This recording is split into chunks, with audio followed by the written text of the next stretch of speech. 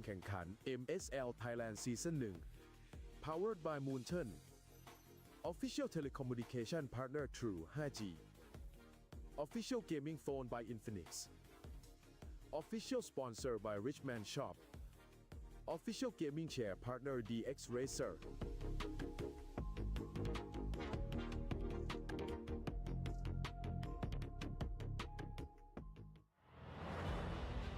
You guys are the superstars. You guys are the best.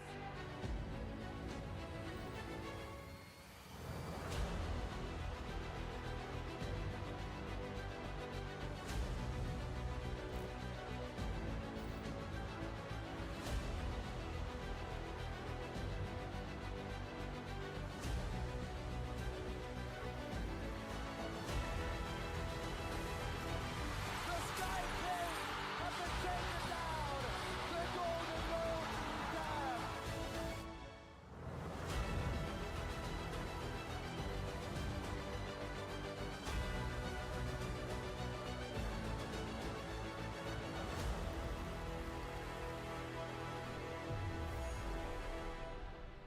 สวัสดีค่ะ ยินดีต้อนรับทุกท่านเข้าสู่เวที MSL Thailand Season 1 Time to Rise วันนี้ร่วมเป็นสักขีพยานกันว่า ใครกันแน่ที่จะเป็น Number One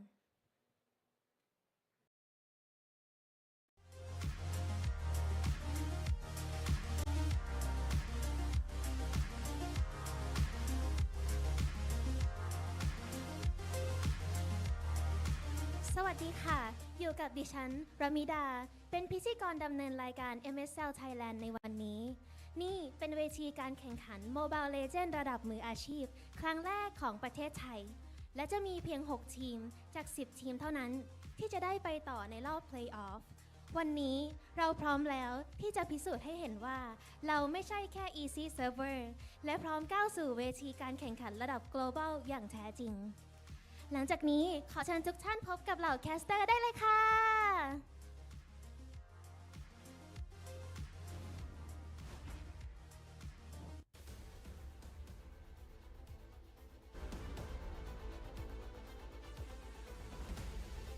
Esports powerhouse Thailand as they venture into the MLBB scene, and today marks the first day of MSLTH. My name is Brigitte, and together with me is Goni. I think that's Goni, not Goine. So yeah, we can pick that up. Yeah, I mean, thank you so much, Brigitte. What an opening. I'm so excited. Yes, hopefully they revise my name soon. But hey, I am so excited to just see and witness, right? The Thailand scene. Yep. This has been, I think, a much anticipated league for a lot of us, even the international viewers out there, because historically speaking, Thailand has already made waves in terms of like their achievements in the MLBB scene, and a lot of us were looking forward to see on whether or not they could make it back to the big stage, or when would they actually have an opportunity for themselves to compete amongst themselves. And now we finally get to see some of the top teams joining us here in MSL Thailand. So we have 4 matches today, Gani, 4 best of 3s. We got full 4 matches, all best of 3s like you mentioned, and it's exciting, right? We open things up with Team Bacon. That's an interesting name, I gotta be honest. Bacon Time, rather, going up against Full Sense here. And, you know, we got our closing banger here, Brigitte, right? With King of Gamers going up against Solix. And that would, guys, be the highlighted match for the day, I feel like.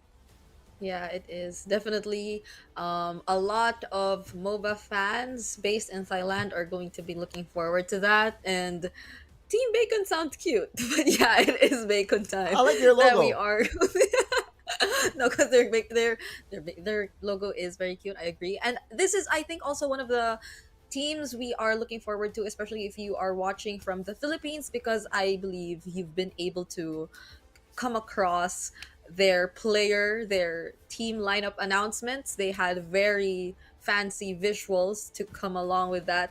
And there are two Filipino ก็จะ players ช่ว who ย will ให้ be การ joining ที่ us there. e-sport ของเราเนี่ยผลัก Oh, ดัน but ไป I ได้ไกล think มากขึ้น ก็จะแสดงฝี we มือ have ให้แบบ a ว่า VDR ต่างชาติได้เห็นนะ prepared ผม for ว่า us here. ประเทศไทยเราก็ไม่แพ้ชาติใดในโลกครับผม ผมจะมาโชว์สกิลแครี่ที่ผมแบบแอบซ้อมมาหลายปีครับ ให้คนดูได้เห็นในการแข่งขัน รอดูได้เลยครับ For me, the team is 100% ready and I am 100% confident because I trust them that we can win the matches in the upcoming tournament. There you have it. All right. Definitely liking the confidence we got to see there, Goni, and it came Yeah. from Exert. That's right. It was bacon time, and you mentioned Filipinos, right? They have two, right? Exort and Spider Miles in their lineup. So you have seen them play in the PH scene. They have some sort of a mark there, right? Now they are trying to create their mark in the Thailand scene. I expect big though. I expect big from Bacon Time. But if we're talking about lineups, Full Sense also has an PH import. Yep. And we're seeing their team intros right now. They are about to enter the stage. Okay. That's a lot of... At least for the first day, I'm surprised with the amount of people that we're already seeing in the venue. There you That's go. true. There you go. It's Boss, Guns, Kang, Spider Miles, and Exort.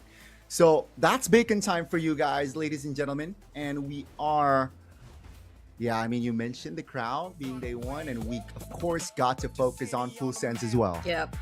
There you go. That's Dominic. You saw him just now. That's one Filipino player we were talking about. And I think I'd also like to highlight here Angelina. We have a female player joining us here in Full Sense. You love to see it. And they will be making their way to the stage right now as well. So I believe this is going to be their starting five. Can't wait to see what these guys have in store for us, Goni.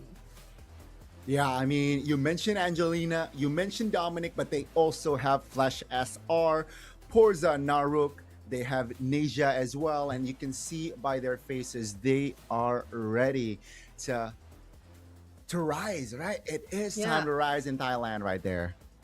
Yeah, and Flash SR, I think, also deserves a bit of a highlight here because he has been a former coach, and I think it's a bit unusual to see that kind of transition of being a coach to a player, because usually it's being a player then becoming a coach, but this is different. So he already has a bit of a background, he has experience in terms of coaching MLBB, so let's see how that will all come down to this matchup, to this best of 3 series, which we are expecting to really set the pace, because this is the first series we'll witness here in MSLTH.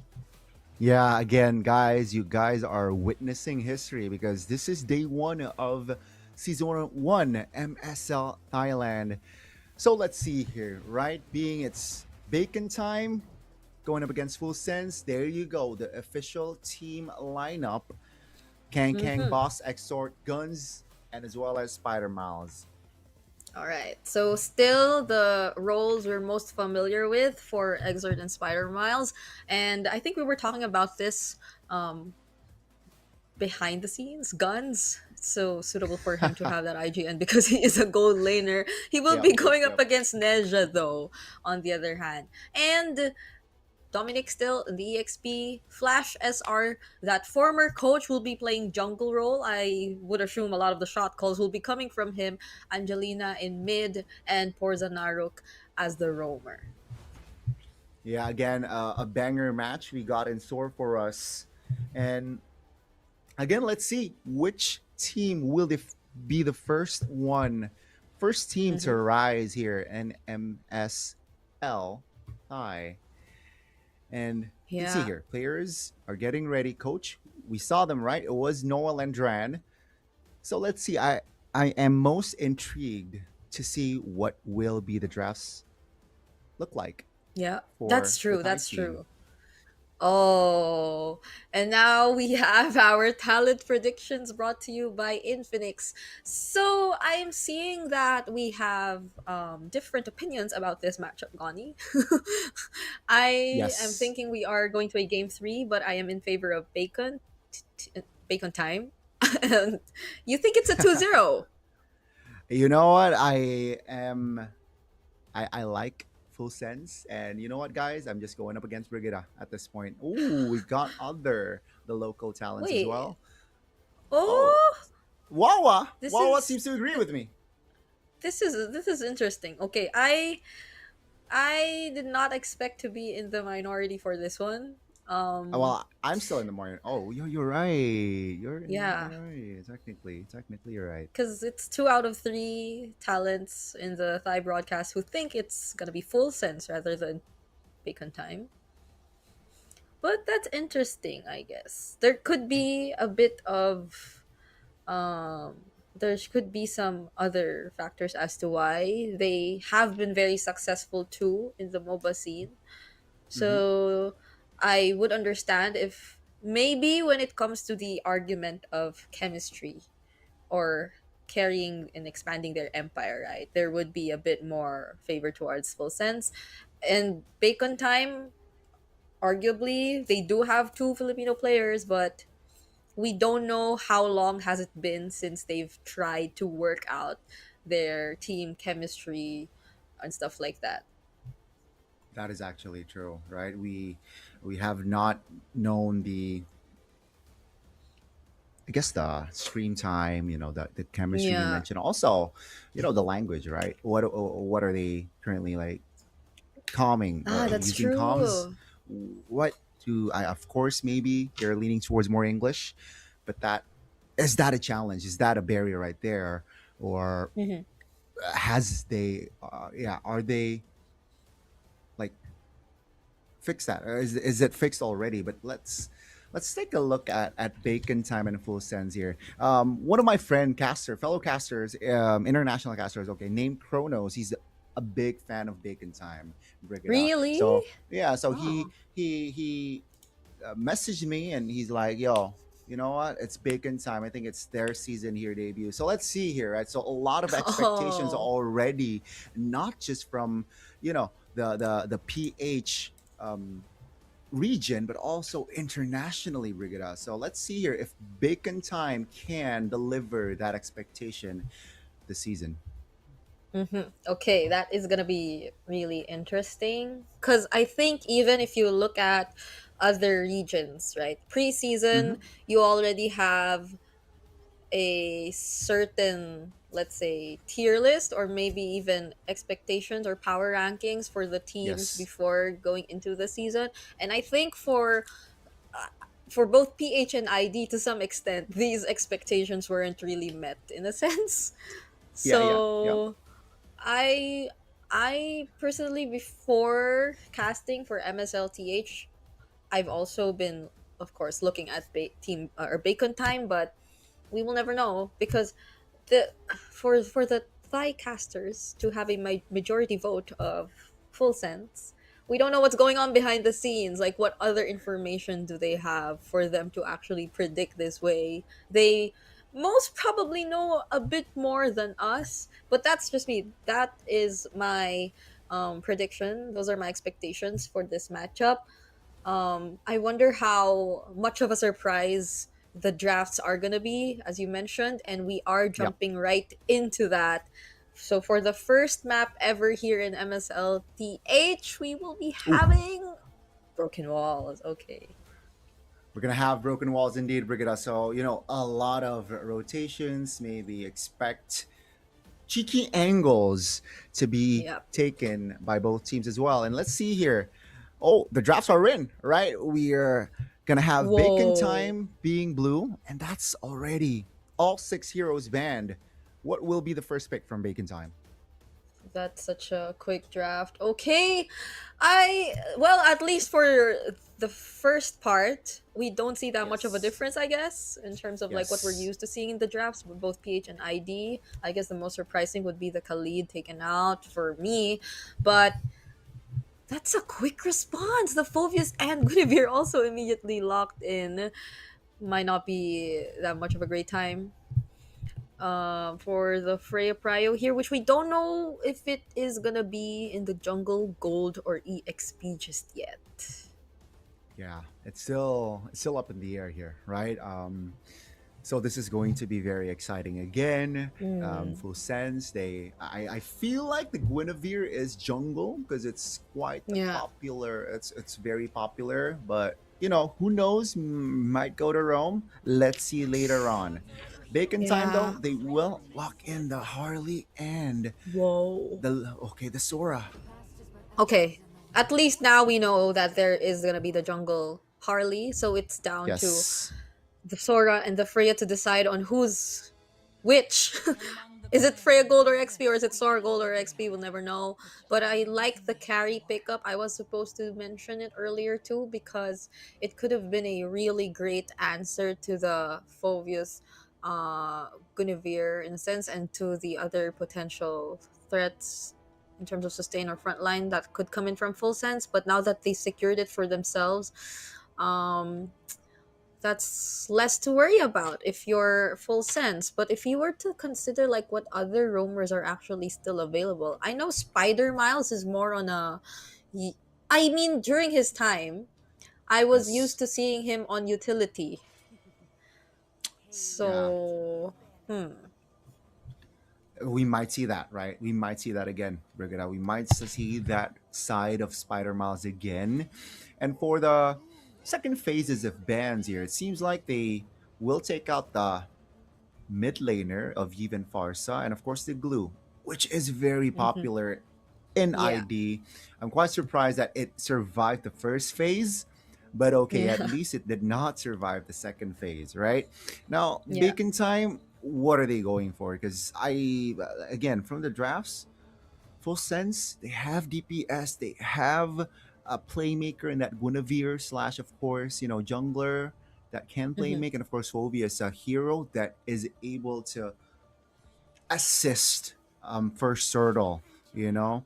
It seems like they will lock in Yeah. the Lunox, so there will be a commitment Oh. towards a mid laner lock here for the side of Bacon Time. Yeah. Although there is already a carry on the side of Full Sense, they just probably want to minimize the shred potential that you could expect. So they might be going for a tankier option in the in the roam role. But they pick up the Kadita. Okay, it's pretty interesting. Um, they're just so much crowd control to expect from Full Sense. It's great that you have options to just go in and out for Bacon Time so far with the first three picks. Mm-hmm. Um, but if it's about the tanky, revitalized roamers that we might be looking at, there is a high loss. Although that could be such an easy target for these combos of the Kadita and the Guinevere. The Kalea's still there. Oh, they're going chip. Ooh. Wow, I did Oh, not expect that's that. yeah. Especially into the Guinevere And the Phobius. Kadita, right? So the shortcut timing needs to be precise here. Hmm. And I feel like Big in Time, what they're saying is we want to fight fire with fire. You want to fight. You have heroes that can play make, multiple heroes that can play make. We Mm-mm. have one hero that can teleport all the teams to get into the fight. And let's see here, one last hero to lock in the composition. Full Sends. Hmm. What do they need though? Need more. Okay, they need a mid If laner it's utility. it's a if it's a Guinevere jungle, that's confirmed. Oh, so it is a Guinevere jungle. It's a Kaja roam for Rome. Polzanarok. Huh. Wait, Okay, it's a Kadida. Oh wow. it's a Wow, wow, wow. Kadita. No. It's a Kadita mid. I think Yeah. we just need to like tweak things a bit, but it's Yep. pretty Yep. Yep. self-explanatory. That's a carry gold, Kaja roam, Phobius EXP, Kadita mid, and jungle Guinevere. I think both lineups are pretty interesting to me, mostly because for Bacon Time, the main, or at least they might be playing around the um, team fight potential. It's only Mm-hmm. the Mm-hmm. Kimi really that's considered as the range for this lineup. But because of the chip pickup, I'm wondering how they're planning to execute the macro, because you can pressure the lanes already with just the Freya and the Sora, but to think that you add the chip on top of that, there could be a lot of Yeah. mind games that goes on. That's the thing. That's the thing. And I feel like the coach, I believe it was Noel, that's what the game plan was, right? Let's see though, execution. Will they be able to execute that properly? Because, a chip level 4 is what he Hmm. needs. And one good, like the opening shortcut needs to be good from chip just to set the tone Yeah. properly for his team. Because after that, it's technically like do or die after that first shortcut. If it goes well, they will control the tempo, they will have map pressure. But if that first Hmm. shortcut did not set the tempo properly for their team, yeah, Yeah. they gotta find solutions to recover from that situations. Let's see though. First game ever for MSL Hmm. Thailand, ladies and gentlemen. Yep. By the way, I just have to add, it's not just Dominic who is a Filipino player, by the way, it's also Neja. So it's Ah, the EXP and the gold lane for Full Sense. so it's two And v2. that's, yeah, it's the sides for Full Sense and it's the mid duo for Bacon Time. So it's a 2v2. Will you change Even, your even, predictions even now, Brigada? Nah. I voted 2-1. I still voted 2-1. It's because of, I guess, a bit of more.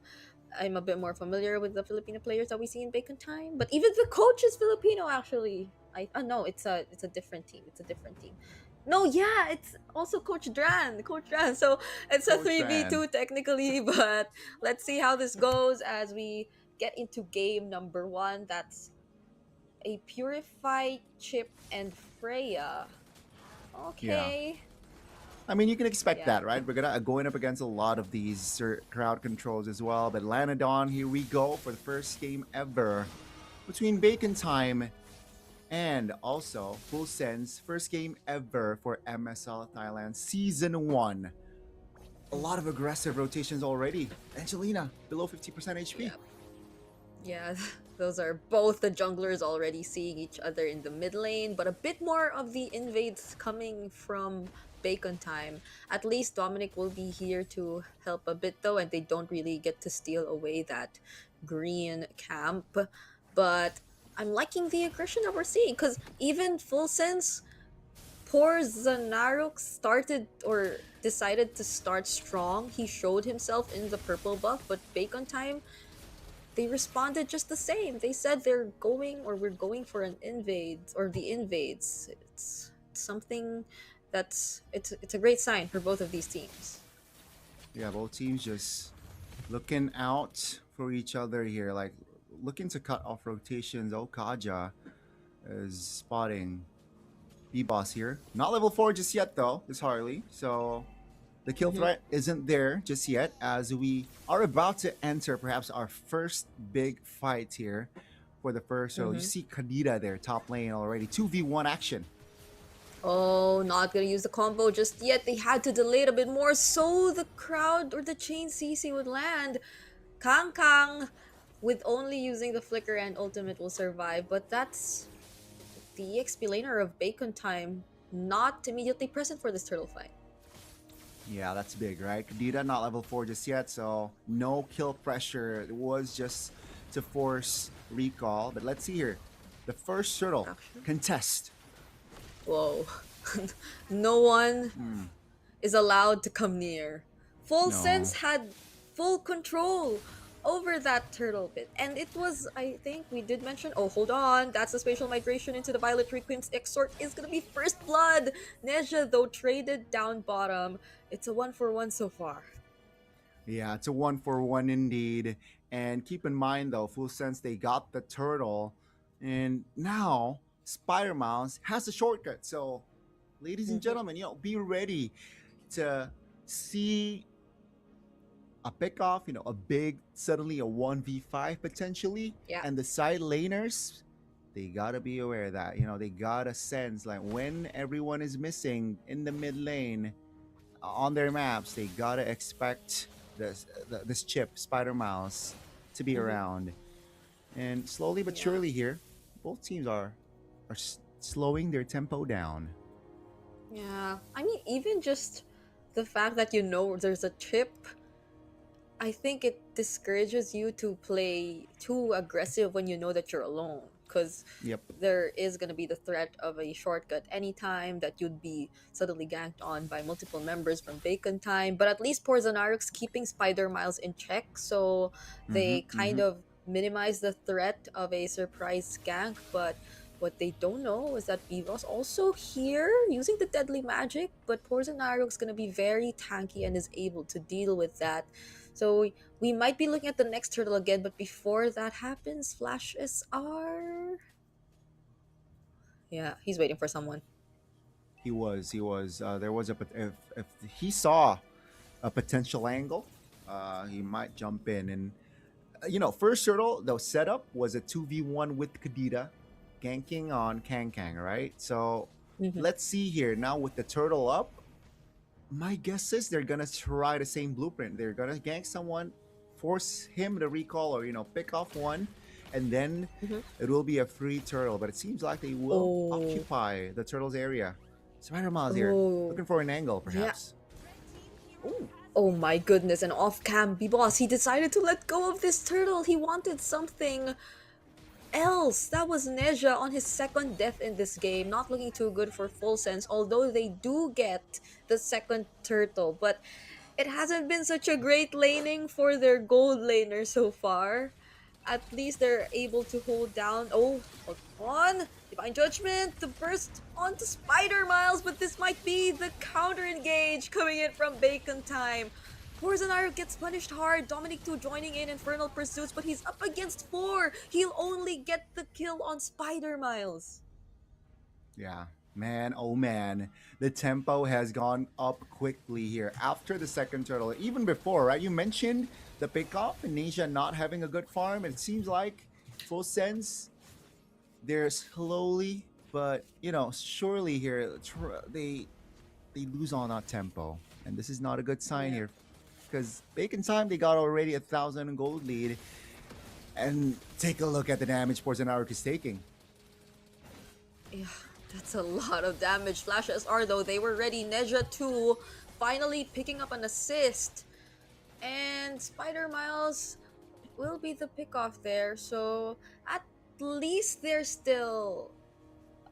I'd say they're not too reactive to what Bacon Time's trying to do. I think for the most part, Full Sense is still the team who gets to set the tempo in the team fights. Because look, they need to be the ones who are in control of the map because of the nature of their lineup. They have the Guinevere's, they have the Kadita, so they have to be able to hold these bushes so they can go in for those surprise attempts. And speaking of surprise attempts, that's another pickoff. You get to see from Spider Miles. He gets to lay down the portal just in time though, so Guns will be able to join as well as Kang.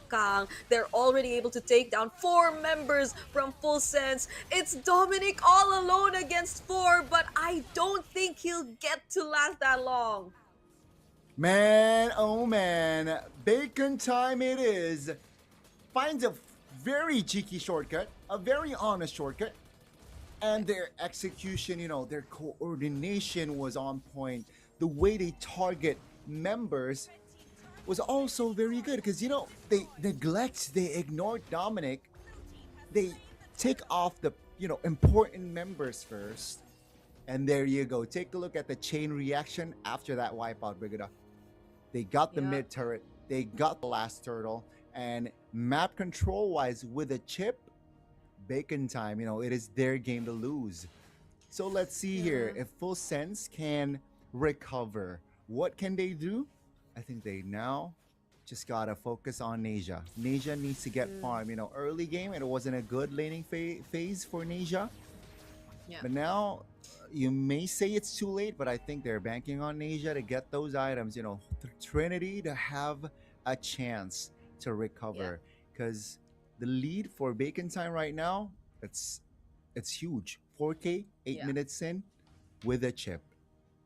I say it's both that playing around, starting to play around Asia, and also um being more wise, because you see how full sense are able to really capitalize on map control. It's just that the targets might not be the best targets at times. I think that previous team fight we saw was Mhm. off of their failed attempt to just really lock down Spider Miles and burst him before he's able to do anything. Because even if they had the damage to deal with him, he was still able to lay down the shortcut, and that's where Bacon Time found their opening to actually fight back. So if it's Hmm. them utilizing these pickoffs, that divine judgment, spatial migration, or even the petrify and the breath of the ocean combo, it should be on targets that would really be valuable pickoffs, I guess, and not targets who could like really just last long enough so others could catch up and stuff like that. But hold on, look at the positionings of both Kang Kang and Bibos. They At least I don't think yeah. they're gonna try to take on Dominic.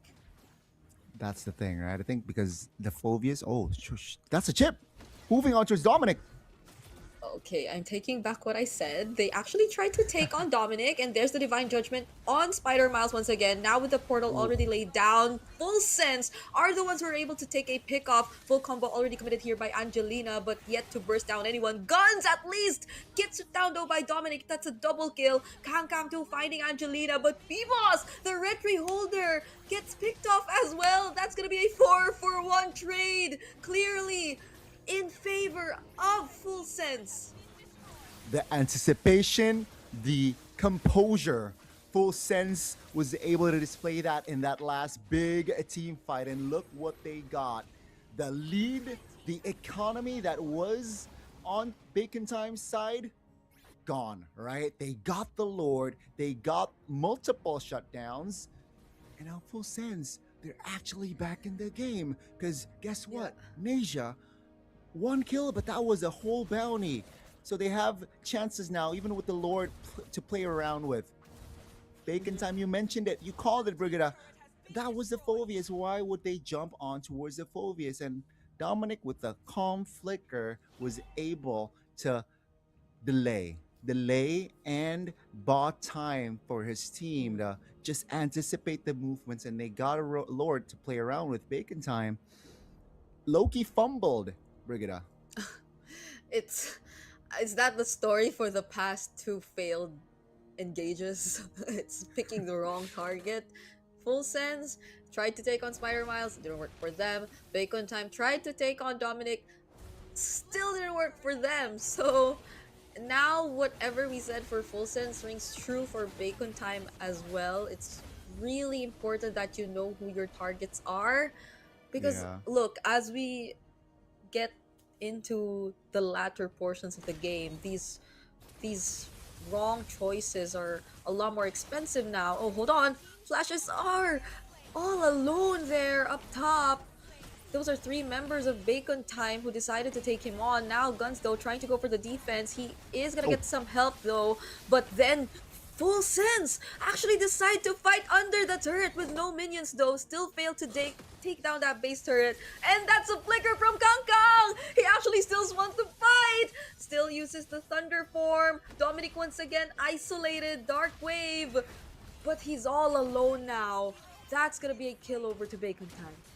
Yeah, he was in too deep right there. I mean, he almost made a huge play, Brigida, under the turret, pops the winner crown, but the damage was not enough to take any member of Bacon Time down. He made it back, he kept his distance, but he was, like you said, isolated. And Full Sense, they technically lost two members, being Flash SR in the top lane and also Dominic. So that kind of was the reset button. You can see the economy being very, very non-existent, and that is, ladies and gentlemen, the current state of the game. We're 13 minutes in. The early game was for bacon time, but the mid game, Full Sends fired back.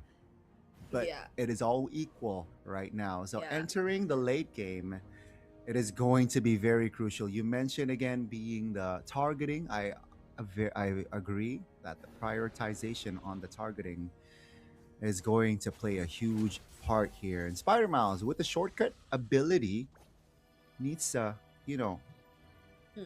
maximize this power. Oh, Yeah. full sends there. Will they do a full send on towards the Lord? Wait, they're bursting it. Spider Miles though. Oh, now they commit the divine judgment on him once again. That's gonna be the shortcut laid down for bacon time though. And the others are going to try and go for the follow-up. But full sense, they're ready. It's just Kang Kang and Exort left to fight back, but without Kang Kang. Oh What my can god. Exort do? He's up against 4 members of Full Sense who decide to let go of the Lord. It is endable. Exort needs to delay 10 seconds. Can he do it? Oh, traction pull's gonna get laid. Oh no! They actually land the spatial migration! And that's gonna be it for game number 1. Full sense! Wow! Now we get to see a glimpse of why the Thailand casters actually favored Full Sense. This is intense, Brigada. That was our officially the first game of MSL. And you know, the tempo, you can see just both teams firing back. It was action all around. And 2 good fights for the side of Full Sense was enough to take the game. This one was the first fight I feel like was favored Full Sense. Yeah. You know, they were able to neutralize the situation, and this was the second one.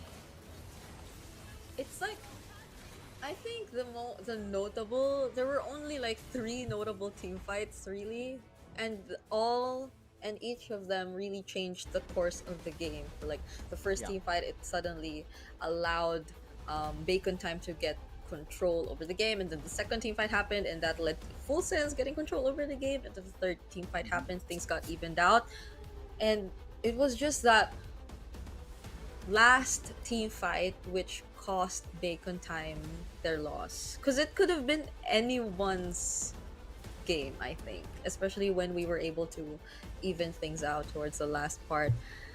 It's just that I'm trying to like look back on what happened. It was a decision from Full Sense to burst down the Lord. We thought it would have been a dangerous decision because Bacon Time had the conceal. Spider Miles was looking for a target, but for some reason they still made it work.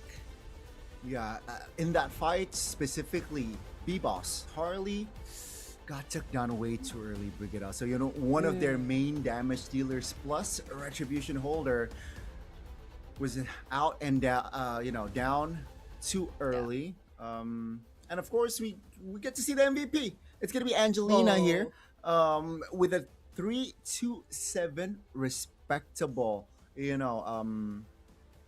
stat. And I gotta say, Angelina brought the Kadita, who technically is not really in the meta, who's really not in the popular picks. Yeah. But Angelina made it work, and you can see the highlights. Angelina was one of the factors why the tempo was shifted towards the side of Yeah. Full Sense. And I gotta say that in a way, she also really contributed to how Bacon Time weren't really able to take full control immediately of this game, because the Kadita has so many ways to keep herself in the game. Like there's a passive that just gives you back your lost HP so long as you don't get bursted within like a certain amount of time. And there's just the petrify. There are multiple ways for this Kadita to stay alive, and that's something you do not want as a Harley, because even that brief amount of immunity that you get for, let's say, during your casting of the rough waves and stuff like that, is an immediate way to just deny the threat of the deadly magic. So I think B-Boss here, we kind of see why they just decided to keep rotating down bottom. But even if they paid so much attention to Neja, that didn't stop the other members here for Full Sense. That didn't stop the mid trio here of Full Sense to actually find other things across the map. And again, it's great because you get the first MVP ever in MSL Thailand. It's so rare to see female players in the scene, but you make a statement with this performance from Angelina. Well deserved. Very well deserved, right? It is technically with that game win. Maybe it is their time to rise, and you get to see a full overview, ladies and gentlemen. In case you missed the action, here's the conclusion. All right, 14 minutes of game time. So we got to see one Lord. Technically, we didn't really get to see that Lord in action. They got the base already, but man, so early game it was bacon time. Got the tempo with the chip as expected. Spider Miles clean with it, but then just Full Sense again, just the anticipation. They know they solve the issue quickly, and they were able to find important kills. Especially Neja getting that one kill for a shutdown. It was huge. It's Yep. it's it's crazy. Full Sense was just too composed.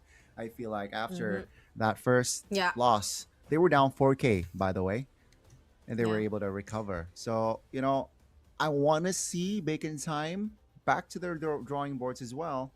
But you can see just the damage dealt by Neja, man. 43,000 at the end of the day. That's a lot of damage. For someone who died twice Uh, in the laning she stage. was 0-3 at one point. Yeah. But didn't matter. Didn't matter at all Did not for Full matter. Sense. Yeah. Just when I thought the team fights were gonna be a lot more favoring Bacon Time, because this is a chip. You got a Sora and a Freya. Just imagine how chaotic the team fights would be. But I think Full Sense also just decided to take it one step at a time. That's why they were so reliant on their pick-off potential, which it's great. It actually worked for them in the long run. Um, so I agree. I would definitely want to see Bacon Time back to the drawing board, or maybe trying to not overcomplicate things. Because I think you kind of see the fundamentals. They have a clear idea of what to do, but the fact that they went for an almost all fighter lineup and a chip roam kind of made things really, as I mentioned, a bit complicated or confusing at times, because you don't really know what the play is supposed to be. And it was much simpler for Full Sense here. They just have pickoffs. Okay, find pickoffs, we're good. I agree. I think they overcomplicate, and I guess they overthink a little in that game. They saw Dominic. You know what? We might have enough firepower to burst Dominic down, but I feel like that's also just overextension, right? So they overextend, they overcommit, and then of course they got punished for it. Next, Neja got the kill that he really wanted. He got the bounty, and that really sets the tone for Full Sense to turn the tides. That was game one, ladies and gentlemen. We are still in for the series, Brigada. Will there be a 1-1, or will there be just a clean sweep for our first ever opening match here at MSL Thai? We'll have to wait and see. And Yep. draft-wise, I'm a bit surprised that the glue isn't really prioritized here in this match, because it's really prioritized here in ID. What about in the Philippines, Brigada? Is it prioritized, like first phase? The glue in the Philippines isn't really as prioritized. I'd say in the few moments where it actually does get picked up, Situational, yeah. It's situational, and it I think majority of the times it does not result into a win, especially if it gets picked up way too early in the draft. Let's say first phase, um, even without the presence of, let's say, a Faramis and stuff like that, because it's not just really that which gets to counter the glue. There's just so much prio on the marksman as well, and the gold laners nowadays. It seems as if even, or especially in situations where it goes up against the Claude and stuff like that, it just allows for the opposing team to have a much easier time. So I don't know if we could say that there are already certain signature picks from Thailand Yep. just based off the first game. The Kadita is Yep. already one, but I don't know if that's just a full sense special or if it's something that you'll get to see more often here in MSLTH. Yeah, that actually might just be a full set special, right? But man, it's it's it's going to be very interesting going to game two. As we all know, it's bacon time here. They're down 0-1. And actually, I want to know: will they stay on blue side, or will they Mm. like switch sides? Ah, that's Getting that right. last pick, because remember, game one, that Kadita pick was on the last pick. It was Yeah.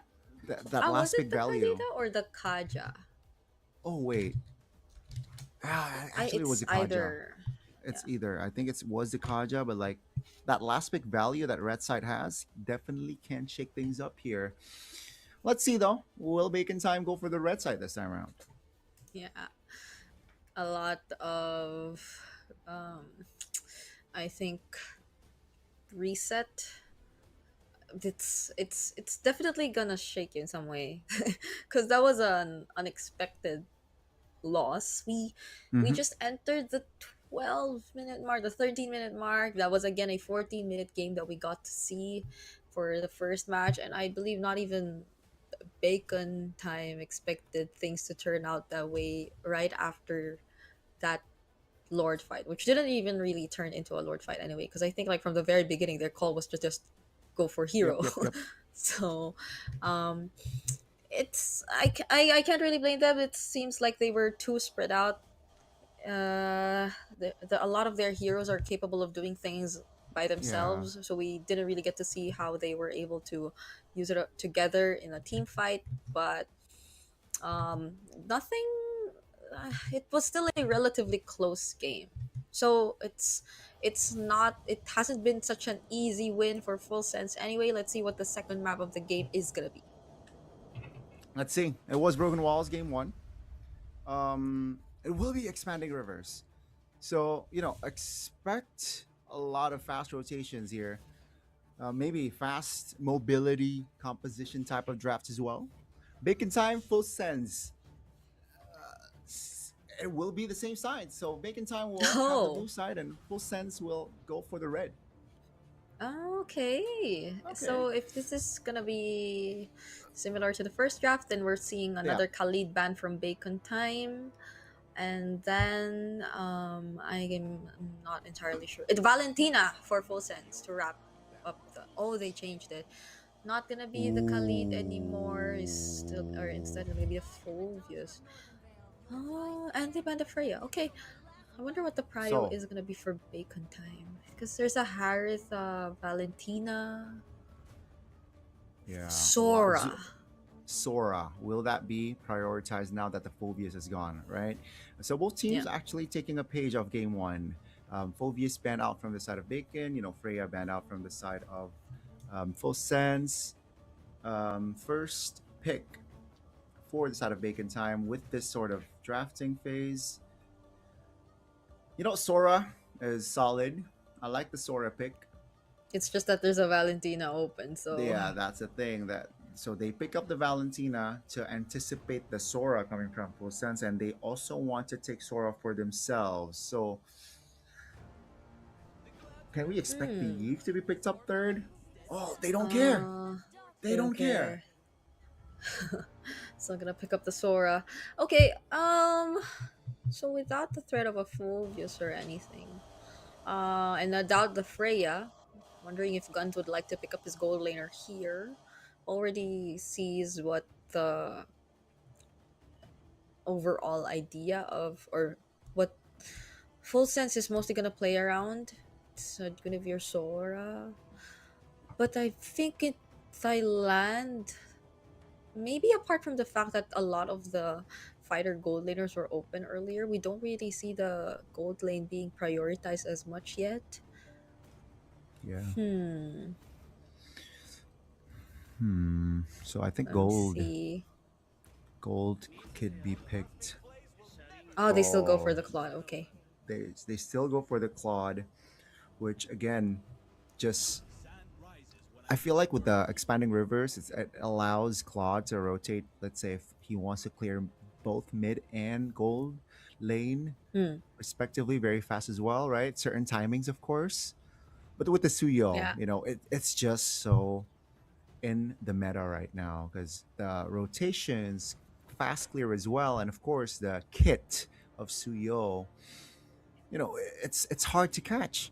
And the hero that was banned in game one, being Khalid, will be picked up by Yeah. Full Sense.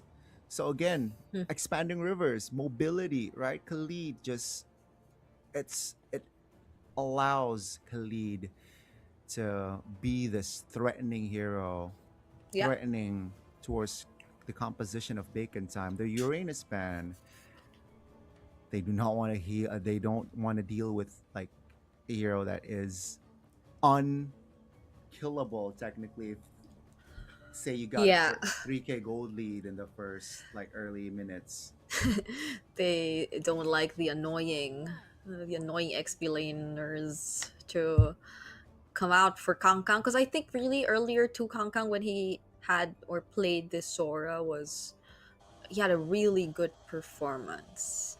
So I think Kang Kang and the aggressive XP laners work well together. Um, if it's just that though, I think there are still a lot of options available for him. You still got the Arlot, the Yuzhong, um, you still have the Lapu, but they don't seem to be looking at that. They will take out the chip instead for Spider Mouth. I think one of the things I'm really curious to see too is if MSL Thailand or the players in Thailand consider the Khalid as a flex still, because I think it's just mostly been in roam role. Mm-hmm. But if that's the case, because I mean, you can't really tell. I think three of their picks are flex heroes at this point, so and they Yeah, will still remain as flex picks. they can play it around. They can play that mine uh they can play that, mind twist. Will they be able to Hmm. deliver it though? But it's gonna be the Lunox here to burst, which is interesting because technically they ban out the Uranus, which can be shredded by the Lunox, but Full Sense says, like, you know what? We don't care. We Yeah. still need someone that can be shredded. They need some sort of DPS. They will lock in the magic shred though with that Lunox. But Bacon, hey, Spider Miles Cho, very. Hmm. I've seen clips. Spider Miles is quite good on the Cho. And let's see here with the Cho, will it allow them to force a game 3 and to lock in their. Ooh, Oh, wait. I was wait. talking about So Spider Miles Cho. okay, yeah. So so they all along they've been flexing the Valentina and the EXP. But that's assuming the Sora is gonna go EXP. But what if it does not? Okay, it is. Because we're seeing a Hanabi! Bring it on. Bring Yes, it on. Connie. This is actually crazy. Hanabi from Full Sense. Ah, have you casted a Hanabi game in MPL ID? No, I don't think so. I don't think so. MPL game, no. So You? has it only been in PH and MY that a Hanabi has been played? Wait, Was there? I don't think if there was, I don't think I casted that game. Okay, so But this is like your first time casting a Hanabi game. this is gonna be my first time. So this is not your first experience? This is not my first time. I would like to give my shout outs to Mr. Netsky Right. for playing the Hanabi a couple of times now in MPLPH.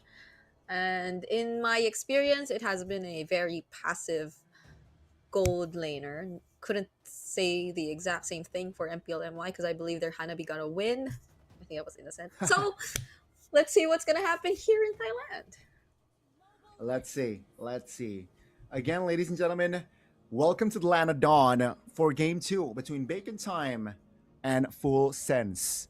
Will Full Sense clean sweep this series, or perhaps Bacon Time, recover, and potentially we might see an equalizer from their side?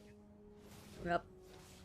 I think we would definitely want to see Bacon Time at least bring us to a game number 3, but let's see if that's gonna happen because poor Zanaruk with this early game rotation.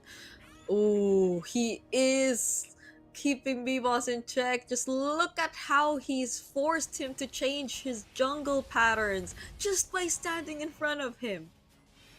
Yeah, the intimidation is already enough. The presence, right, is already intimidating enough. And we can see, though, for Hanabi, Neja is actually assisted early by the Khalid. Yeah, as expected, though, Hanabi needs a quiet and chill early game to be able to have a good mid game and a better late game. But let's see here. Is Neja gonna pull off the Hanabi this time around? Because that is a difficult hero to pull off. Yeah. And if they don't want him to be able to pull off that Hanabi, we gotta keep our eyes on Spider Miles and Exert because I think these two have to do something.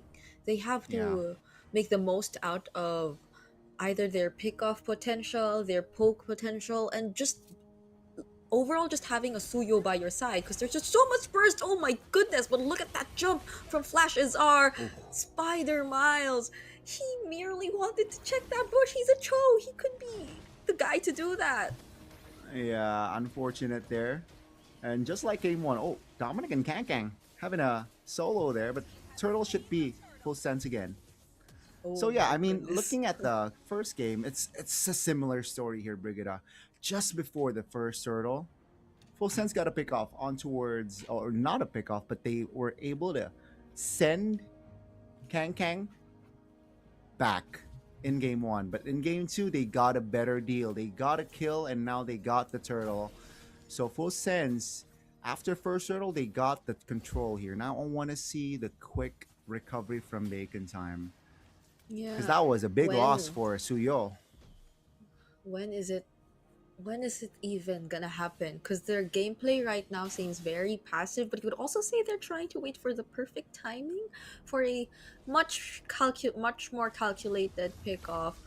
But Full Sense seem to be reading the map so well that not even these positionings that you're seeing from Bacon Time are really put to great use. Because poor Zanaruk, he's just so reliable in making sure that all these pushes are checked, that his teammates are not going to walk into any traps laid down by Bacon Time.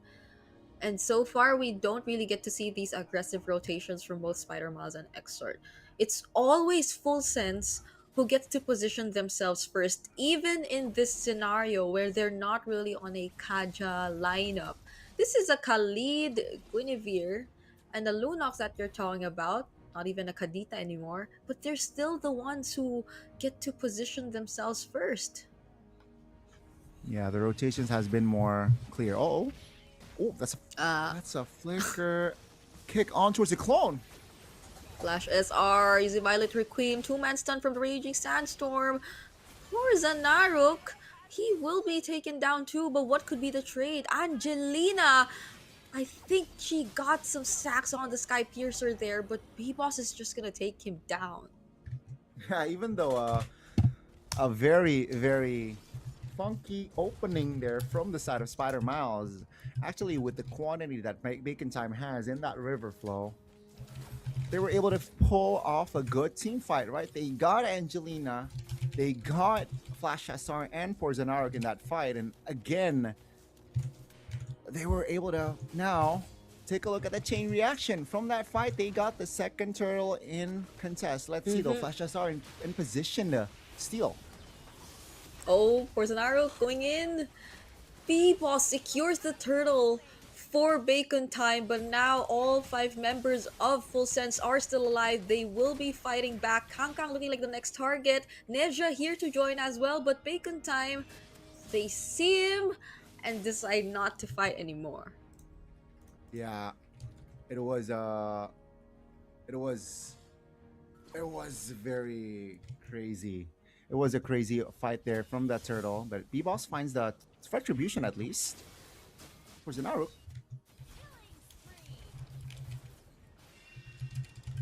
Oh, Okay. let's see. Okay, let's see. That's gonna be guns now with the DHS. So, with this, you know what? 6 minutes in, Full Sense now looking to perhaps reestablish their positioning, or at least they want control. Bacon Time. Yeah.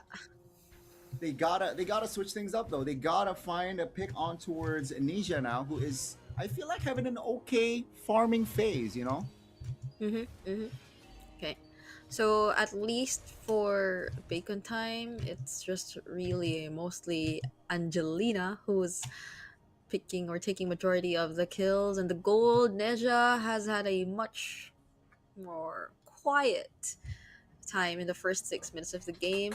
I don't blame Neja though. It's something to be expected for a Hanabi, especially in the laning phase. Let's see how they get to capitalize on that in the latter portions of the game. B-Boss though finding Porzanarok here, lands the stun with the Raging Sandstorm, but it's still gonna be a kill over to Bacon Time. That's right before the turtle too. That's right before the show. Finally, pressure towards Neja. That's gonna be Neja though, taken down under his own turret. And Kang Kang off camera kill, top lane. That's the Valentina taken off. So technically they got a trade, but they lose a structure in the bottom side. And of course, being the turtle here in the bottom side of the map, they will get it as well. Bacon Time here, applying the right pressure. Yeah.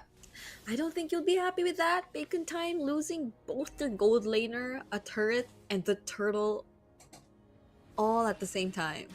So that's gonna hand over some sort of lead to Bacon Time. At least though, that's only like the first death that you get to see from Neja.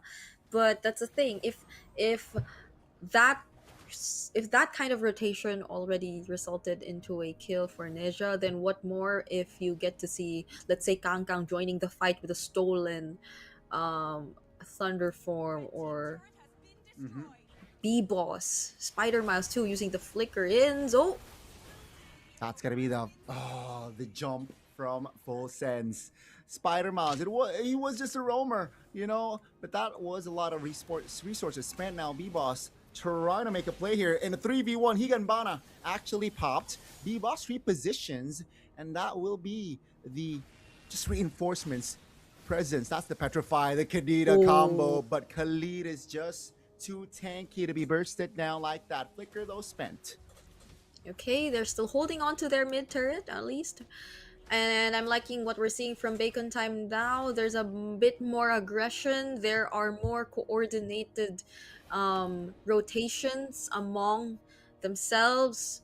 So we get to see them a lot more confident in terms of positioning as compared to the first few minutes of the game and even game number 1. Oh my goodness. Porzanarok taking a couple of turret shots, still able to tank it. Guns will have to recall, and that surely is a structure taken. Take a look at the mid lane though. Bacon Time is trying to occupy it, but it seems like their call is to just slow the tempo down. Structure bottom side will be defended, but oh no, it will not be defended. Full Sense got the timing right. Now that the first Lord is up here, it's still anybody's Lord technically. Yeah. Both tier 1 turrets are already taken down for Full Sense and Bacon Time. The Lord's already low! That's the combination. The Petrify doesn't really connect though. That's gonna be the, again, Blazing Duet pop, but Kang recovers the Lord. And Bacon Time with that takes it. Oh, in the mid lane, that's gonna be action. Dominic looking for an opening. Blazing Duet. Not enough. That's gonna be Guns taken down though. Oh, under the turret. That is a nasty opening from B-Boss. It's a 1-for-1, but remember, Bacon Time, they got the Lord. Yep, Flash SR, great job at using the spatial migration to cancel out those skills, those ultimates, that blazing duet that you get to see from Guns, but they'll have to pay attention to the Lord first, and that is something Bacon Time also has to respect. The possibility of their all-in team fights somehow being cancelled out by either the cloud form, by either the spatial migration, and the answers or the damage output that you could expect from Angelina and both Ninja too, who you could say are playing a bit more passive this time around, but that's something that could really reward them in the long run. They just need to wait for that one setup that you could see from Dominic, who still hasn't died to this point, by the way. He's tried to use the shifting skies a couple of times now, but I guess Bacon Time too are really just quick to react. Oh, speaking of Dominic, he needs to avoid getting picked off first too, because that's Spider Miles and Exort, both heroes who are really capable of just dealing so much damage and crowd control. Yeah, their crowd control is a lot, but somehow they got to juggle their crowd control towards Neja, right? The inbuilt Purify that Hanabi has can be annoying to deal with, Brigida. So they gotta find a way to trigger that and target Neja and to have a, you know, a one-sided fight. And so far, they have done it. They have attempted, but, you know, Neja is still just one kill, one death. Yeah. So I expect more pressure, but it is all okay. 2K, 12 minutes. It's still technically anybody's game. Bacon Time, they're not out of the woods just yet. Yep. Spider Miles, okay. Looking for someone.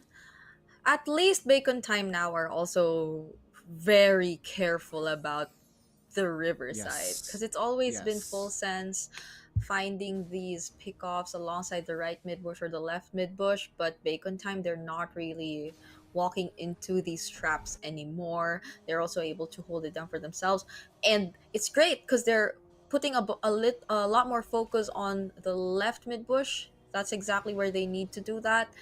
There is a Lord spawning in 2 seconds, so this is where we're expecting a lot of the action to happen. Neja is finally joining here. They gotta pay attention to whoever might go for the flank, but what? Okay. That's a cheeky one. They know their composition. They know that they have it Hanabi, who has the items already, and they were able to technically Ninja Lord it. You know, they got Ninja the Lord. Yeah, they got the Lord without any consequence, without any, you know, repercussions.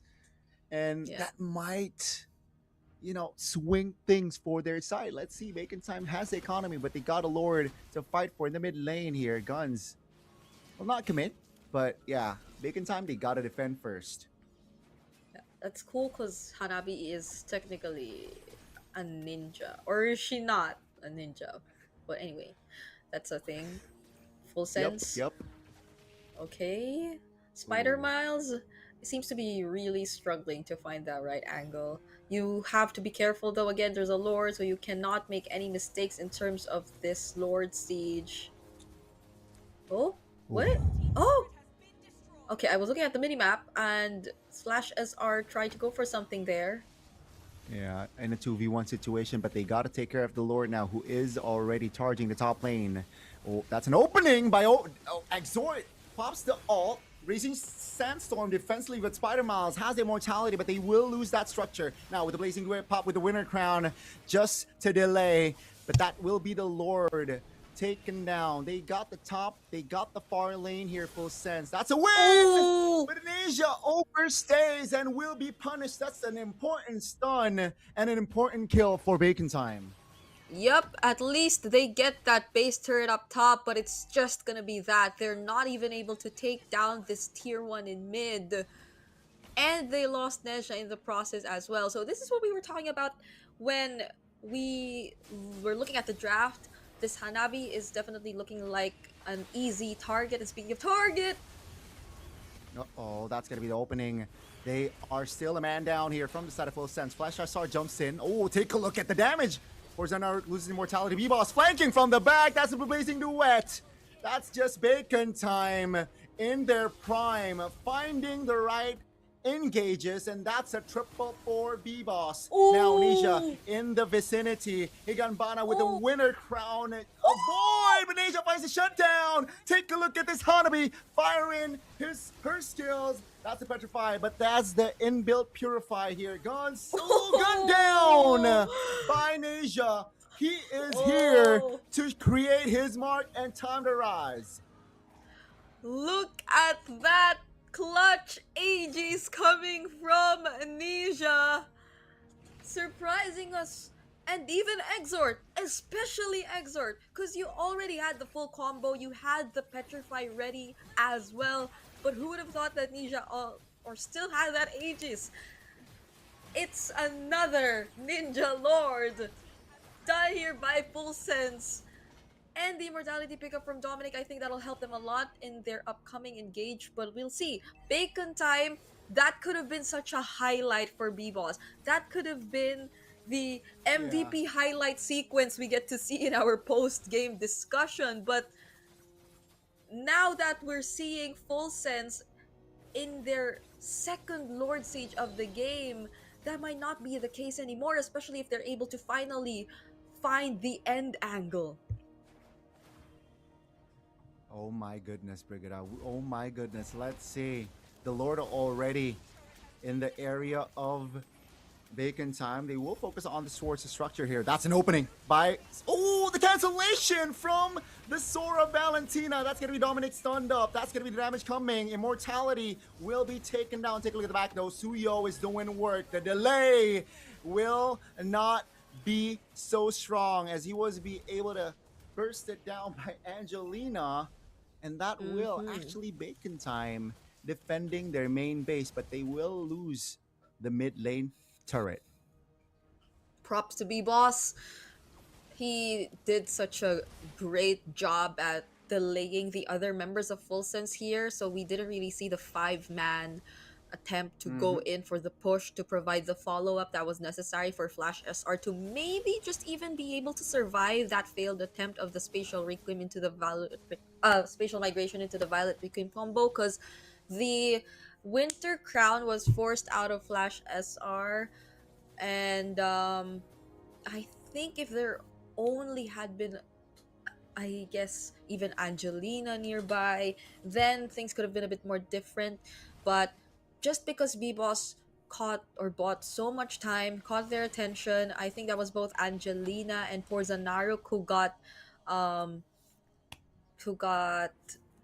were trying to take on B-Boss. Then we didn't really get to see Full Sense make the most out of that Lord Siege. But yet again, still map control clearly in favor of Full Sense, and even just this slight gold lead that you could say doesn't really matter anymore. So let's see if they're able to find a way to deal with Neja this time, because earlier on we were already talking about it. That Aegis is gonna be a problem. That inbuilt CC immunity is gonna be a problem. I mean, it's annoying, you know. I've faced Hanabi multiple times on my rank games, and as a roamer, it's annoying, you know. Now the Lord, this is an evolved Lord, ladies and gentlemen, the first one in MSL Thailand. And let's see here, Bacon Time pops to conceal, looking to pull the trigger, but take a look at the disengage. Oh, the immunity, Violet Requiem. He wants to jump. Spider Miles X sword under the chain. CC doesn't really work, but Dominic goes down. Nevertheless, that's gonna be the Higanbana popped on towards 3. But take a look at the isolation on the retribution holder, and that allows Full Sense to take control of the Lord. Orzanaro trying to hold on, has immortality guns, not enough damage, and will use the art of thievery to go back. Oh, B-Boss could have had another highlight reel. We could have made another highlight reel, but Full Sense. They knew that Dominic had to be the sacrifice there. Them trading the jungler already meant that they win that Lord fight. Angelina too, perfectly timed. Neja not being the first target, but I think everything we should definitely give credit to Flash SR for how that entire team fight boiled down. It was because he did not panic to press any other button rather than the Violet Reclaim to just keep himself immune from that combo. Because Spider-Miles even committed the flicker when he did that. So he did not expect that reaction from Flash SR, and now they have the Lord marching in mid, but they'll take down that bottom turret first.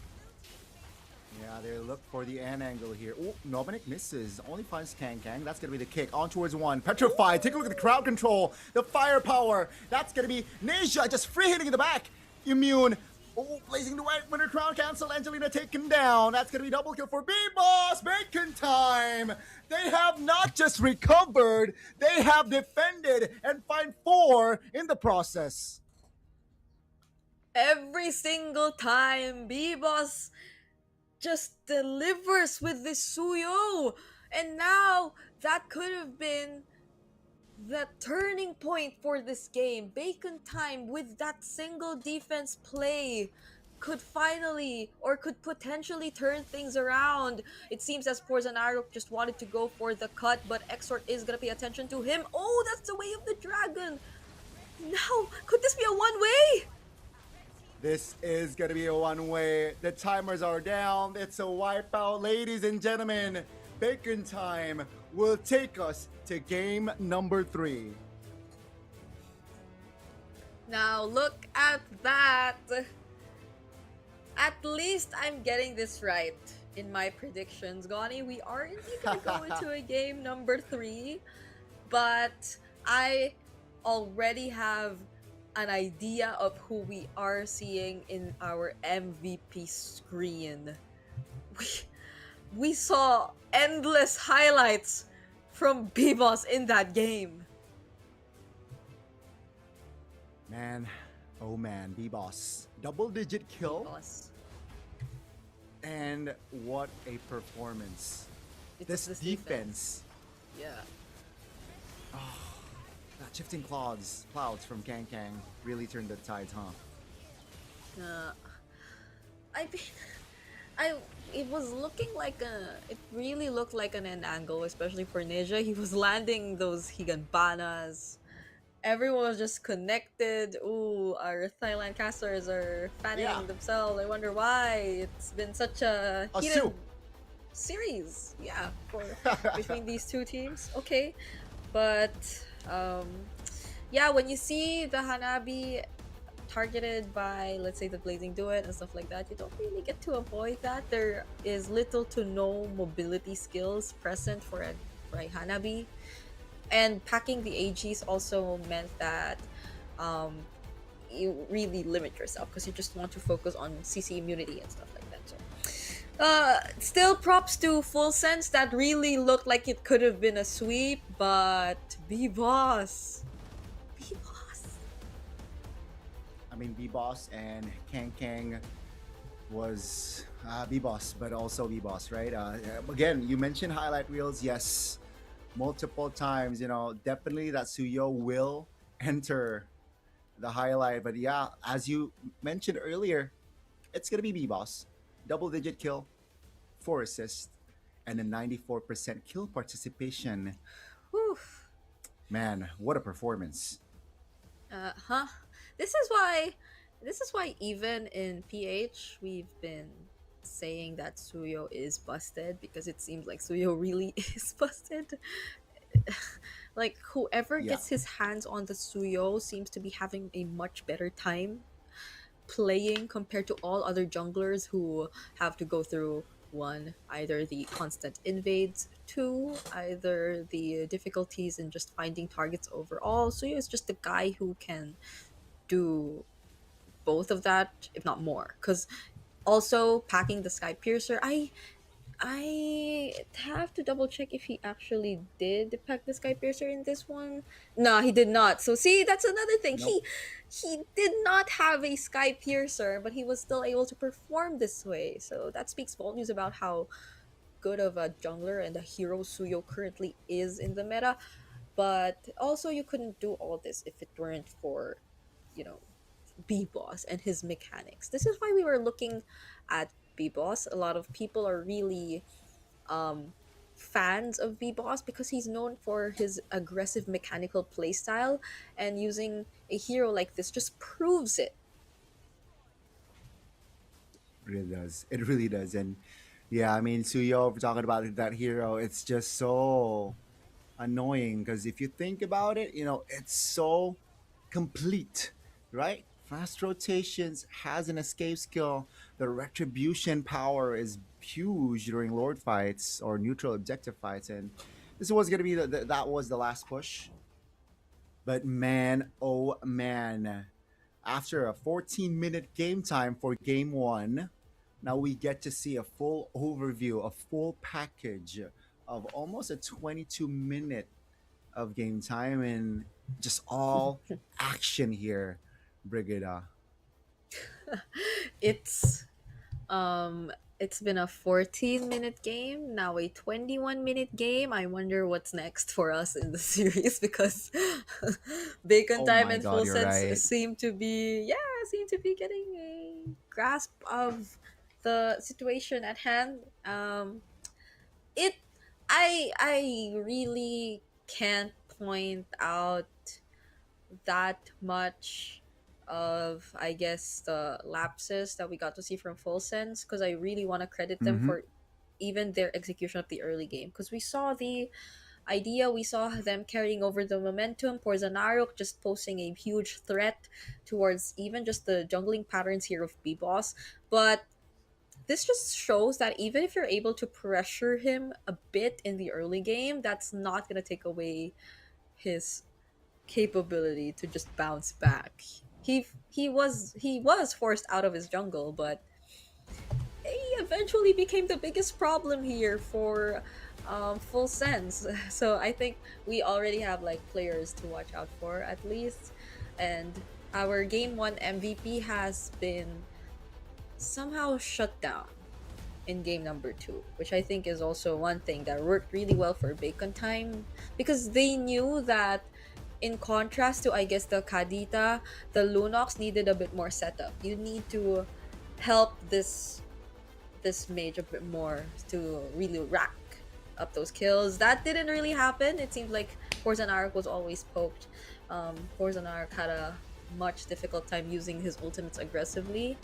He was almost always using it to get away. ที่ลืมหายใจ ตอนจะขึ้นบ้านค่ะ Oh, I ขอบ think we have คุ a ณน้องเบ quick คนะคะ ที่ interview ทำให้ here. พี่มีลมหายใจต่อนะคะ ขอบคุณมากค่ะ เดี๋ยวท่านสวัสดีค่ะ อันนี้ชื่ออะไรคะ ชื่อน้ำครับ อ๋อคุณนัทวันนี้มาเชียร์ใครเป็นพิเศษ มาเชียร์ไฟส้มฟูเซนครับ แล้วก็ในส่วนของเกมเมื่อกี้เนี่ยรู้สึกยังไงบ้าง รู้สึกว่าฟูเซนก็ทำได้ดีมากนะครับ แต่ก็เอาแก้ใหม่ในเกมที่ 3 ครับ ขอบคุณมากค่ะ ก็ขอบคุณทั้งสองท่านมากนะคะ เดี๋ยวขอส่งต่อกลับไปให้แคสเตอร์ได้เลยค่ะ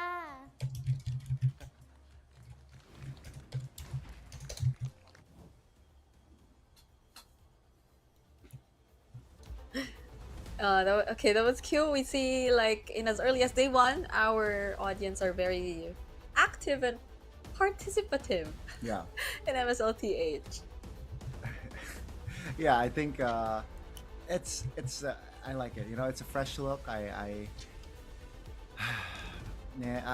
just after seeing 2 games, I feel like Yeah.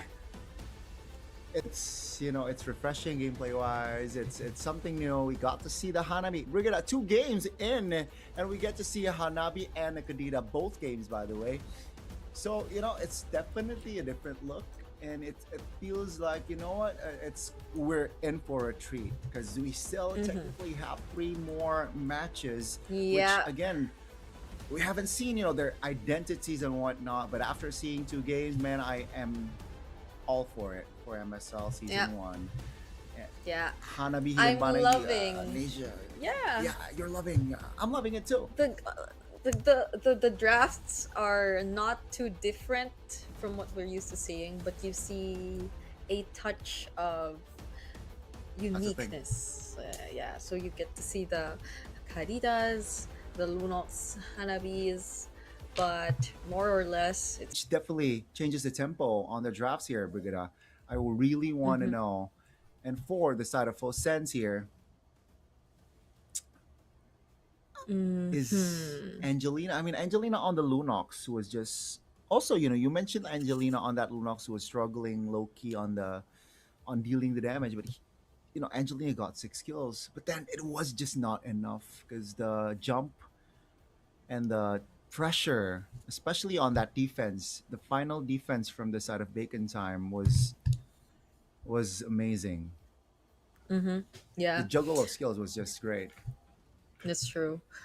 Um, because I don't think even Full Sense was prepared for that kind of defense. The Yeah, the last two, or especially the second to the last defense, we saw B-Boss, right? I was pointing out how he was able to separate and split up the team fight. He isolated Angelina. He isolated both Angelina and poor Zanaruk. I think yep. that could have been one of the game-ending pushes for Full Sense, really. But it was all because of B-Boss that they really didn't make it happen. So, yeah, I guess what I'm expecting for game 3 really is the respect ban on the Suyo, perhaps, or if they're not, or if they're ever switching side, they might want to pick it up for themselves. It's such a good hero. And now we're finally getting into game number 3. What could be the draft for this one? I think it's always randomized, no? So now Yeah, we're going yeah. with Broken Walls. So to recap, guys, game one was also Broken Walls. Game two was Expanding Rivers, and in the final game of this series, we will get to see again the Broken Walls. Now they will not switch side here in their final game, so it will still be, I feel like, somewhat of a similar draft, right? Maybe just a minor adjustment here and there. Like game two, there was a minor adjustment on the bans towards Freya and also Phovius. So expect that coming to game three as well. So Bacon Time still on the same approach here as they did game two. What will Whoa, be the change though? yeah, are they not gonna ban? Well, to be fair, I don't think it's really banned. Like the Suyo isn't really a go-to ban, so it's more of like a deny pick if ever we get to see it later on in the draft. Yep. So if we were to saw earlier, the Valentina Flex is still available for Bacon Time if they want to go for that. Um, that's helped them a lot, I think, even if it was in the EXP lane earlier. So they're gonna still stick with that. Now, Full Sense, the question is, do they really wanna stick with a Sora pick still into the Valentina, or do they want to change it up a bit? I think they should change it up, no? Yeah, you mentioned being a Yeah. deny pick here for the side of Suyo. I completely agree. I think they gotta pick Suyo here. Ah, yeah. I think yeah, because last time Bacon Time they took it after. They took it technically second pick on their term. So full sense. It's gonna be the Khalid. I expect the Suyo, Oh. but they will instead go for the Harley, and of course Bacon Time will lock in the Suyo and Sora. Wow, wow. Oh. Yeah, so now they get the Valentina and the Sora. Imagine that. Wow. This is not gonna be an easy game for whatever Angelina is gonna pick up. Like, honestly speaking, Yeah. there's it's not an easy game for an Eve, definitely. Even though Eve is like probably next to, in terms of priority, it's not gonna be an easy game for a Farsa. Not gonna be an easy game for A the Lunox as well. Lunox. Yeah, It's going to be very tough here. What do you roll? What do you main, Brigada? it's I'm mostly roam or mid. Roamer mid. So yeah, it's going to be tough going up against a lot of like jump compositions, right? You got Sora, you got Suyo. Let's see here. Carry though, they will lock in, so they will pull back to what works game one with Ninja rocking the carry, but they will ban out the Mhm. Cho after that second game. Spider Miles displayed a utility type of Cho. Yeah. I'm wondering if they also want to take out the Uranus still, or if they just want to focus down on the Rome heroes, because the chip is also still open for Spider Miles if they want to take that out too. Um, if not, wow, it's actually Bacon Time who banned out the Uranus themselves. Okay, pretty interesting here. So it's a chip that's still available if they want to take that out. Other invade heroes too, I think, includes the Hilda. Though this is gonna be a Harley, so I feel like there will be a lot more ways to play around the invades, and you're guarded by a Khalid either way. You don't know what the Yeah. mid lane hero is gonna be paired up with a Khalid just yet, but oh wow, look, he's pointing at the camera. Oh, okay. Okay, it's gonna be the Harriet.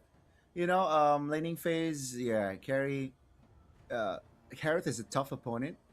So now I feel like big in time they have identified that, hey, the first three picks from Full Sense is kind of thin. That's why one of the reasons why they ban all the arenas, because of course Full Sense wants a hero that can tank a lot, and there you go. That's gonna be another ban towards the Esmeralda, a hero that Hmm. can, if fed, can also tank.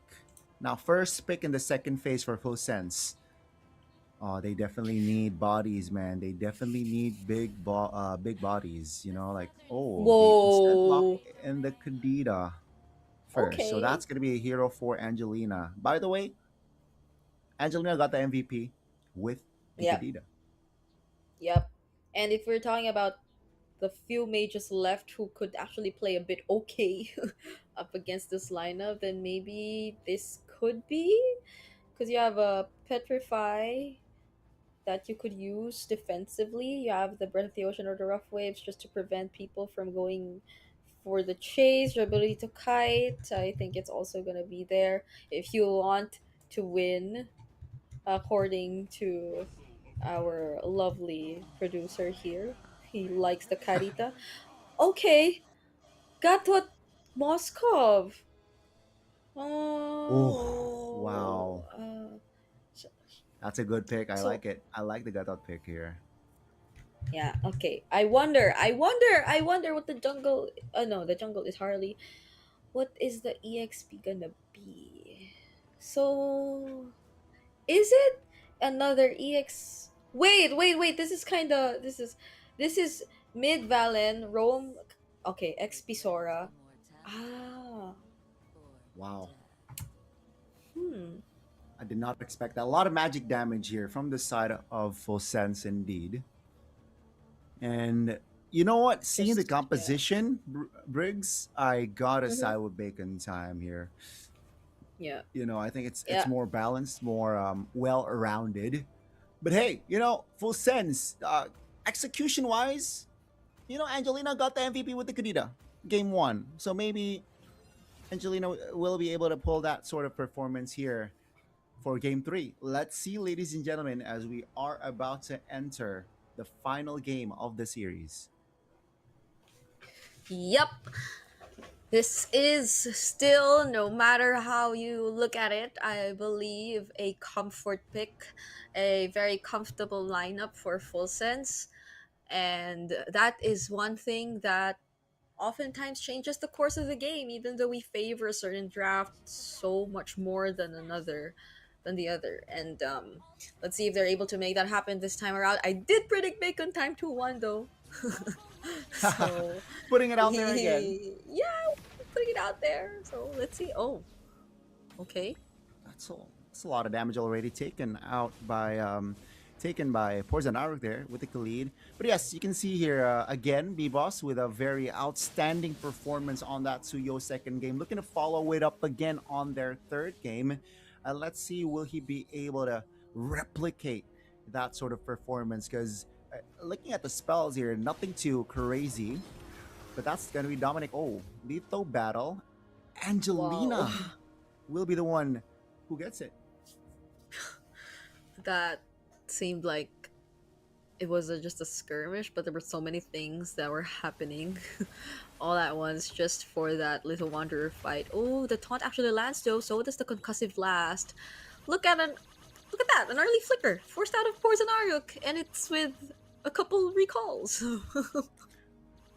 A couple of not just a couple, Briggs, but They're not stopping it. But yeah, they're not stopping it. But that's a small win right there, forcing the Khalid to use that flicker. So for that turtle fight, it's gonna be big, right? No Khalid jump plus the flicker.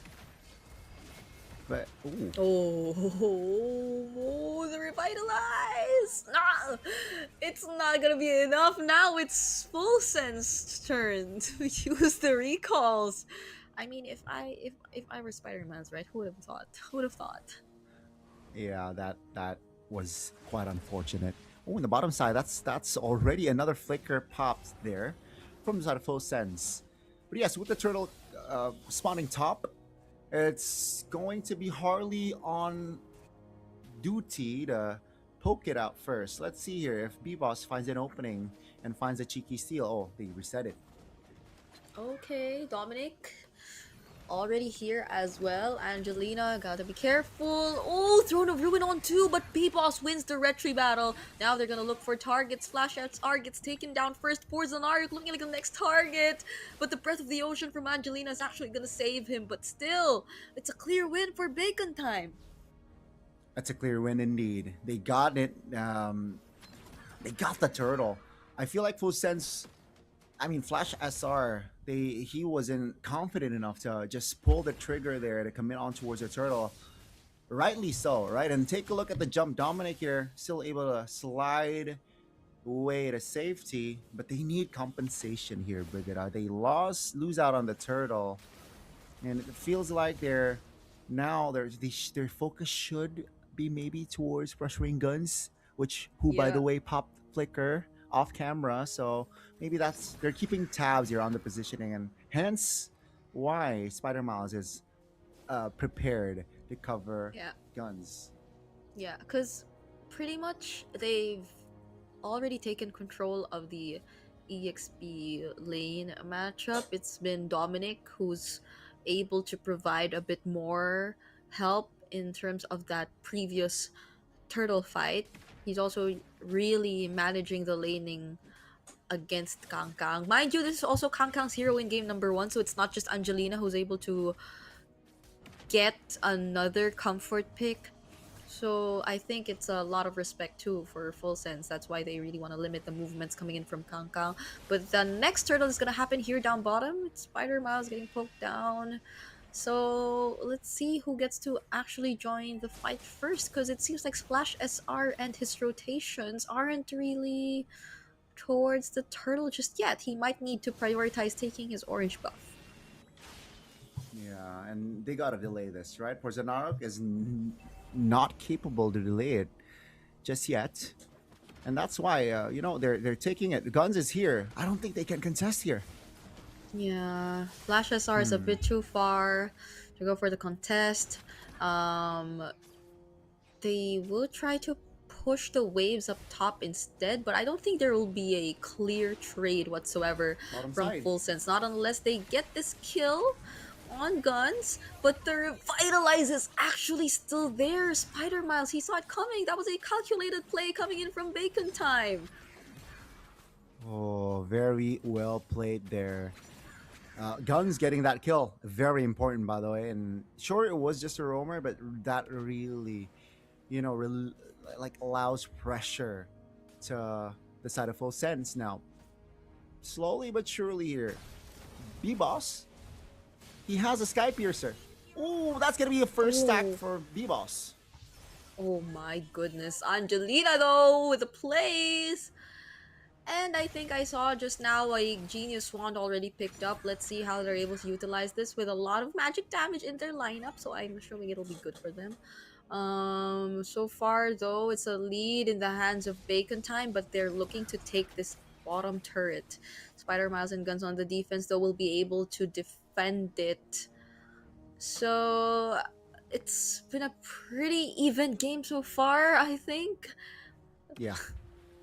Yeah. Entering the mid game, we are at an even level playing field. Sure, 1,000 gold lead towards the Bacon Time side, but definitely playable for Full Sense. Take a look at the items here. It's Radiant Armor for the Gatot Kacha, and the carry locked in one item. So can deal damage, but of course not a big one. Still needs to Yeah. focus on the farm. Still deathless, so still okay, but he is a level below if you compare it to Guns, which can be concerning. Yeah. They'll have to play for the late game once again and wait for the perfect timings. Same for... But I think that's the overall idea of Full Sense and their draft anyways, right? Because they're playing around the idea of a perfect Throne of Ruin, a pick-off that could be done by either Flash SR or Angelina, or the setup for Porzanaruk to just go for the counter engage. So right now, let's see who gets to trade better among these two teams as they try to position themselves around the turtle. I don't think they can contest here, Full Sense. And it feels like, yeah, they will concede it. He knows, B-Boss is level 11 now. And Flash SR is still level 10. So, needs a lot of recovery. And you can see all across the board that Bacon Time, they got technically the lead here with the level, with the gold as well. Yeah. And Full Sense, they're what they can do is just respond. Ooh, how do you respond to this? Porzanaruk! He just used the quick sand guard and there was nowhere else to run. Angelina, though, I'm looking at Angelina. Look at where Angelina is currently positioned at. I doubt B-Boss has an idea about this, but could it actually be B-Boss? Oh, Exort finds her there. Great awareness. call. Great awareness from Exort. And with this, I think now the tempo has really gone towards the side of Bacon Time. Slowly, they're running away with it, right? At 2 minutes ago, it was only 1,000 gold, but take a look at them now. They doubled their economy lead. And of course, right, EXP-wise, Neja being pressured, they got a kill on towards Porzanaruk as well. Bacon Time, they are, I feel like, pressing the right buttons, applying the right pressure. Yeah. They will trade the are. structure though. They will take top and lose bot, but it is within their calculations. Because take a look at their positioning. They're in the jungles of Full Sense. And they will take another structure. They'll get much more than what Full Sense Almost. could potentially get. But they have to pay attention to where they are gonna cross, because look at Angelina once again. She likes to put herself in Tuyo. these positions. She reminds me so much of what? Like how Light or Baloy would play, let's say, but that's a mid laner. not necessarily a roamer, but she likes to really You're go right. for these off angles, these flanks. Exert though might just spot her there. And this is a Lord fight that we're gonna talk about, Gani. Flash SR spotted. Okay, they're touching and going here. The Lord not committed. Of course, B-Boss here level 13, and Flash SR level 12. So Bacon Time, they have an advantage. Okay. Who is Exort gonna use his ultimate on? Throne of Ruin still not getting used by Dominic. Deadly Magic. Oh, why was it used on Spider Miles though? Lord. There goes the Throne of Ruin onto 3, but then the IMU combo from Exort is used as well. The Lord gets stolen by Full Sense, however. But does Bacon Time still want to fight? They don't. That is impressive. That was impressive, Briggs. A level down, and a retreat battle against a Suyo. They will lose the mid lane structure though. They got the Lord, but it seems like Bacon Time, they understand that they're still at an advantage, and that's why they're just, again, pressuring on the right lanes, pressuring on the right timings as well. Dominic here trying to guide the Lord in the bottom side of the map. And full sense so here trying to tanky. respond back. Yeah. Not even Guns is dealing enough damage towards Dominic. I think that's gonna be a massive problem for them. AOG used in mid. Flash SR actually gets taken out. Kang Kang though will use a Thunder form. Doesn't land on Porzanaruk, but then that saves them from the pressure that Full Sense could do. They are no longer able to capitalize on the Lord down bottom. Nope, the Lord will be taken down, no problem, from the side of Bacon Time.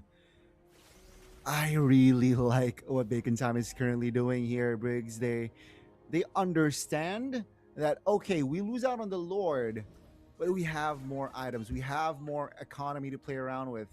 And they got the mid. They are able to, that Lord was non-existent, wasn't relevant enough to even be a threat for the side of Bacon Time. And full sense now, the chances them with the Lord to neutralize the game gone, right? So they gotta find solution to neutralize the game again, because that Lord was not relevant enough to turn the tides. Yeah. And we're waiting for an entire minute before we see the next Lord spawn. So Bacon Time with this small lead. Let's see how they're able to take care of things. Right now, we're seeing really great positionings from them as well. It's Spider Miles constantly making sure that he has Guns in check. I think this is something they've been doing in as early as minute 1 of this game as well. Spider Miles has always been trying to help out Guns so they could ensure that the laning phase is going to go fairly well for their gold laner. And we're seeing the fruits of that because Neja is still deathless, yes, but is also 0 assists and 0 kills to this point. So we're not really able to see him. Oh my goodness, Flash SR! Oh, both junglers, are they actually gonna go down? It's a no, it's just Flash SR who gets outplayed there. Yeah, the outplay, the regeneration popped in time, and down goes Flash SR with the Lord up. Yeah, full sense they know they can't contest. It's going to be a free one here. And my goodness, is this the beginning of the end for full sense? B-Boss on the Suyo. What did I tell you about the Suyo? It's been such a big problem. And B-Boss with the mechanics. He's just so hard to find. Like, look at how much effort Angelina is trying to put in just positioning this Kadira across the map in hopes of finding a very high value pickoff against Bacon Time, but it just doesn't happen at all. Spider Miles and even Exort, the way that they're just so aware of the map, and I guess it's also hand in hand with how Spider Miles just constantly tells the others that, oh yeah, the Karida's not here, watch out, he's probably somewhere there. Oh, speaking of somewhere there, I think she was spotted out. And the SOD is gonna land on Angelina. Uses the rough waves just in time, but Exort, there was nowhere to go. My goodness. Just awareness, right? I think the Kadita, haven't shown the map, but now with the Lord, they have an end angle. It's a 5v4 as well. Let's see. Okay. Throne of Ruin used. Raging Sandstorm as well. Lands a stun on multiple members. There goes the Cloud Form as well. Exort all alone. Doesn't land the rough waves on anyone and now gets shut down by Flash SR. B-Boss and the rest of Bacon Time might have to run. But Dominic will actually try and go for the chase. There goes Porzanaruk as well. But that's going to be respect for Bacon Time. They're not going to force it anymore. Yeah. They not getting structure top, not getting the turret top is a win for Full Sense. Yep. And Bacon Time losing Exort is another win for Full Sense. So this time around, great defense displayed here by Full Sense, right? They were able to isolate Exort. You know, Exort jumped in by himself, but like they were able to Yeah. recover. They were able to anticipate that movement. And it's another reset. Bottom side though, you know, it's the far lane. Full Sense, they need to defend this. Because if they lose that turret, oh, that's the deadly magic right there. Yep, okay. Quick check on the items. Neja!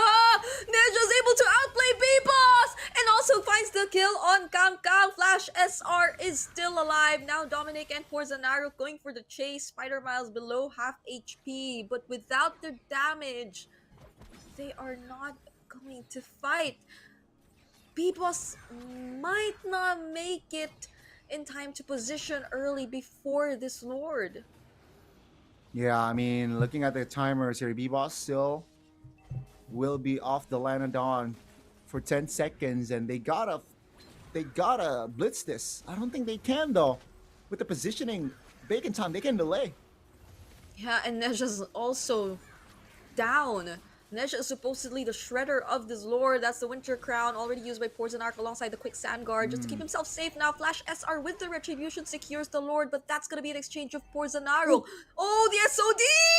Lands on Flash SR as well. Guns still finds a double kill, even despite losing the lord. Oh, Guns Neja? down. That's gonna be Neja though, taking the kill. They got the Lord, but they will lose too, and they will force the fight. Oh my goodness, they're still going for it, Neja. Will he get terrified? That's the Purify already forced out of Exort as well. Guns! Still finding Neja in the back lines and is now trying to look for more. That's going to be a double kill and he gets some help from B-Boss. They do not care about the Lord anymore, Gani. They have 2 minions alongside them. That's the stun that's going to land on Dominic. He's going to do his best to defend, but it's going to be Bacon Time taking this series. Ladies and gentlemen, Bacon Time will be the first winners of MSL Season 1 here in our opening match.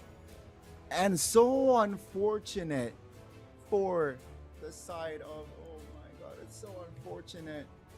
Yeah. For Full Sense. That was But a like, reverse sweep.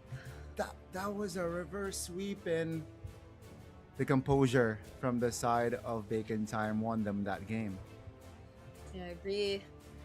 They just, as we said, literally had to go back to the drawing board, and that's all it took for them to eventually turn things around, because we saw how they started to become a lot more calculated about the plays that they go for. And even in game number 2, where it felt like it wasn't really them in control of majority of the map, they just knew what had to be done, which was literally extending the game, prolonging it a bit more.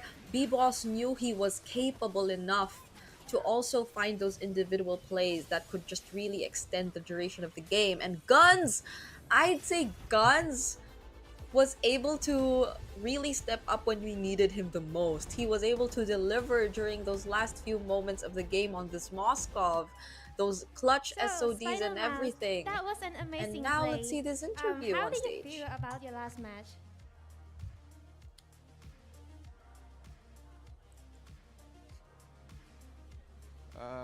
Actually, I just enjoyed the last match and I keep on what do you call this?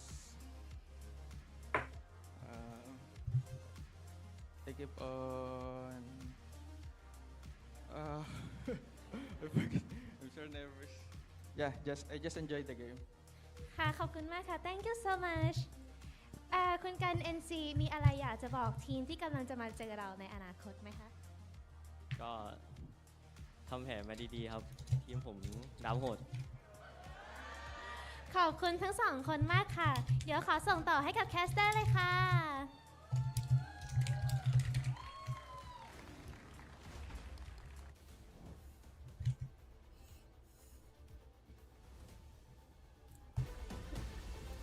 Okay. He just enjoyed. He just chose to enjoy that last game. And I think it was pretty evident from Spider Miles and the way he just kept moving around the map. I think that was yeah, I mean, especially game 2 and game 3, right? Game 1, they won't talk about that. They lose out on. I feel like the second, like, if you remember, if I recall correctly, the second big fight, game 1, was what turned the tides for the side of Bacon Time. But game 3, man, guns. I agree. That triple kill, that SOD landing on that Harley was one of the key factors on why, you know what, hey, let's neglect the Lord, let's find bodies, and guns was able to deliver, especially with the items that he already has. Right, it's a full item Moskov, 62% kill participation, not taken down once this game, and Not with at the all. emblems, with the Yep. bounty hunter, with the bargain hunter, he was able to collect the items faster. Wait, Ryan, you're right. So Yeah. it's Guns has one thing in mind that game: get items, get kills. That's what he did. Yeah. That game. Farm fast. Farm fast was the idea here for guns, and it was well worth it. I guess I understand a bit more now why we get to see Spider Miles beside him a lot of times. Because it was just really the idea that they wanted to pull off. It was to farm up quick, farm fast, join team fights early. And we saw it work wonders for Bacon Time in this entire game. Because even in this 10-minute objective fight that we're seeing, even in the previous fights that we saw, and even in moments like this where I feel like they could have just really left that Kadita to what both Kang Kang or even B-Boss. He just really decided to go for it. He wanted the gold that you get from the kills. He wanted the additional resources that you'd get from being part of these kills. And so I think for a Moskov, who you would really just expect to go for the pressures on the lanes, the wave management, he's had a higher team fight participation. It's a 62% team fight participation, and it's not really the kind of Moskov that just constantly goes for the split pushes. It's the kind of Moskov that's there to rack up gold and end the game fast. Yeah. And we saw that, right? Yeah, it was very evident. Oh, this time we got a mix, right? We got the 14-minute game time for game 1, 23, Okay. 22-minute game 2. This one down right the middle, right? Almost 18, 17 minutes, 20 was all it took to take full sound and Bacon Time. Like you predicted, Brigida. Like you predicted. They got 2-1. And you can see here for the full set of emblems and also earlier like the stats. Mhm. Yeah, Porzanaro on the Khalid. Not really a fun game. And again, after seeing the drafts, right? I think we mentioned as well, like the composition from the side of Bacon Time was more well-rounded. It was technically easier to execute. Angelina had that cheeky, looking for kills, type, Yeah. but the awareness from Bacon Time was peak that game. Yeah. And another thing, I guess, is that Bacon Time was just always grouped up together.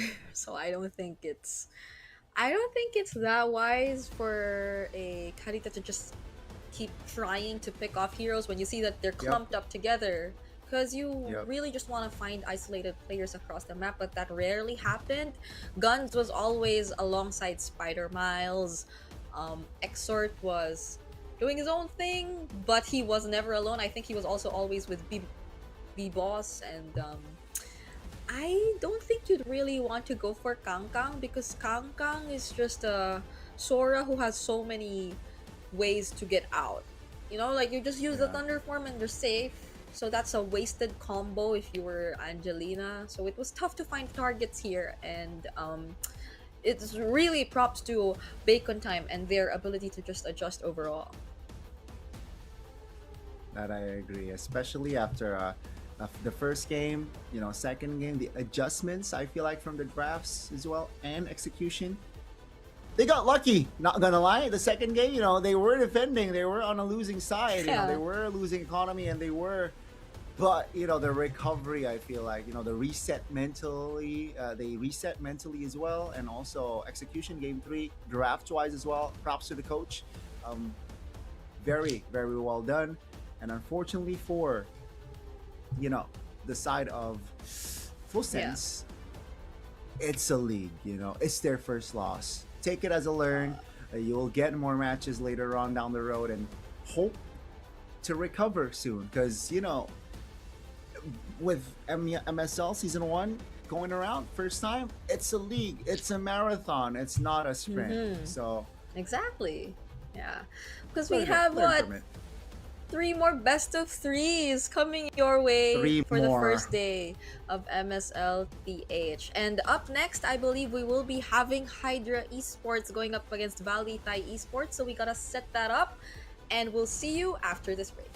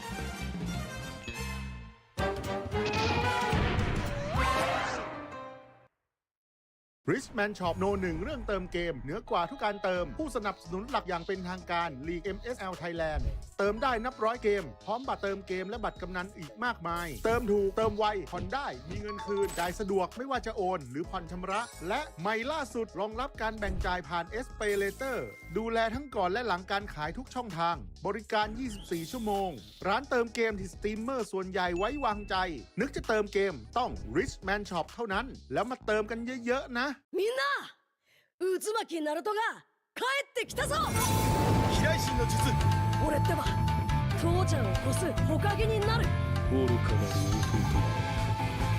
弟子供魂が待ってますふっ行くぜこれが俺たちの力だってばよ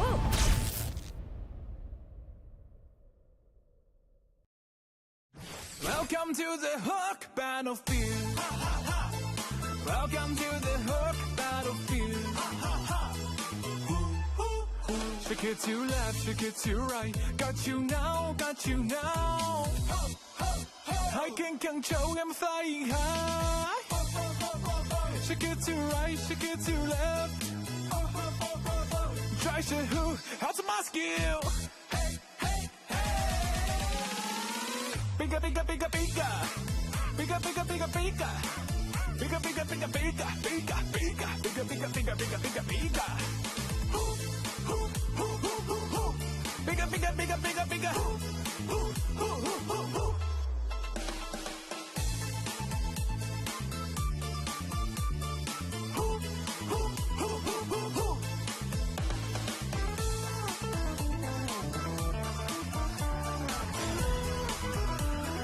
Welcome to the Hook Battlefield. Welcome to the Hook Battlefield.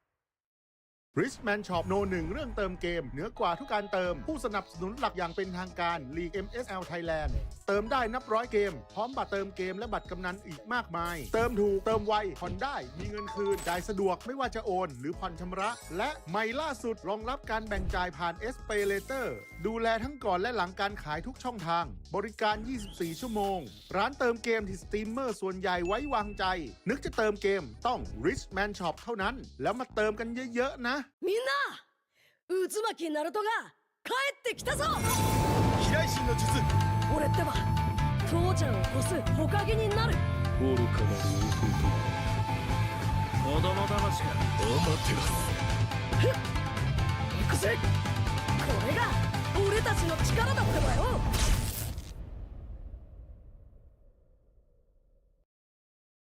Welcome to the Hook Battlefield. Welcome to the Hook Battlefield. Shake it to left, shake it to right. Got you now, got you now. I can control, I'm flying high. Shake it to right, shake it to left. Try to who, how's my skill? Bigger, bigger, bigger, bigger. Bigger, bigger, bigger, bigger. Bigger, bigger, bigger, bigger, bigger, bigger, bigger, bigger, bigger, bigger, bigger, bigger. Bigger, bigger, bigger, bigger, bigger.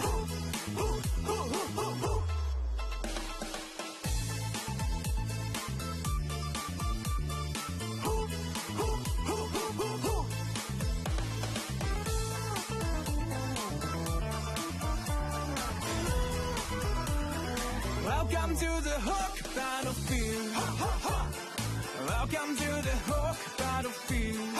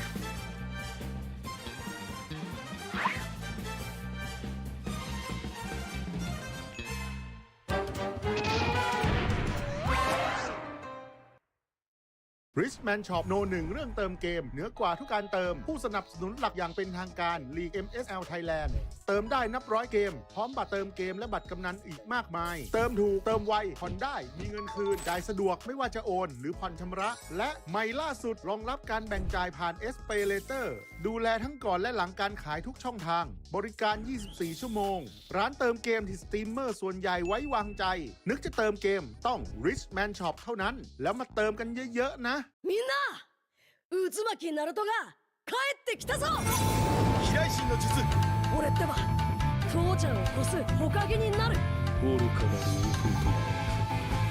弟子供騙しがアマテラスふっ行くぜこれが俺たたちの力だってばよ。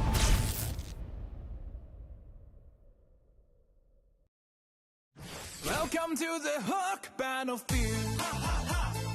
Welcome to the Hook Battlefield. Shake it to left, shake it to right. Got you now, got you now. I can control, I'm flying high. Shake it to right, shake it to left.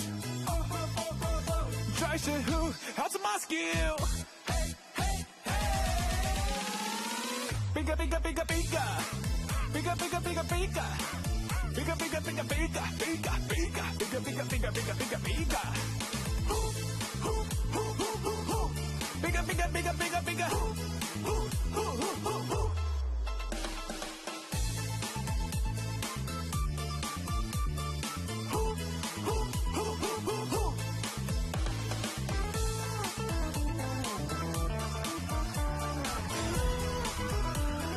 Welcome to the Hook Battlefield.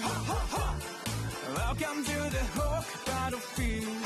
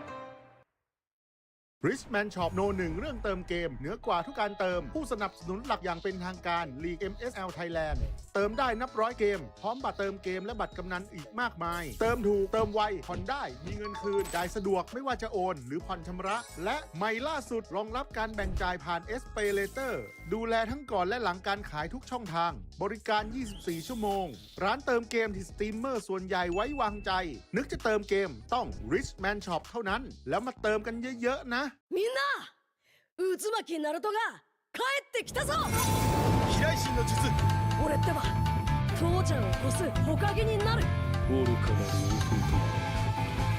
王子供騙しがお待ってますふっ行くぜこれが俺たちの力だってばよ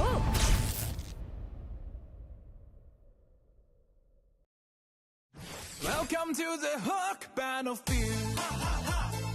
Welcome to the Hook Battlefield. Shake it to left, shake it to right. Got you now, got you now. I can control, I'm flying high. Shake it to right, shake it to left. Try to who, how's my skill? Bigger, bigger, bigger, bigger. Bigger, bigger, bigger, bigger. Bigger, bigger, bigger, bigger, bigger, bigger. Bigger, bigger, bigger, bigger, bigger, bigger. Bigger, bigger, bigger, bigger, bigger.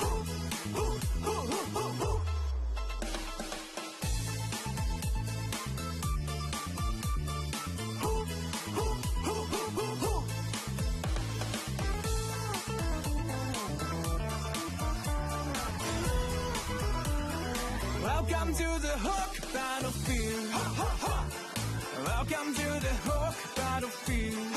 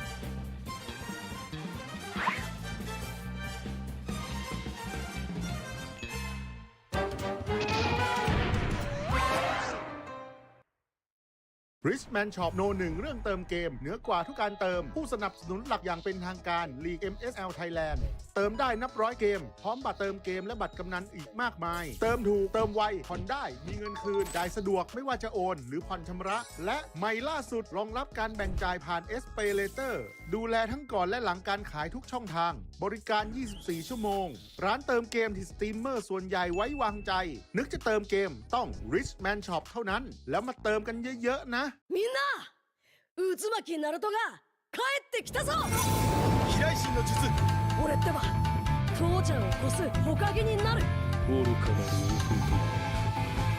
王国子供騙しかアマテラスふっ行くぜこれが俺たちの力だってばよ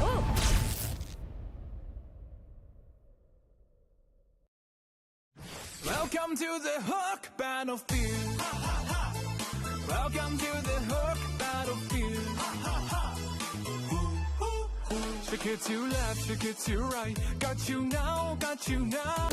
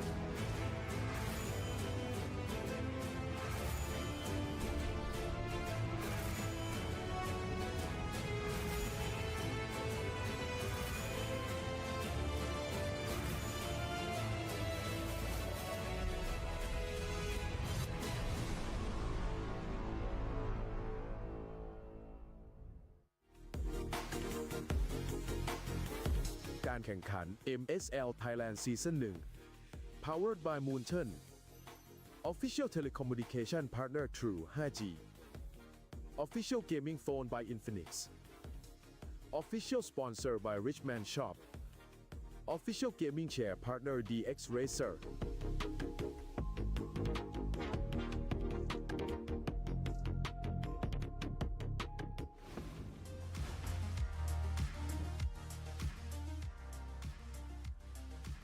วันนี้สำหรับ Hydra Esport พบกับวลีชัย Esport ถ้าพร้อมแล้วยังไง ขอส่งต่อให้กับแคสเตอร์ของเราได้เลยค่ะ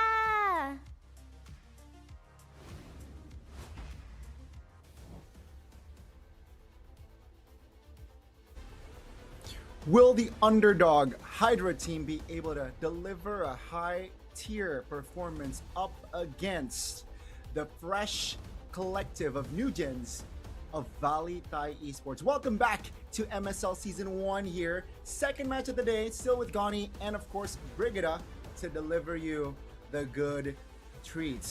Match 1, it was a 2-1 victory for Bacon Time. Let's see what will be the scoreline and the victors of the second match of the day, Brigida. Yep. Just in a bit, we will be recalling which or whatever our predictions were prior to entering this day, because so far I got one correct prediction already, and I would just like to say that Gani decided to go against all of my predictions, so let's see if that is gonna help him this time around. But yeah, it's been a very close series that we saw in our previous one. I'm hoping that this will be the same, because I think if our first series was relatively a match between both Bacon Time and also between Full Sense, this one, I think you could sort of say the same, because it's more of like a slight underdog story against some quote-unquote rookies who are playing for fun under Valley Thai Esports. But it doesn't mean that they are not as competitive as the other teams who are also here in the league.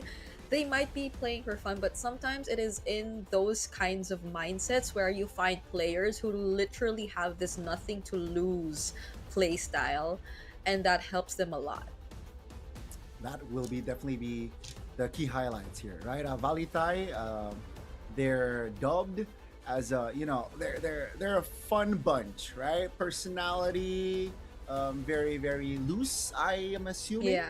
So I สามารถเป็นอาชีพ wonder ให้หลายคนได้ครับ will that ตามมาตรฐาน display ให้ on the drafts ที as มอ well? ยากแบบติด1 ใน 3ครับเพราะว่าเราตั้งใจซ้อมกันมากแล้วมีแฟนคลับที่รอเชียร์เราและให้กำลังใจเราตลอดครับแม้เราจะกดดันในเวลาซ้อมมีเครียดในเวลาซ้อมก็ตามแต่เรามีกำลังใจจากแฟนคลับเสมอครับอยากชนกับทุกทีมเลยครับรู้สึกว่าระดับความพร้อมของทีมครับมีเปอร์เซ็นต์สูงมากในการเข้าไปเล่นเพลย์ออฟได้ครับผมรู้สึกมั่นใจกับทีมของผมมากเลยครับ Well, ladies and gentlemen, that was Team เปลี่ยนไป Hydra. ในทางที่ดีมากเลยครับเพราะว่าทีม This ไท will ย be แต่ละทีม Valley ก็ Thai อยาก Esports. เป็นแชมป์โลกสักครั้งหนึ่งต่างทีมก็ต่างฝึกฝนพัฒนาเพื่อให้ตัวเองก้าวกระโดดขึ้นมา น้องคิดว่าน้องมา MSL ประเทศไทยรอบนี้น้องคิดว่าน้องเกี่ยมพร้อมหลายน้องเชื่อว่าน้องเห็นได้ เราก็ไม่น้อยหน้าที่จะเดินสู้กับของทีมนานาชาตินี่แหละ คิดว่าเด็กไทยมีความพร้อมกับ MSL ซีซั่นแรกแน่นอนครับผมเด็กไทยเต็มที่ครับผมเด็กไทยสู้ต่างชาติได้แน่นอนครับ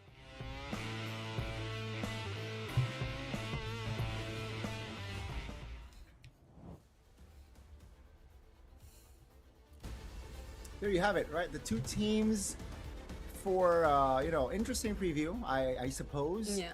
They will be ready for their opening match for their respective teams, right? This is going to be their debut on the stage. After seeing what happened in first match, I expect, like you mentioned, it's going to be very competitive in this current series as well. One being the underdog, like you mentioned, one also being a fresh collective. It's going to be very, I expect hot-blooded in game. A lot of just mechanics, showing off pure mechanics is what I expect. So hopefully that we get to see those sort of performances, and also I want to see what actually be the draft be like. Is it going to be similar as our previous match, or will it be completely different? Because each team we have yet to see their quote unquote identities slash playstyles. It's true. It's true. And the only thing we know about Valley Thai Esports, which we'll be talking about in a bit, because right now we are going to focus on Hydra Esports, and the fact that, again, they are actually an underdog team.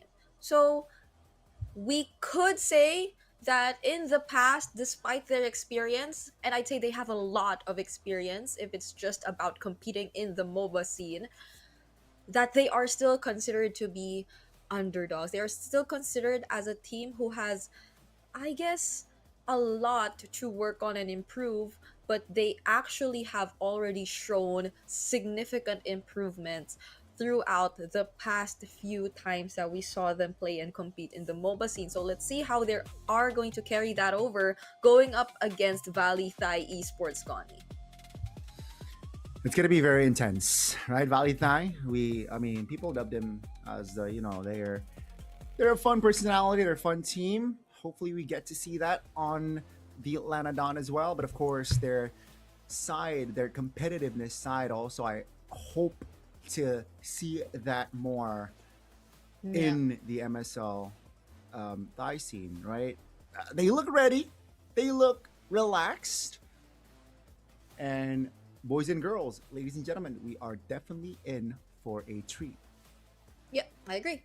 And it's also because we, again, aside from the fact that we are still establishing the identities of these teams who we're seeing here in MSLTH, it's also because some of them, and Valley Thai being one, have very interesting takes on the entire MLBB or the entire competitive scene in general. It seems as if you can say that, or for some they like to call it troll, but it's, I guess, more of being experimental, I guess, that we could expect from these teams, because I feel like even in our very own or our respective MPL regions, right, we see the rise of more and more unique picks coming out there. We've seen some Harley gourd combos even come out, and that's just like the tip of the iceberg. There is a lot more that we could potentially expect when it comes to how willing these teams are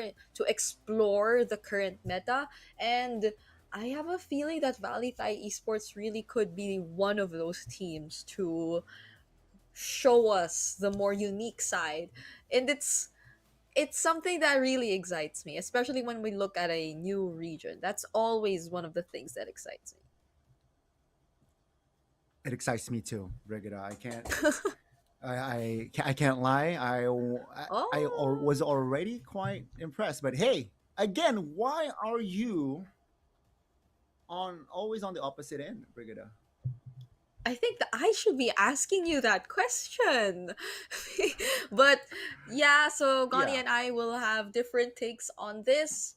If I were to explain mine, it's mostly because of experience. Like, I know they're considered as underdogs, but the fact that they individually have had such remarkable experiences in the MOBA scene is something I will be definitely looking forward to see. And I'm just hopeful to see them really carry that over and do that in MLBB. But for Valley Thai Esports, I honestly want to vote for them, but I guess I'll just leave it to you to explain. There's always a next time, Riggs. For my reasoning for why I predicted Valley Thai, I'm a fun person. I'm a fun guy. I see the word fun on a team. You know what? I will vote for you. And I hope you get to display that during games, because sometimes when you're intense in a competitive setting, sure, it will help you to maybe perform great, but sometimes if you relax, it keeps you going. What about you, Briggs? Are you the type of that can do well under pressure, or you're the opposite? I would prefer staying calm as well. I mean, we we do have this new feature in MPLPH and ID2 where you get to see the heart rate of the Yes. players. I think it's a lot more helpful to just stay composed because it clears your mind. It allows you to be more calculated, I guess. But it's not to say that having a high BPM also affects you negatively because it also just That's can true. be That's true. adrenaline. It's just you being in the zone, and we are not going to see that from these players, but at least we could see it in terms of their body language. And at least for now, it doesn't seem like they're worried about this matchup at all. And if you're talking about Valley Thai being a very fun bunch, I guess they're just really excited about this matchup. They are, and hopefully, I my guess is also for the side of Hydra, right? I'm double checking here if they have like a like an import, but nothing really comes to show. But let's see here.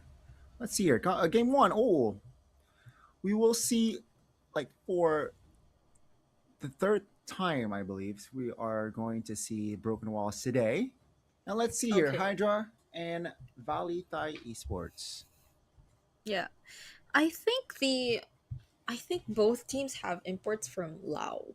So that's Yuri for Hydra, and Valley Thai has KO.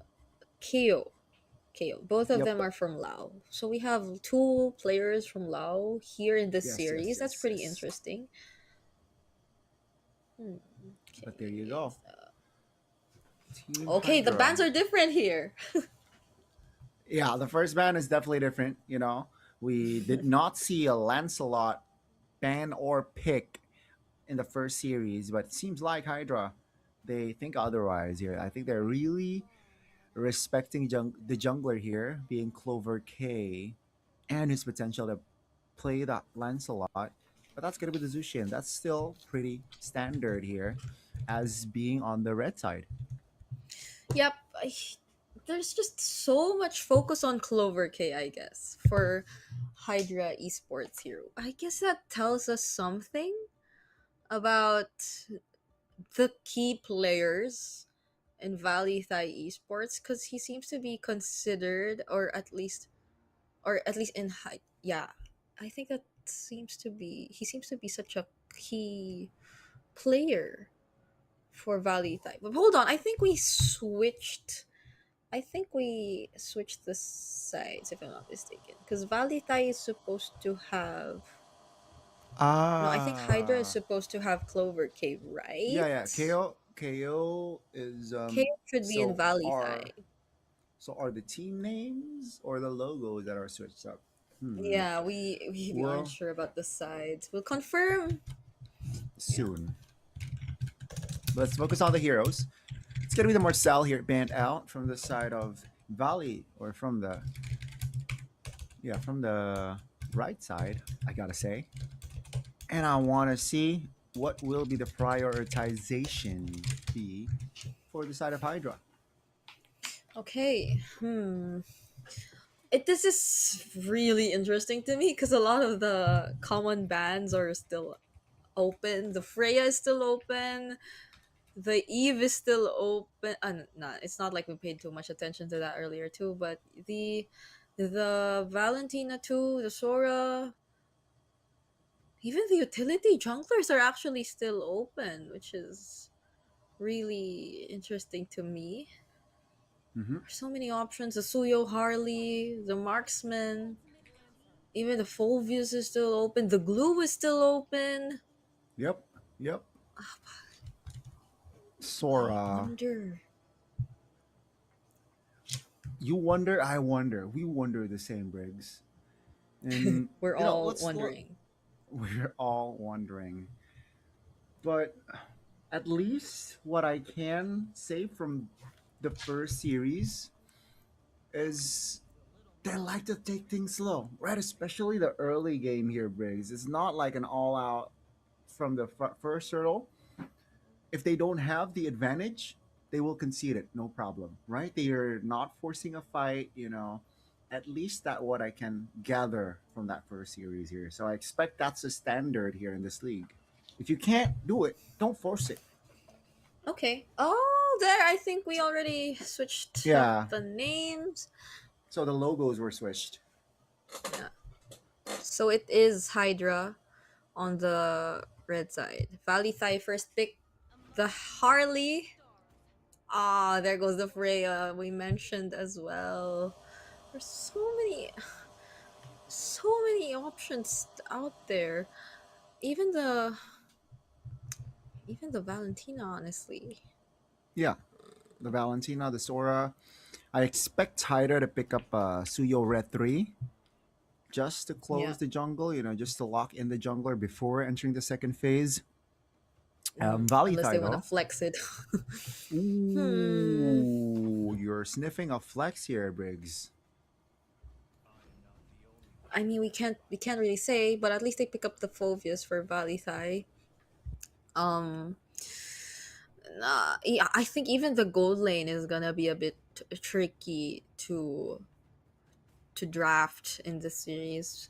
Because if you're Hydra, you already know that there's a Phobius on the other side, so you might not want to go directly into the Harith Claude matchup, even though it looks really tempting right now.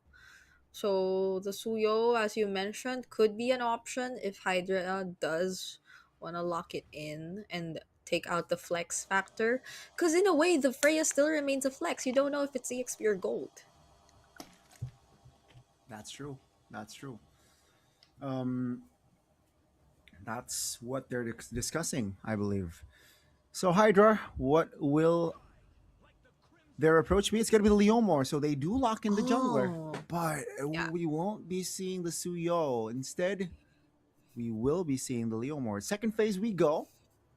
So I feel like Valithai, right? They have DPS for magic and for physical damage. So what they need now is a playmaker, someone that can initiate, someone that has CC. And I believe Hydra should definitely eliminate those sort of heroes, So maybe a Cho I'm expecting to be banned. Yeah, can be the roamers, or also I think. Wait, no. I initially thought the Eve would work well in this lineup, but to think that there's a Khalid and a Freya already for the dives, I don't think it'll be a wise choice to go for that either way. But it could have worked so well for them in terms of just putting up a box. So they might want to look at other options. And speaking of putting up a box, they also take out the high laws. Hydra did such a great job at taking that out. Oh, but the ban on the Yu Zhong still.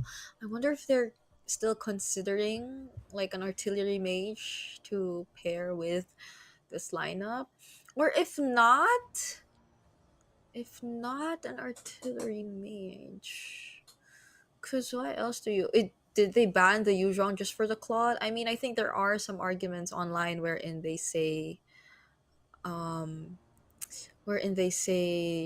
Yuzhong does answer back the Claude, so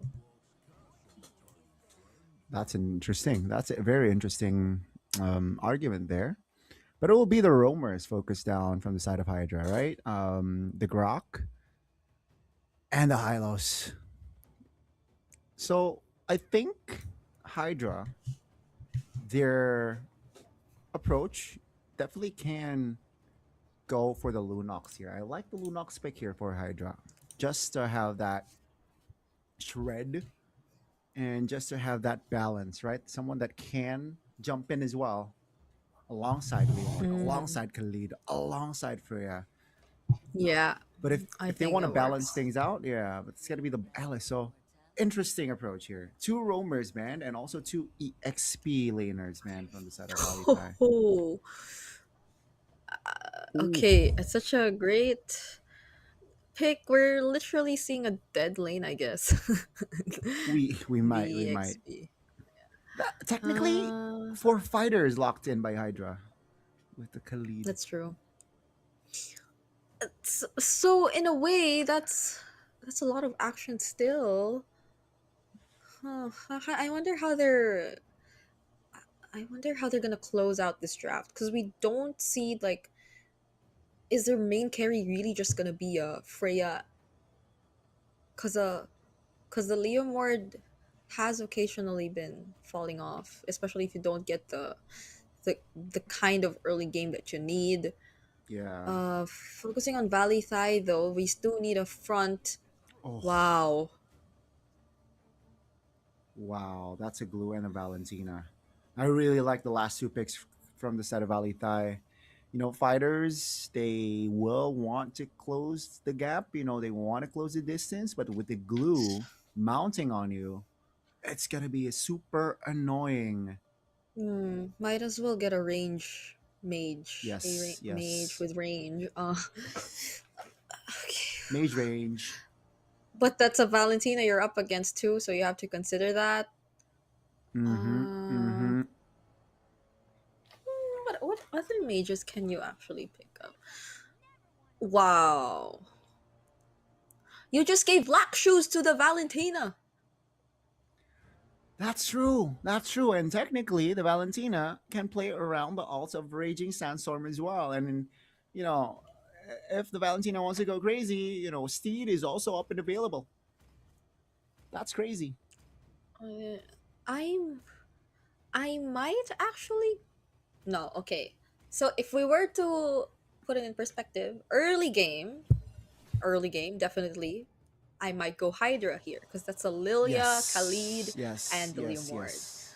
But you delay him just a bit. Yes. You kind of. Okay, wait. Before I go to that, talent prediction once again. 3 Wow. casters in favor of Valley Thai. What do you think, Goni? I think you kind of are on the same page as our Thai casters. Yes, I feel like so too, Riggs. But hey, you know, didn't work out for me being in the majority for the first series. So gotta be honest with you, Riggs. I'm quite nervous for a second series, seeing the Thai casters being on the same boat with me. Okay. I think based on the draft, even it's kind of like something I would agree on. Even though I voted for Hydra, it's very early game dependent. And if they don't get that early game, I'm just looking at how Valley Thai could keep going for the outplays because that's a Harley, that's a Valentina stealing away the black shoes or the Raging Sandstorm, as you mentioned. That's a glue in Rome, who you said is actually one of the very hot picks in the recent matches we see Hot in picks, MPLTH yeah. and ID. Yeah. It's scary for an early game, for the early game, because it's almost all fighters, but it does have its conditions. Yeah, I think with the early game being so, you know, threatening for the side of Valley Thai, what they need to do is understand that, right? They cannot force a fight. They got to choose their battles here, especially in the early game when they don't have the items. But ladies and gentlemen, let's witness the second match of the day. Valley Thai taking on Hydra. Lanadon, here we go. Okay, we are gonna see. Taking a quick look at the battle spells for now. It's a Vengeance Phobius. Understandably so. And again, as expected, the early start for a Khalid Lilia in mid. Definitely not making things easy for Chajame and Lynxie. Oh my goodness, and there was an off-cam kill too, by the way. There was an off-cam kill. That was the retribution holder. Harley taken down early, and that's not a good start for Valley Thai. Who? That was just the Freya? That was Watson? Oh my goodness. And I think he's still trying to take on KO. Okay. Look at how much pressure Hydra Esports are trying to apply. Katinaro, he just got his first buff. This is tough. We mentioned a bit earlier that, you know, Valley Thai needs to just don't fall a lot. Just don't, you know, lose out on a lot, especially in the early game. But it seems like they're losing their control here. Let's see if they can recover, because Hydra, they know that they're strong in the early game, and they have been able to maximize that potential here so far. First minute in, 0-1 for Katanaru.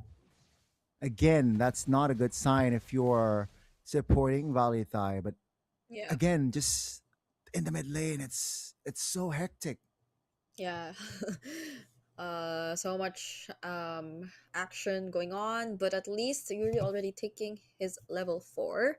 They will try and blitz this Lord as well, not allowing for Valley Thai to just even go for the contest. But this is something you probably sort of expect to happen, considering that you've done such a great job at limiting Katinaru in his farming early on. So he's yet to get his level 4. Oh, Clover K? That's gonna be the jump. That's gonna be Linksy forced to use that flicker. That's BLC flicker as well. Linksy here stole the Phantom Steed just to escape. So again, right, Hydra. Oh, that's gonna be Chajame finding the mount, finding the mobilization. Will he have enough damage? That's gonna be BLC being the target here. Still level 3, not having the flicker, but he survives. And here comes the reinforcements. Now he is the one who is isolated, trying to buy time here perhaps, and that's gonna be the split popped. Oh, this is a lot of time. Even the steed was popped, and that's gonna be the kill finally for Yuri. Still a kill over to Yuri, but I think that was a lot of time. Katinaru already able to catch up in terms of levels against Clover K on this Leomord. So, although Chajame did go down in that sequence, I feel like they've been able to delay things a bit, and that's actually working for them. But that is something that Hydra Esports is capable of doing just the same. Just look at Outcon right now. He's just constantly going for the cut, and you could expect him to join the team fights anytime now, but down bottom, seems like Hydra Esports are looking to do something. At least Chaos senses danger. Yeah, good awareness, right? And that's gonna be Watson here, immobilized, looking for the commitment, but Yuri's around to provide cover, and they will not commit on towards the fight. 2 important kills still bagged here by Hydra, and take a look at the river already. It's a 1v1 between Chajame and Watson, but I'm sure nothing will come out of it just yet, as they will definitely focus on towards the turtle. Yeah, they are trading this though. Valley Thai no longer going for the contest once again. That second turtle going over to Hydra Esports. Might want to try and go for the push down bottom. But since multiple members of Valley Thai will be here too, let's see what the game plan is gonna be. There's a dive. Okay, Kyo. Ooh, it's a 4-man dive under the turret. Oh, great Terrify in the back, but take a look at Kyo under his own turret. Will fall, and that's going to be Kyo taken down alongside Linksy. That's a 3-man knockup by the Phobius. Down goes Outcon. That's a triple by Shame. And that's going to be Valley Thai responding. Top lane, though, very, very free farm for Katanaru. I'd say Valley Thai actually got a lot of value out of that, even though they kind of lost some energy plating, even though they kind of lost their gold laner, they were able to trade it out, taking up 2 kills away from Hydra. You have to give it to Nicholas as well. The way he was able to use the Dark Wave on 2 members, they were able to capitalize on how aggressive Hydra Esports were trying to position themselves down bottom. They were clearly able to take a win from that, and now they're the ones who might potentially go for the push up against Watson here down bottom. Yeah, they will look for the jump. 4v2 now. Watson taking half HP. Terrified. The crowd control is huge. Nicholas finds it. That's going to be the stun. That's going to be Steed pop by K-Lover in the back. Shajame will be the trade. Take a look at the Phobius. Nicholas doing crazy work. Finds the double, but Clover finds a trade as well. That's going to be a double for the EXP and a double for the jungler. Top lane, it's still Kat and Naru looking for a structure takedown. My goodness. Valley Thai, though, despite what happened, still got more out of that. And a turret up top courtesy of Catenaro as well. So could this be the first time they actually try and go for the contest, since they've actually cleared out a huge part of their map early on, but the deny from Hydra Esports, their decision to just blitz it once again, all three turtles taken by Hydra Esports, but at least Valley are yet to give up any of their outer turrets. Yeah, it's a trade still, right? It's compensation. They have compensation. Hydra though, I like it. They blitz the turtle 3 times and it worked for them. And for Valitai, you know, this is what I expect. You know, control. They understand that Hydra is very strong with technically 4 fighters in the Yep. early game, so they will keep their distance. They won't fight unless they have to, Yeah. and that's what keeps them in the game, right? They're just behind by 400 gold. That's practically nothing.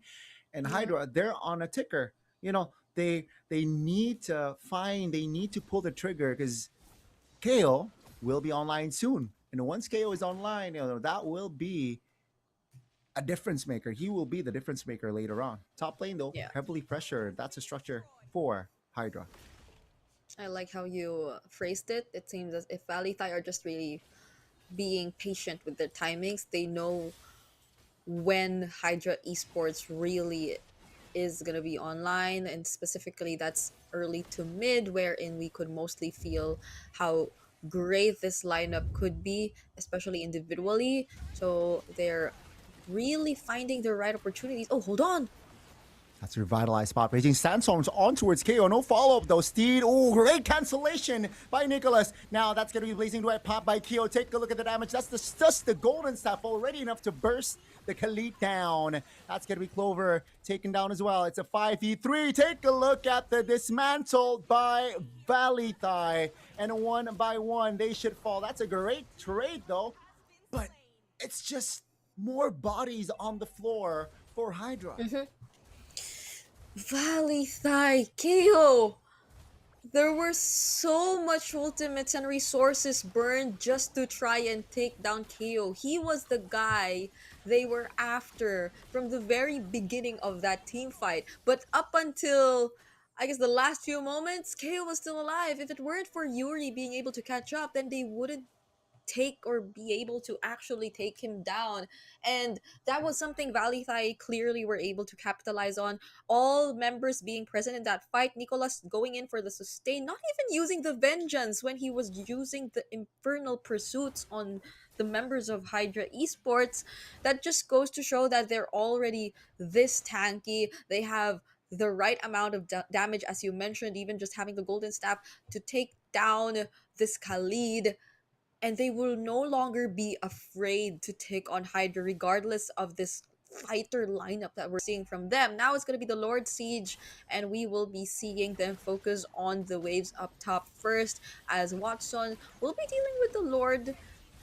But look at how much pressure Valley Thai are able to do. Yeah, they're currently taking the map. The map is currently blue. That's going to be Phantom Seed. Black Shoes forced by Lingxi. Also the Flicker, but they will lose the mid lane turret. Freya is still bottom side here, dealing with the waves and the lore. Taken down though. And now Hydra, what's going to be their call? It seems like their call is let's just clear lanes. Let's just hit the reset button. And as we mentioned, right? Hydra, they're on a ticking time bomb. And I feel like their window is gone. So what they're banking on right now is, you know, an overextension, a blunder, a misposition from one of the main damage dealers from Valley Thai, and they will look to capitalize. But let's see here. It seems like Valley Thai will go on towards a structure takedown. BLC taking a lot of heat. That's going to be a defense, though, still from Hydra. Okay. Katinaru stealing away the purple buff as well. Clover King. Not the kind of position you want to be put in, and this is what we were talking about earlier in the draft. You look at the Leomord, you know there's just so much snowball potential, but the moment you become a bit too reliant on it, don't get that early game. Yeah. Considering how tanky these members and how high mobility these heroes from Valley Thai Esports currently are, I guess the easiest you could really gain access to would be Nicholas. But do you really want to go for that?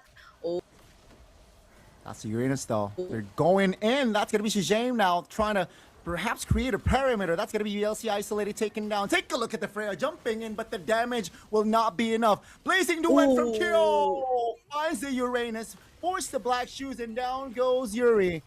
A Valley Thai applying the right pressure, pressing the right buttons, and 3 members of Hydra, they're down. And Lynxie didn't even have to use the black shoes! During the entire team fight, Lynxie was just holding on to the black shoes, and now just in time, the holy shields are down. That's gonna be a base turret taken by Valley Thai Esports before they could even transition to the Lord, which is already being started here by KO. It's just so tough to dive and jump in if you're Hydra Esports, even if you do it all together, because Valley Thai Esports have so many ways to reposition. Chajame and Nicholas are doing such a spectacular job at tanking majority of the damage.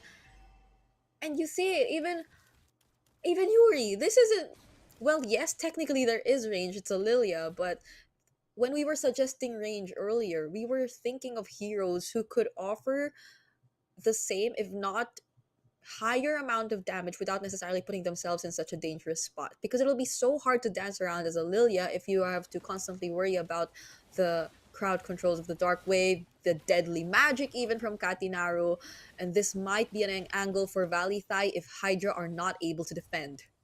Yeah, definitely. I mean, speaking of Katinaru, Holy Crystal already on his belt, so that's going to be extra powerful damage. Take a look at the Uranus shredded down here, very low taken by the damage there, but Valley Thai, they're not able to find that kill just yet. 5 members still up from inside of Hydra. They will lose all structures though. That's going to be the Steed here trying to find more space. Clover, oh, that's the mount, that's the pull, that's going to be damage taken. Clover down. It's a 5v4 now. The stun. Freya will not survive, and one by one, Valley Thai finds an angle to take all the members of Hydra down. The recall is there, and take a look at PLC. Nothing that he can do, and just watch his main base falls. Valley Thai Esports number 1 didn't even feel the need to worry about this fighter lineup, did not even look threatened by the potential that we could see. From the very beginning, they knew what the conditions were, and they just played it calmly. This is Valley Thai knowing who to play around at certain moments in the game. We saw Katinaru not necessarily being part of the team fights a lot of times. The focus was just really farming. The focus was just really going for trades across the map, specifically during Turtles, because we never really saw Valley Thai contest the Turtles. They were always giving making sure that they would just look for other trades across the map, and props to them, because it seemed like they were really it would work. And when you got to see the Harley already starting to use the deadly magic on certain members, KO, I think KO is such a highlight here as well, because there were countless times in this game where they were just trying to take down KO. It's always KO, but he held on. He always held on to the Blazing Duet. He always held on to the BMI. Okay, he is that we have to watch out for here. Definitely. I feel like at least based on that first game, right? It's a small sample, but I feel like they know.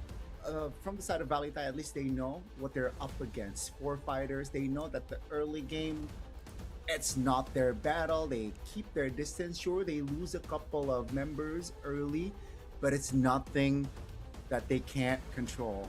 And that's what I feel like what I feel like the side of Hydra needs to, figure out second game.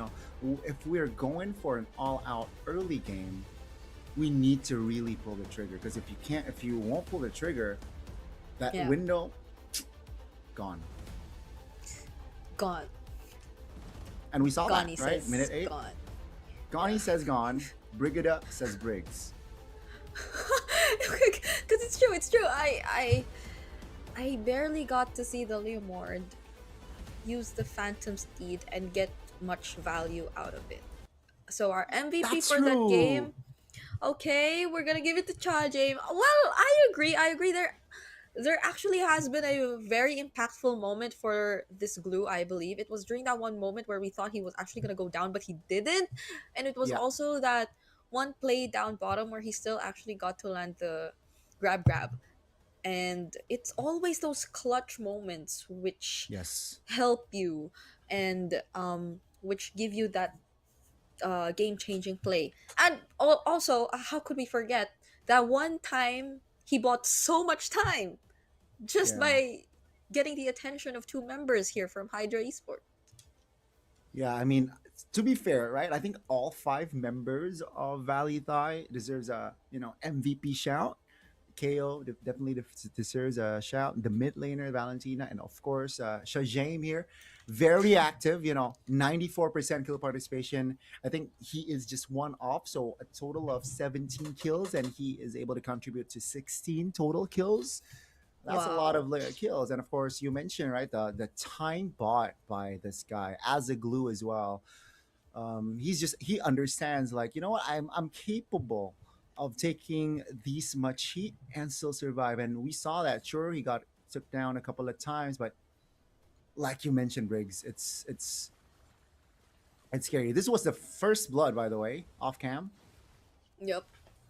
But like, yeah, after this was like one of the game changers, I feel like, where the window that was small from the side of Hydra after that fight was smaller. Yeah.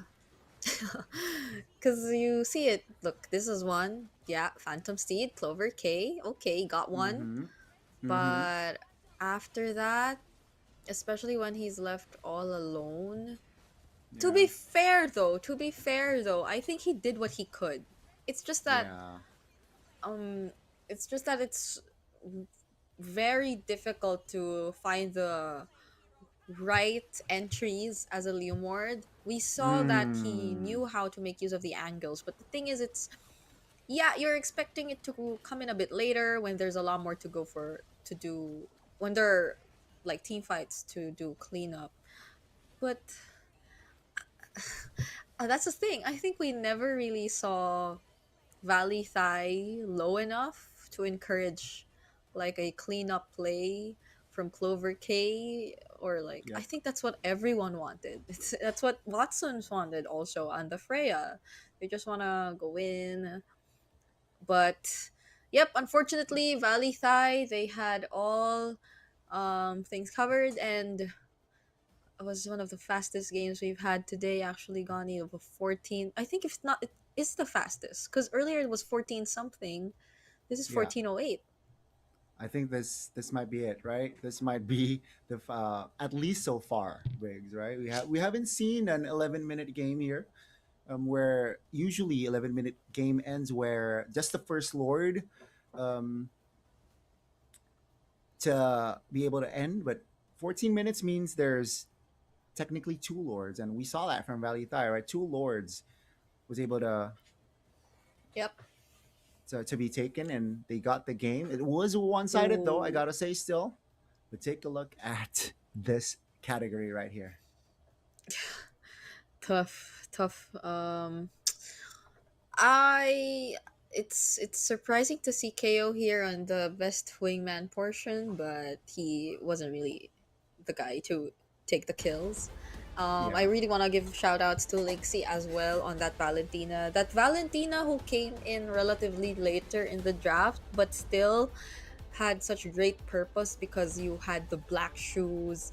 I think it was always the black shoes. It was always the black shoes that got chosen for the IMU. And there was this one time we even pointed out that he never really used it. He was just there throwing shadow strikes because there wasn't a need to use the black shoes, and it's become such a problem. Honestly,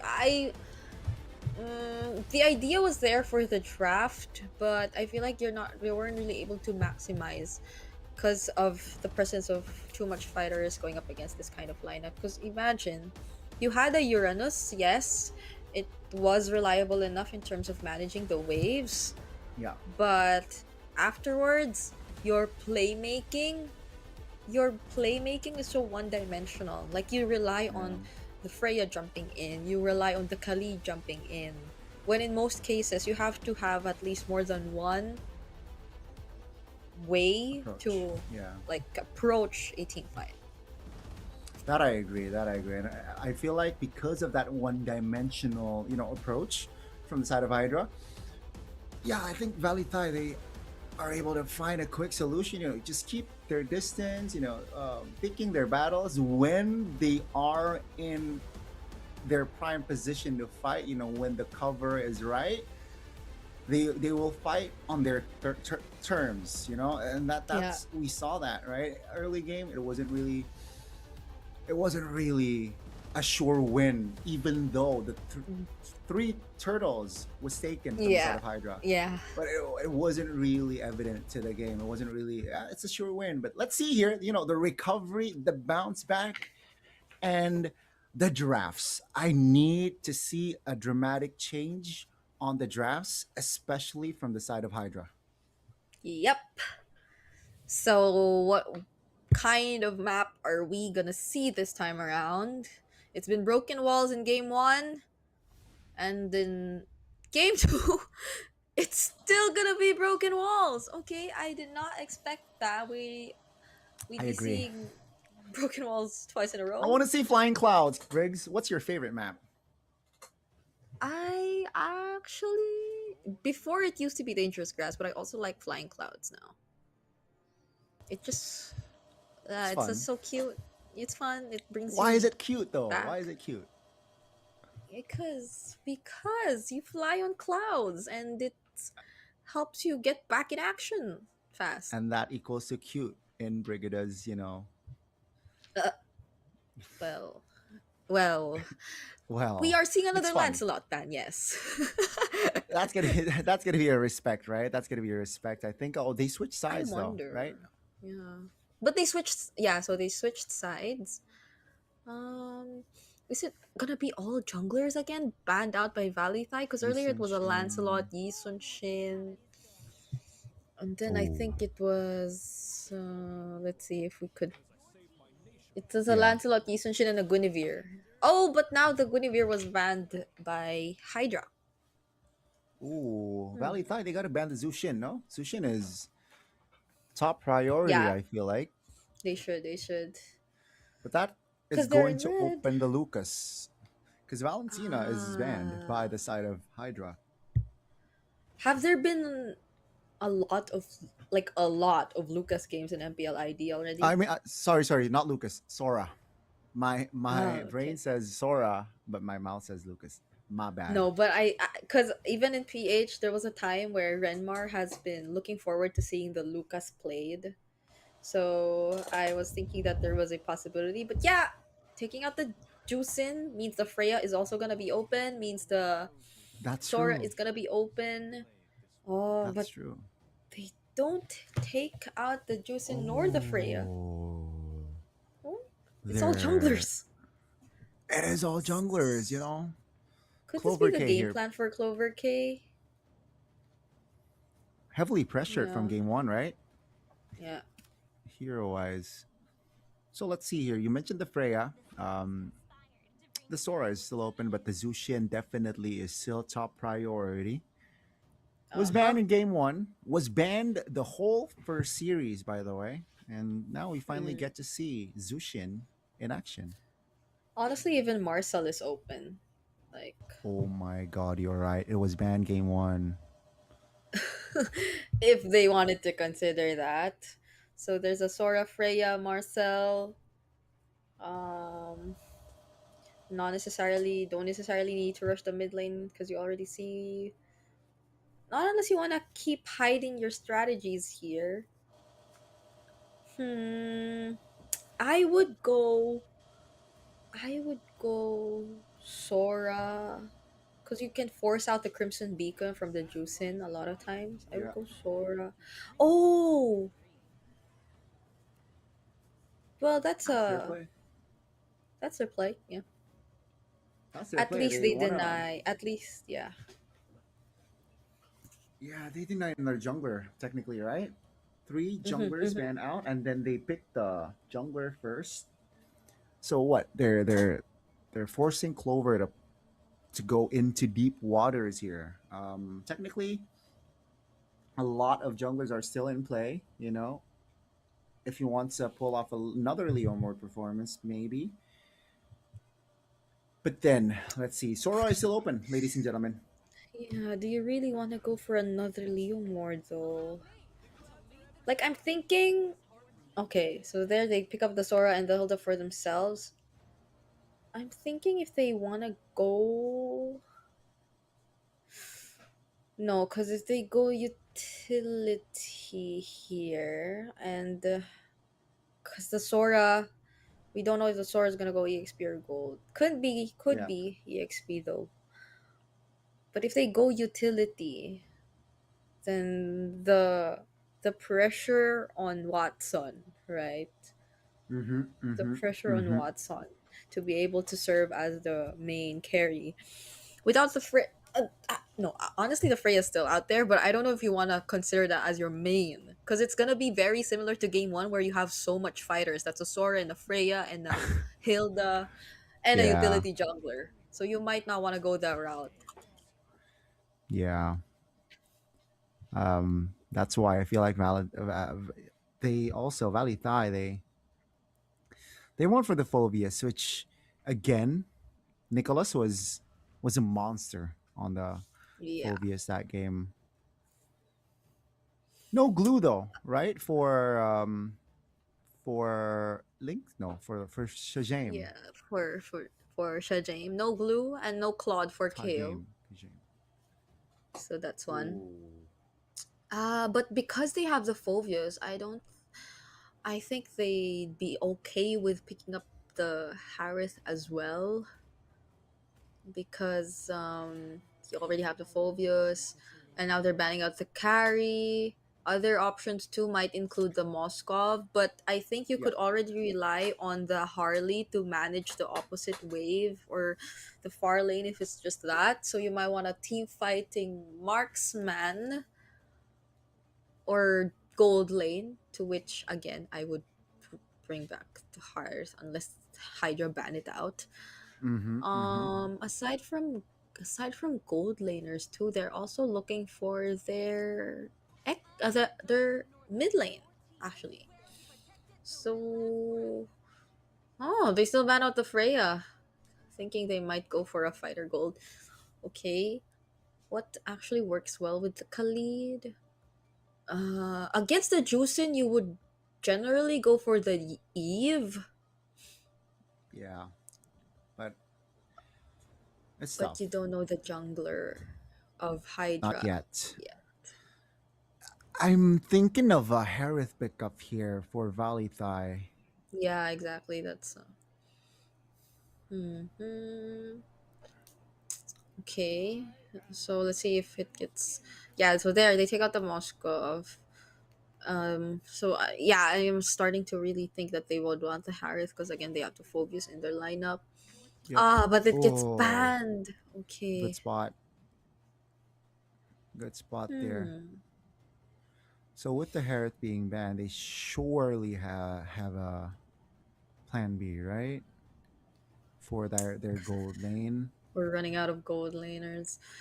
Other options in the gold lane have been what? The Obsidia? Oh, you're right. Obsidia The against Obsidia. this composition is it's doable. You know, you gotta lane right though. Mm. Unless they want to save it for last, so they just really see the matchup. Oh, wow! It's been so long! It's been some time, yes. Okay. Oh, we know it's gonna be a Granger. Hydra Esports. Their jungle. What are the other junglers that are still actually? I definitely do not want to go Joy No, yeah, here.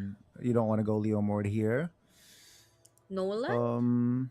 Oh, ooh, Nolan, that's a pull, but like, oh, Obsidia is actually will be deployed by Hydra.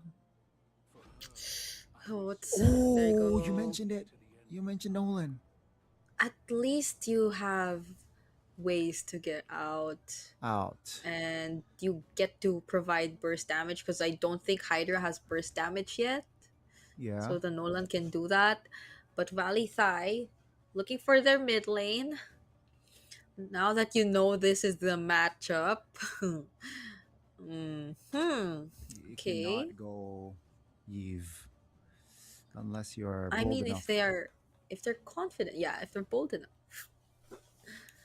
What do you go here? Oh, Eve. Okay. Yeah. Okay. You're bold. Still gonna go Okay, for you're it. bold, Linksy. Because You're still yeah, gonna go it for works So, well. It works. yeah, against a Hilda, against a Sora, sometimes positioning wise, it's doable. You gotta keep their comms right here. But let's see here, right? 10 heroes has been set here, Briggs. Yeah. And the first turtle, I got to give it towards again Hydra. I feel like they will get the first turtle here, but will they be able to maximize their first turtle take or not? Yeah. Of course, a quick suggestion would be yes, it could seem as if things are going really well, especially if Valley Thai aren't really the type to go for a contest, but you have to pay attention to what else are they doing across the map if ever they do decide to just let go of the first few major objectives in this game, because this is match point for Valley Thai Esports. A lot of our talents have also predicted this series to go their way. Let's see if Hydra Esports are actually able to bring us to game 3. Let's see. And you can see here, one jungler goes to the orange buff and one goes to purple. Ooh, again, just the early fights, right? Lethal Wanderer will be contested, I feel like, but no.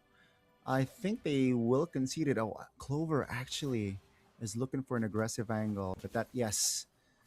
Again, Nicholas actually will bring with the again Vengeance, right? Vengeance is going to be the play here for the side of Nicholas. Wants to be that annoying presence here during team fights. Perhaps creating a two parameters of team fight where he zones multiple members, but laning wise, the gold lane here is going to be okay. Oh, that's a flicker, then an expensive one. Oof. Yep. Very expensive because it even cost him his life. Chajame had to go down in that moment. And this is what we were talking about when it comes to burst and early damage. A Nolan is able to provide just that. Pair it up with Yuri and BLC, then you could have a very reliable early game against heroes who tend to invade, such as Chajame. So that's a win. That's a win here for Hydra Esports. Let's see if they're able to bounce back here in this upcoming turtle, because it seems like Hydra have already positioned themselves around the river. And with Nicholas yet to get his level 4, that's going to be a bit of help from Chajame. They really aren't going to set up. And the biggest difference compared to game number 1 is that Hydra knew they were actually planning to contest. So there aren't any trades for Valley Thai just yet. Yeah, and take a look. Oh, top lane, kill. Oh, KO gets knocked up, doesn't get to survive that even under the turret. Can Chajing find the trade on BLC? It's gonna be a no. Katinaru though might go for the chase, but instead will pick off Yuri. They have no idea Clover K is actually there waiting. Chajing finding the kill on BLC off cam. Outgone here down bottom gets taken out by Wow. Nicholas as well. And surprisingly, Clover K wasn't able to find anyone. Clover K wasn't able to find a kill, but Matt Nicholas is a beast, right? That's Yep. a solo plus a flicker spent for Outcon. And yeah, Hydra, I think they have more avenues, right? In this composition, with this composition, if you compare it to first game, but they still gotta choose their battles here. They can't go in on every possible fights. They can't go in on every potential angles. They gotta wait and sit, especially when the lack of informations of the positioning of Valitai, right? They gotta make sure that they are at an advantage. And so far, Hydra, even though they're okay, never mind. The gold is at equilibrium. Clover K though, gotta keep in mind he is level 7 right now, a level ahead of Katinaru, so that's an advantage during neutral objective takes. Valitai, they gotta ask, they gotta find solutions here. Do they want to concede neutral objectives now, or do they want to contest? Okay. It seems like they really want to contest. There was a clear plan to at least poke Yuri or force something out of their mid laner, but it was a failed attempt. Still, though, Valitai might actually go for it. Raging Sandstorm already committed Flicker as well from Chajame and the Quick Sand Guard. BLC gets taken out and the real world manipulation's already burned, so Valitai might not force the fight anymore, but at least they get one in exchange of the turtle. Oh, Outcon? She still want to go for this. Okay, that's gonna be 1 for none and a turtle. Yeah, just a turtle and a kill, right? Technically, they got BLC, but they lose out on the turtle here. Valitai, so at least they got compensation. Outcon though builds a War X here. Wants that spell vamp, 5 minutes here and 5 minutes in, it's a total of 6 kills. That's a lot of kills if you think about it. Oh, Yuri in the mid lane, that's a great knockup, but Shajame still able to just walk away. And the tempo from the side of Valitai is controlled. I like it. Oh, Nicholas. Yeah, that's the burst coming in from the Nolan. He still gets to survive it though, and even almost that Thunderform from Outcon. He was so close to finding an outplay there. Now it's Chajame and Linksy up top together with KO trying to take on BLC, but he's just too quick to run away. So HD or Hydra don't really lose anything. And it's just Nicholas going down. They might have to say goodbye to this turret up top though if they don't get to defend. Oh, that's the ultimate coming in from Watson, but still Linksy finds the last hit. Katinaru coming in from the sides trying to burst down Yuri, but Yuri's gonna be okay. Okay, that's a deadly magic. He just used it now. That's a lot of damage taken. That's a lot of bodies on the floor, especially from the side of Valitai. Hydra responding with composure there. They defended the structure top, which was pressured by Valitai. Sure, Watson, he was the one initiated that fight, but at least his friends are able to find the kill. That's gonna be the last turtle taken, so it is confirmed a perfect turtle for Hydra. Same story as game 1, but let's see if the outcome will be different, because game 1 they got the 3 turtles, but they weren't able to translate it towards the mid game.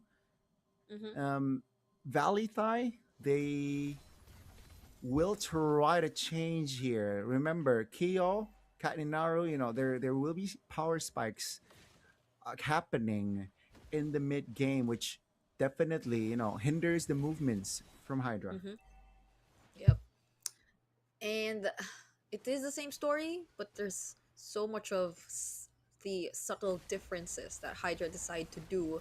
So now they have a clear advantage up against Valley Thai. Oh, but fighting under the real world manipulation. Crimson Beacon already forced out. KO landing these bullets, but still failing to take out some of the members. Only Clover My K and God. Outcon get taken out for now in exchange of Nicholas and Katinaru, making it just in time, forcing out the flicker from BLC. Now it's Valley Thai. It's their turn to fight back. Yeah, and they want to go for more. Oh, the flicker's in as well. Watson still finding some kills across the board, but that doesn't stop Valley Thai from getting more. Nope. And Valley Thai here again, just like game one, I feel like, right? Where we are entering the mid game, they just always they always find a way to, find solutions in game. Their in-game Yeah. decisions has been spot on. Clover, unfortunate, also taken down first there, which allows Valley Thai to take more space, Valley Thai to take more grounds. And after that fight, they got the mid turret, which Hydra, they have less space to play around with. This is not good when you have Nolan. This is not a good sign when you have Zushin as well. It's a great sign if you have Harley on your team to take the mid structure down. More bushes to play. Yep. At least though, BLC will be there. A reliable guy. Oh, no! Up top! Clover K! He gets to dodge the Raging Sandstorm, but then Outcon gets left under the real world, and Nicholas just keeps jumping on everyone with the Infernal Pursuits! Clover K, though, finds the kill on KO, but that's about it. He is gonna trade out 3 of their members in exchange for that 1 kill. That's a 3-for-1 special from Valley Thai. And that will allow Valley Thai to take the Lord cleanly. And this is not good for Hydra. Ladies and gentlemen, Hydra, they first game and second game, they got the 3 turtles, but just lose out on the mid game. And now they want to take the purple buff. It's a reset. Valley Thai is, okay, we got the Lord already. Take your purple buff, no problem. Yep. They'll have to just wait for this upcoming Lord. They'll have to help Clover K to get these resources, but this isn't gonna look too good for Hydra Esports if Valley Thai get to take down more structures. Because you already did point it out, this is a lineup that thrives in more map control. This is a Harley. This is a Khalid who just keeps annoying everyone while allowing for KO to snipe them from a distance. Oh, but Katinaru gets spotted out here. Clover K, can he actually finish off the kill? The sidesteps, not gonna be enough. Yeah, finally a good pick-off strat there. Clover K wasn't shown on the map, and I feel like Katinaru wasn't aware that Clover was around. So that 2v1 strat was pulled very, very good. And also bought time actually with the Lord there. Taken down, no problem from the side of Hydra. Uh-oh, BLC cannot overextend here though. Now it's a 3k gold lead. Is it over? Not just yet. Valley Thai, they know that they have mop. Oh, K-Lover. Interesting jump. Clover K dodges everything. Really hard to catch, but then there goes the setup coming in from Outcon. They aren't able to convert it into kills just yet though. Watson from the side gets bursted down before he even gets to do anything, and the Sky Piercer stacks are just coming in for KO. 3 members down for Hydra Esports. Things are looking and things are going from bad to worse here from Hydra. Watson looks for a flank play, but actually bursted down. You mentioned it perfectly there, Briggs. And now without Yuri, without Watson, without Outcon, they will lose more structures. We saw that earlier, and hence, K-Lover, Clover K is not level 15 yet. So this is not a good sign. 30 seconds on the clock for the next Lord. And Valley Thai, they can just, right now I feel like they can just go for fights. Oh, speaking of fights, Chajim gets taken out real quick though. Clover K, you did not want to lose that hero before the Lord fight. Linksy though with a free hits, KO2 catching up. Two members being picked off before the Lord is not a good sign for Hydra, and now they are going to look at taking this mid base turret before anything. They lose it even without the Lord. Yeah, again, right? With this lead and with this sort of composition plus map control, Valita is actively looking for fights, and we saw that, right? They, even though they lost Shajame early, they don't care. They can still fight with the firepower that they have right now, with the equipments built already within their composition.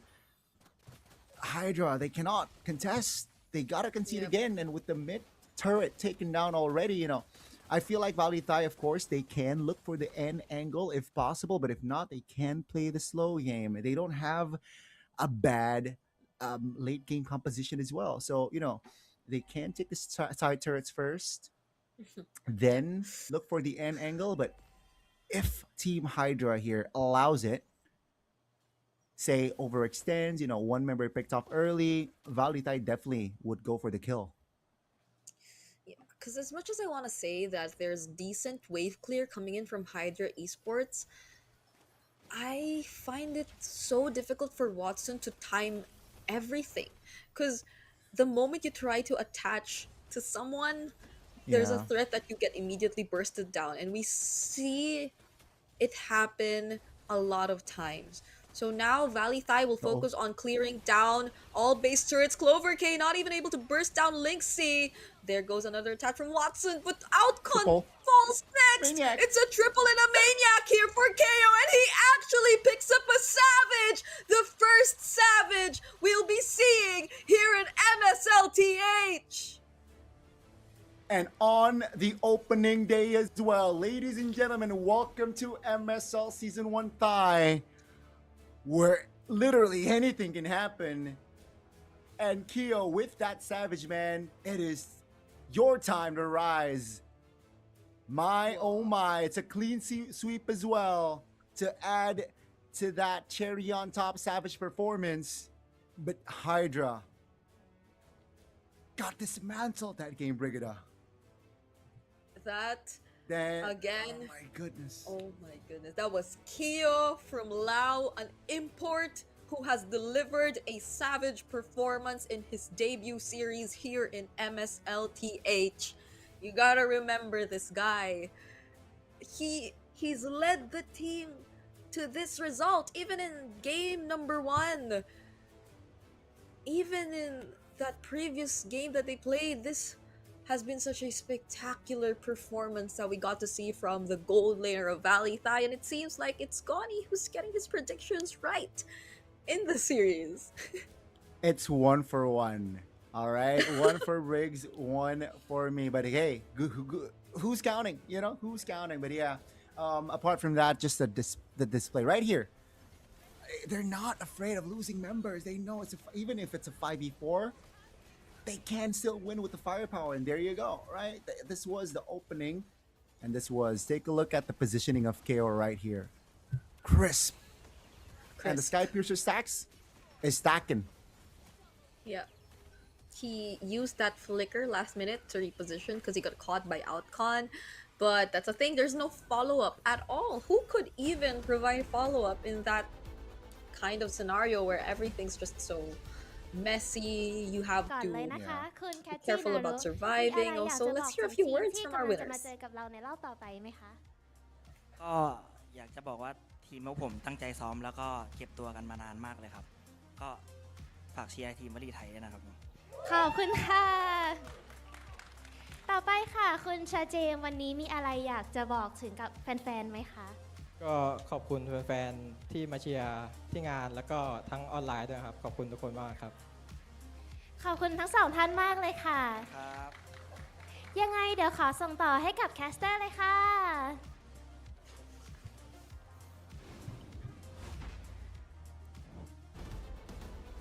There you go. There you go. Okay. That was a beautiful series. First series it was a 2-1, but it seemed like the second series we don't need 3 games to We don't. decide who's the winner. Yeah, I have to say this is the first time. This is the first time our producer has not jinxed the results of this series. But we have to give it to our game MVP. Who else could it be, Gani? It has to be KO. He got the first Savage of the league. Welcome to history. I mean, you will be a part of history, KO, man. 12 kills, you know, a double-digit kill as well. Perfect goal per minute. I really like that number. And of course, the equipment's very, very standard. You know, a Sky Piercer. So before he was 7 kills. No, wait. What's the math again? What's the count again, Riggs? You get 10 stacks when you build it, and then additional 10 for each kill. No, like so 12 kills before the Savage. What was the number? 12 kills before the Savage. What do you mean before the Savage? Before the Savage, how many kills was he on? It was my Oh question. no, you're making me do math! 7. 2, Okay, 4, good. 5. 1, 2, 3, 4, 5. Okay. 1, 2, 3, 4, Yeah, 5. it was Okay. 7. I'm so glad the 7 caster kills. cams are not on. 7 kills before that last Savage, just to make that kill double digit. And yeah, a very, very sound performance. Again, what's wrong with Hydra, right? 2 games in a row, they got 3 turtles, but they're not able to translate it towards the mid game nor the map control. So, VLTH, wow, hats off. Again, just from the drafts, I feel like both games, I like their drafts and also their execution. It's true. It does feel like they know the heroes that they want. They know they know the players they do not want to play. They know they just want to keep shutting down Clover K. I think that is one key takeaway that we got from the series. In terms of the draft, it's always been a focus on Clover K. It's always been the bans on the Lancelot, on the Eastern Shin, on the Guinevere's, or even the Suyos. And you don't even see the Lancelot being picked up anymore. I think the last time we got to see a Lancelot played, and this is in PH, was when Carl TZ ran out of junglers in their previous series last week. So that was the only time we ever got to see a Lancelot again. I'm not sure if you get to see it in Indo, but it's a rare case. And what we could at least get from that, I guess, is also the fact that VLTH Esports is a team who does really deep research against their opponents. Yeah, so maybe, right? So the Lancelot ban maybe was one of the keys to victory on why, you know, Hydra wasn't able to get a great game or wasn't able to, you know, find their pacing rhythm. And you can see here from the stats, it's, again, apart from the 3 turtles, Hydra wasn't able to, you know, just based on the stats, you can see that Hydra did not have map control. And of course, the rich guy, the carry, and the best wingman here being from the side of VLTH. Great performance, wonderful display as well. 18 assists? That's crazy. 18 assists for Cha-Jame. And congratulations once again to VLTH Esports. They got the first sweep, the first Savage, and that's the beginning of much more, I guess, for VLTH Esports if they're able to continue this momentum and this kind of precision in terms of their playstyle and draft. There's just so much to look forward to when it comes to this team, or should I say to all of these teams, because it's just the first day here in MSLTH, and it's definitely there's definitely a lot to learn from all of these matches. Definitely a lot to learn, and it's still a long way, Briggs, because technically we are still just in our opening day, so expect a lot more, perhaps Savages, a lot more, you know, unique picks as well. But that was our second match of the day. We still got 2 more, upcoming, it's gonna be intense as well. We got ACT Esports Club going up against Tenacity. Who do you got there? Do you remember? Okay, yeah. Okay. I can double check. I went for. Are we really gonna spoil it now? Okay, I went for ACT. I said it. I did not went for ACT. That's spoiler news. That's spoiler. Okay. Spoiler alert. So if he didn't go for ACT, then guess what? Guess who he went for? I wonder who he went for. But yeah, it's ACT versus Tenacity coming up next for our third series of the day, and that is gonna be our second to the last series already, because we only have 4 best of 3s today for our opening day, and afterwards I think this is a much awaited star match or highlight match for you guys. But again, before that, we have to head over to our third series, right, Lonnie? Yes, so stay tuned, ladies and gentlemen, and grab your snacks while you guys wait for the third series. We will take a short break. Stay tuned.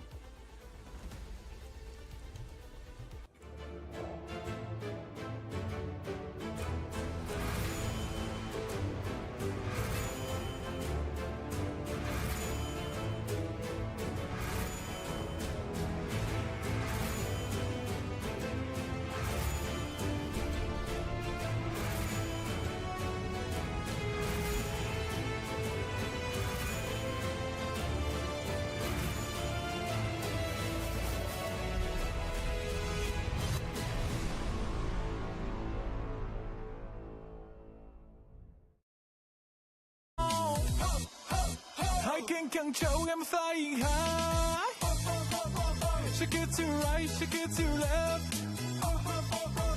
Try to who, how's my skill? Bigger, bigger, bigger, bigger. Bigger, bigger, bigger, bigger. Bigger, bigger, bigger, bigger, bigger, bigger, bigger, bigger, bigger, bigger, bigger, bigger. Bigger, bigger, bigger, bigger, bigger.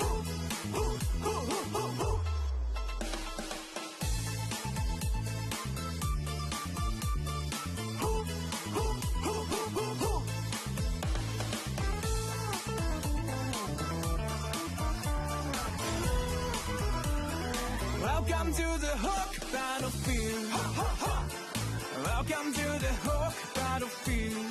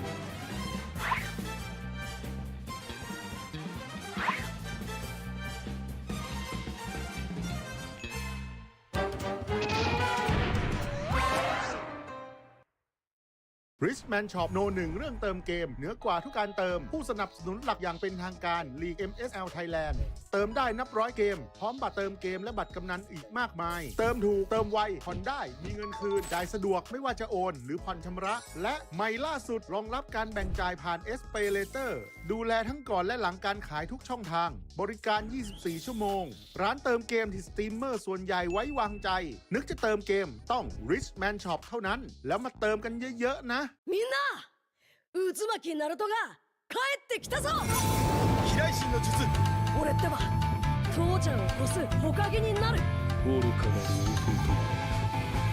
弟子供騙しかアマテラス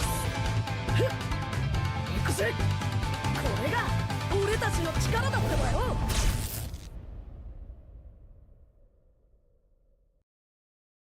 Welcome to the Hook Battlefield. Welcome to the Hook Battlefield. Shake it to left, shake it to right. Got you now, got you now. I can control, I'm flying high.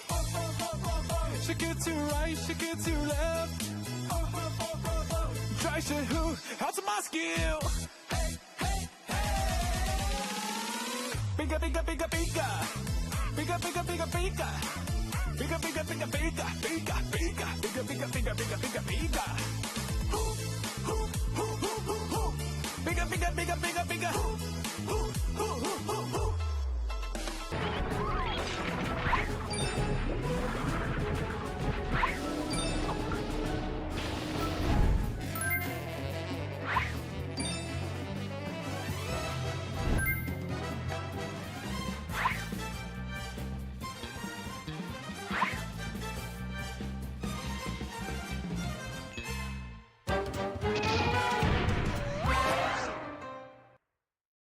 Richman Shop โน 1 เรื่องเติมเกมเหนือกว่าทุกการเติมผู้สนับสนุนหลักอย่างเป็นทางการ League MSL Thailand เติมได้นับร้อยเกมพร้อมบัตรเติมเกมและบัตรกำนันอีกมากมายเติมถูกเติมไวผ่อนได้มีเงินคืนจ่ายสะดวกไม่ว่าจะโอนหรือผ่อนชำระและใหม่ล่าสุดรองรับการแบ่งจ่ายผ่าน SPayLater ดูแลทั้งก่อนและหลังการขายทุกช่องทางบริการ 24 ชั่วโมงร้านเติมเกมที่สตรีมเมอร์ส่วนใหญ่ไว้วางใจนึกจะเติมเกมต้อง Richman Shop เท่านั้นแล้วมาเติมกันเยอะๆนะみんな渦巻きナルトが帰ってきたぞ飛来神の術俺ってば父ちゃんを越す火影になる愚かなる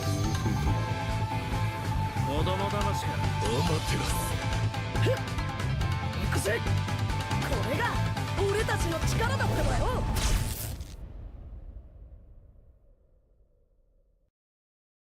Welcome to the Hook Battlefield. Welcome to the Hook Battlefield. Shake it to left, shake it to right. Got you now, got you now. I can control, I'm flying high. Shake it to right, shake it to left. Try to who, how's my skill? Bigger, bigger, bigger, bigger. Bigger, bigger, bigger, bigger. Bigger, bigger, bigger, bigger. Bigger, bigger, bigger, bigger, bigger, bigger, bigger, bigger. Bigger, bigger, bigger, bigger, bigger.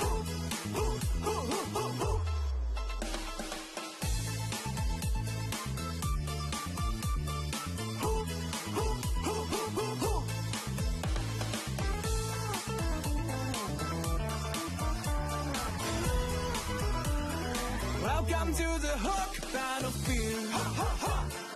Welcome to the Hook Battlefield.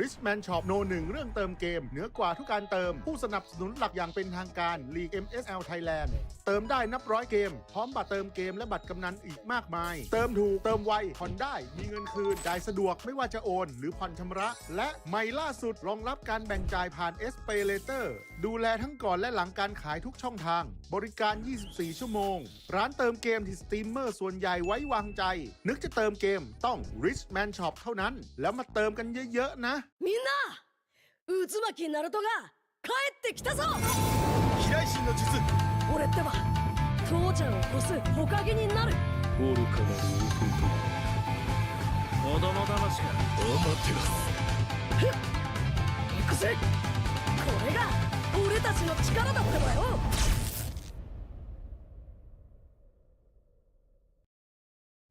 Welcome to the Hook Battlefield. Welcome to the Hook Battlefield. Shake it to left, shake it to right. Got you now, got you now. I can control, I'm flying high. Shake it to right, shake it to left. Try to who, how's my skill? Big up, big up, big up.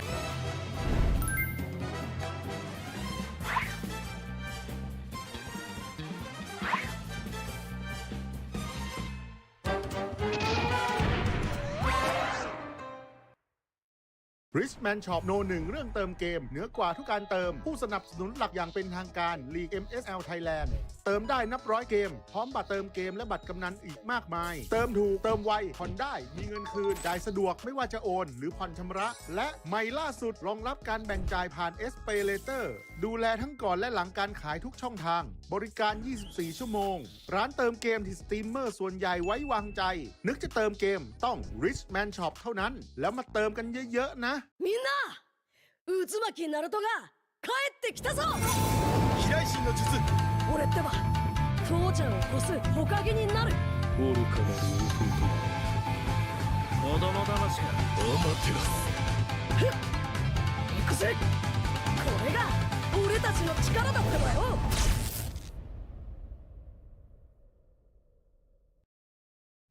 Welcome to the Hook Battlefield. Welcome to the Hook Battlefield. Shake it to left, shake it to right. Got you now, got you now. I can control, I'm flying high. Shake it to right, shake it to left. Try to who, how's my skill? Bigger, bigger, bigger, bigger. Bigger, bigger, bigger, bigger. Bigger, bigger, bigger, bigger, bigger, bigger, bigger, bigger, bigger, bigger, bigger, bigger. Bigger, bigger, bigger, bigger, bigger.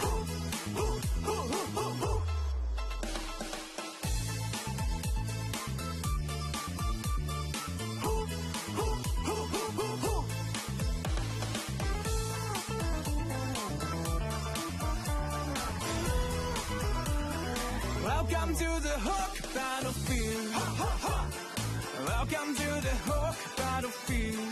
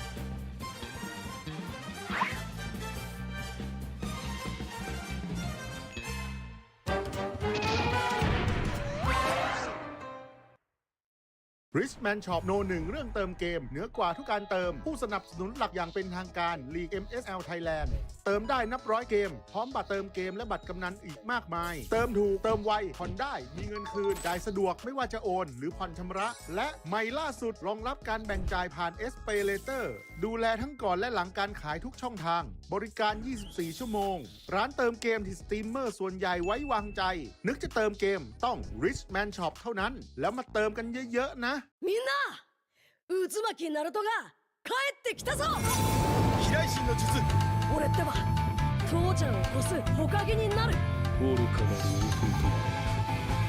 子供騙しかお待てろふっ行くぜこれが俺たちの力だってばよ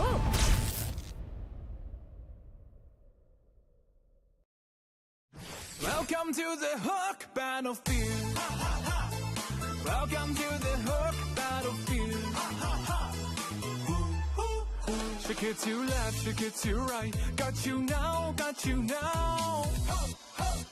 I can control, I'm flying high. Shake it to right, shake it to left. Try to who, how's my skill? Bigger, bigger, bigger, bigger. Bigger, bigger, bigger, bigger.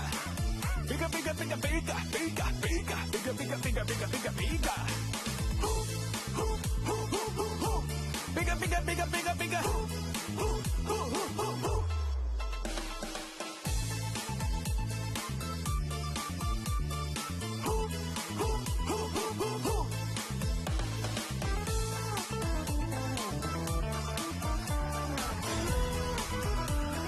Welcome to the Hook Battlefield.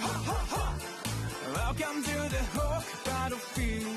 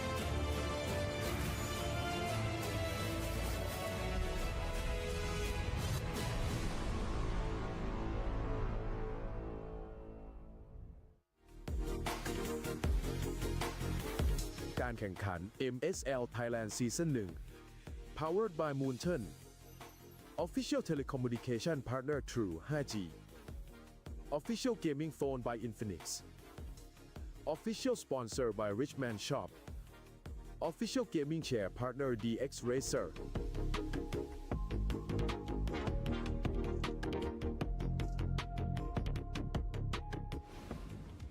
สวัสดีค่ะ ยังอยู่กันไหมคะ พร้อมแล้วหรือยังคะสำหรับคู่ต่อไปของเรา ระหว่าง ACT Esport Cup พบกับ Tenacity หากพร้อมแล้วไปพบกับเหล่าแคสเตอร์ของเราได้เลยค่ะ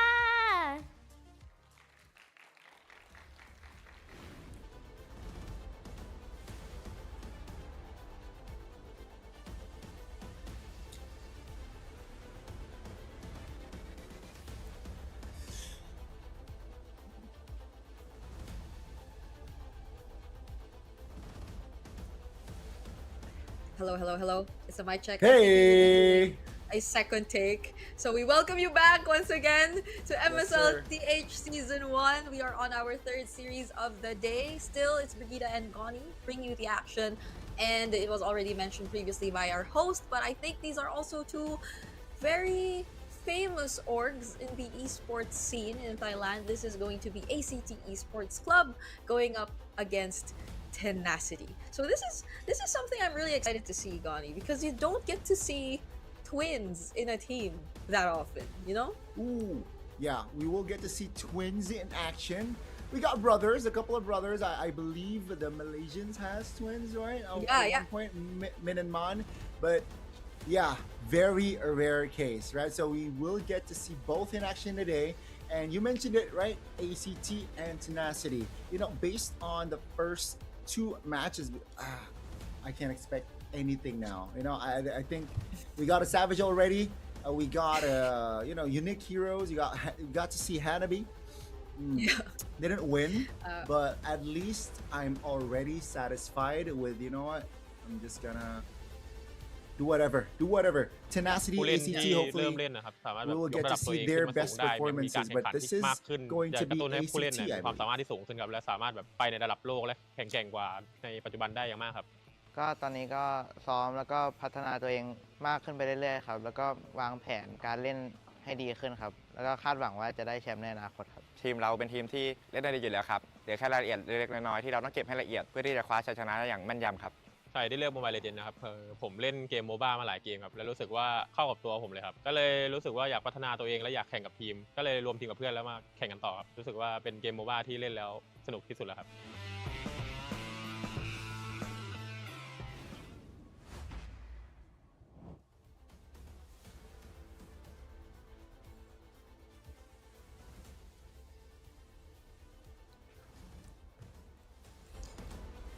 Alright, you got to see a glimpse of the twin brothers right there. So they were seated not next to each other, but if you look closely, you would have seen the twin brothers in ACT Esports Club. And that's, I think, a plus for them in terms of chemistry, because they've been competing together even way back. And a lot of them, I think you could consider them and their average age being very young. But the experience that they have in the MOBA scene is definitely something. So I'm hoping that they get to bank on that as they go up against Tenacity, who just the same, if it's in terms of experience and achievements, even internationally, they have a lot under their belt. Yeah, it feels like for Tenacity, their experience is definitely above. If you're gonna compare that, but hey, you know, let's welcome you, the home team for our third game or third match today. It's gonna be ACT. You mentioned the twins, right?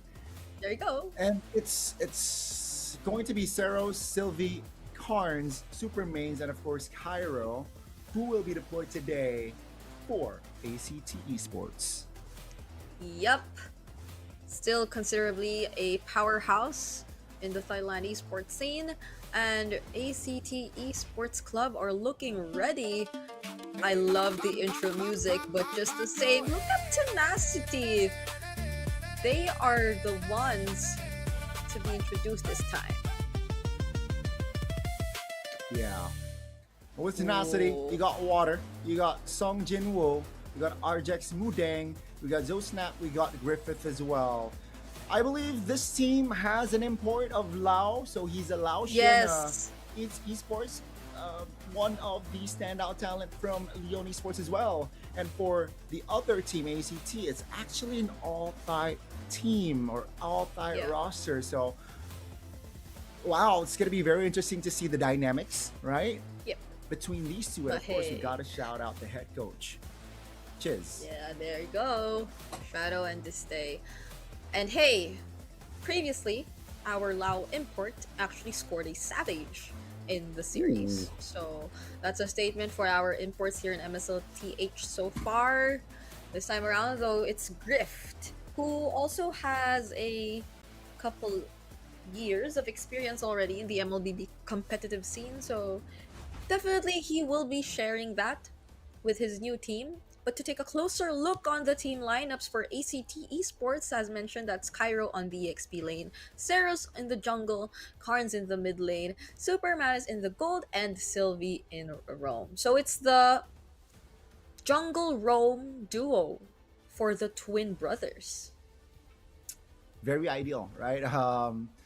The jungle roam, one who sets up the tempo and one who executes the tempo. And for Tenacity, you got Sung Jinwoo on the XP, Water on the jungle, Zosnap on the mid lane, and Riff on the gold lane. And we got Arjax actually on the roam position. There you go. I like the jersey designs we're seeing so far. You like the jersey? Okay, which? TH. Oh, wait. Challenge prediction. Hey, we're different again. Different. Why, Briggs? Why? Why do you keep doing wonder. this, Connie? Hey, if we're keeping tabs, we're 1 for 1. Okay. Yeah, that's true. That's true. But we both think this is gonna be a sweep. Also true. Also true. Okay. Let's see. Because the last time I predicted, at least my predictions for sweeps or game threes are accurate. At least. At least. That's the thing. Hey, It's been oh my one goodness. series. Yeah. It's been Grab okay. the I'll give it to redeem you. code. Don't forget the redeem code. All right. And also follow MSLTH on Facebook, YouTube, and also TikTok. Yeah. I believe they also have an IG page. Check that out. Yeah, you will be one of the first few followers of MSLTH because again, we are just starting this very historic league in an esports powerhouse, which is Thailand, and it'll be great if you guys can keep yourselves up to date because we have a lot of things coming up. This is just the beginning. Imagine seeing a Savage in as early as day 1.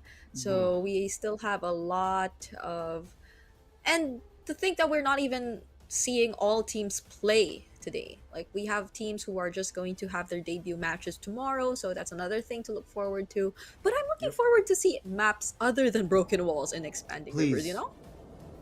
Please. Oh, okay. Well, Briggs. Well. See, You I jinxed jinxed it. Okay. Oh my god. Okay, at least it's just the map, right? At least it's just the map. Okay. Wow. Another Hilda ban. Yeah. Okay. So feels like Tenacity here. They're I feel like their approach here. They're trying to deny, and also they're trying to open. They're open to a assassin type of gameplay, right? The Harleys, the Suyos, probably. And also what interests me the most is they banned the Zushin while having blue side. Yeah, that's true. I wonder, like, what kind of game plan requires you to not open the Juicin in blue? Or maybe they just want to like keep a lot of the other options open, which can be another route. because at this point, oh wow, I was just about to mention that the Fanny's actually That's open. the thing. Oh, I was about to okay. say as well, right? Okay, so what's open here? No Valentina. Is this just a Sora pickup? But then again, the Freya is still on the table as well. Well, the Freya actually is banned, Connie. So, Oh, my well, bad. that's weird too for ACT Esports Club because then they banned out the Valentina, knowing fully well that there could be a Sora prio. But it's not gonna be the Sora anyway, so. Oh, okay. It's gonna be this Baxia here prioritized by Tenacity. Do I like that priority pickup? I have doubts, you know. Maybe one of the reasons why they banned the Zushin because they really want to play the Baxia, right? And maybe it's starting to make sense. So naturally, it's gonna be responded with the Eve, which it will show. Great. And Great. ACT, they are quick to pick up the Claude as well. And they know that they need firepower to shred the tanky boy of the Baxia, and Claude is definitely an answer. Yeah, and it's an answer to the Eve as well, but now they're already able to secure the Claude, so there won't be much problems for the Eve, I assume, for ACT Esports Club. Now, Tenacity, it's gonna be tricky to pull off a Harith because again, you don't know the EXP lane. It's also gonna be tough to play it under the real world, so they'll just revert to the Kimi Fove. Well, again, it's probably a Baksha jungle, right? So Yeah. it's gonna be fast rotating at least together with the Kimi. I think it's where it works. The Khalid is also still open if you want to just like double down on the early game, but he might need a bit more of the damage in the gold. So I'm wondering if they're gonna be looking at the likes of a Yisunshin gold. Ooh, for Tenacity, it does make sense, right? Especially going up against a Claude in lane. But that's gonna be the glue Yep. here, locked in. It's going to be very annoying towards a Baxia here. Going up against a glue can be mounted. And, sometimes against a Fofies as well. So imagine glue mounting you, pulling you back to a real world manipulation. That is True. going to Not hurt. fun. Not fun, yeah.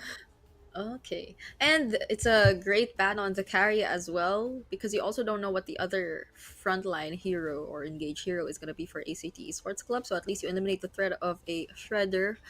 We did see a couple Lunox bans earlier on as well, but I doubt that's going to be an option since they already picked up the Kimi, and the Kimi is oftentimes a mid lane already. Yep. Not unless you want to switch things up and put it somewhere in gold, but I think it's very unlikely to happen considering the matchup against a Claude. They also took out the Moskov, so they're really narrowing down the options for gold lane here. Tenacity, on the other hand, probably gonna look at another jungler. If I were Tenacity, what do I do not? Well, how about they take out the Fredrin? Because the Fredrin Claude Eve look very, Yeah, disgusting, right? That's a very disgusting composition if it were to be on the same team. But also, let's don't forget the Suyo. I was about to say the Suyo, but instead they shift their focus. They limit the EXP a bit. Some sort of a playmaker as well, right? With Sora, it's annoying, So they think it's a blue roam, or they want to force it in blue roam. roam. Yeah. So fourth pick here, first pick in the second phase. What do they go? I feel like they can go for an EXP, right? Just keep your jungler last. Okay, yeah, because there's a Harley still actually. Yes. But again, you're up against a Baksha. I'm not sure you want that. So That's they'll just Suyo, go yeah. Suyo. I expected Tenacity to ban that one. What other gold lane options are there? We haven't seen the CC in a very long time now. There's the Harith, but I'm not quite sure. Yeah, it's tough. So Granger, there's a okay. Granger. Granger gets picked more than the Yi Sun Shin gold here in Thailand. That's one thing. Yes, yes. Yes. First Okay. series though, keep it. I think it was banned out a couple of times, right? The Yisun Shin, but the Marcel finally making its debut. Yep. We're seeing a golden R. um. So for EXP lane, if it's a playmaking hero, or a dive hero, I think you need a dive hero. Yeah. Okay, so EXP, you know what? I don't mind. Okay. Maybe too ambitious, but Lapu Lapu. But oh, whoa. So it wait. is going to be Glue EXP. Yeah. So it's a Sylvie on glue the show. fove. Okay. Cho, I'm expecting a lot of purifies then. Yes, yes, yes. It's forced now with the Pure Cho. tenacity. So Kimmy, Yeah. Granger, Purify. Okay. Well, I'm just really excited to see this jungle roam connection between the twin brothers and ACT Esports Club. And there you go. It's just the Kimmy picking up the Purify. The Ranger seems to be okay with the amount of range that it actually has, so they'll just opt to go for the Flicker. Okay. This seems like a very fast-paced game, if you ask me. It's a Baksha and a Marcel. That's a very annoying combo if we're talking about the jungler roam connections. But on the other hand, I think even though it will take a bit of setup, the Suyo being Suyo is just such a difference maker in this draft. Yeah. Yeah. After seeing a couple of Suryo performances today, I think the Suyo here has an advantage. But let's see here as we welcome you to the Land of Dawn for our opening game of this series between ACT and Tenacity. Ooh, actually, Sylvie here taken to below 50% HP. Okay. Something you could expect, definitely, from a Baksha jungle. There's just such quick response. They did not contest the Little Wanderer anymore, though, so they handed it over to ACT. And I guess it's gonna be okay if you want to just really prioritize being careful in the early game. But okay, we're looking at the talent predictions for the Thai talents, and Goni unfortunately will not be on the same page as them this time around. It's gonna be me. I have I have the exact same prediction as them. Sweep for all of us, but only me that went Tenacity. So how did it feel, Brigada, to be on the majority side now? It's actually fun. I think for once I am not too unique. Okay, Oh. okay, interesting take. But yeah, Oh. you mentioned earlier Griff taking the flicker. Personally, for me, that's a bold move, right? Sure, you can close the distance. You can also keep your distance with the flicker, but the amount of crowd control from the side of ACT cannot be underestimated. As let's take a look at the turtle take here. The first one, Water looking for an opening. That's going to be the glue mounting the Baksha. Taking a lot of heat there. Ooh, real world motivation. The box will lock Baksha down alongside Argix. 2 members out from Tenacity here as ACT. 5 members already in the vicinity, and they will take the first turtle, no problem.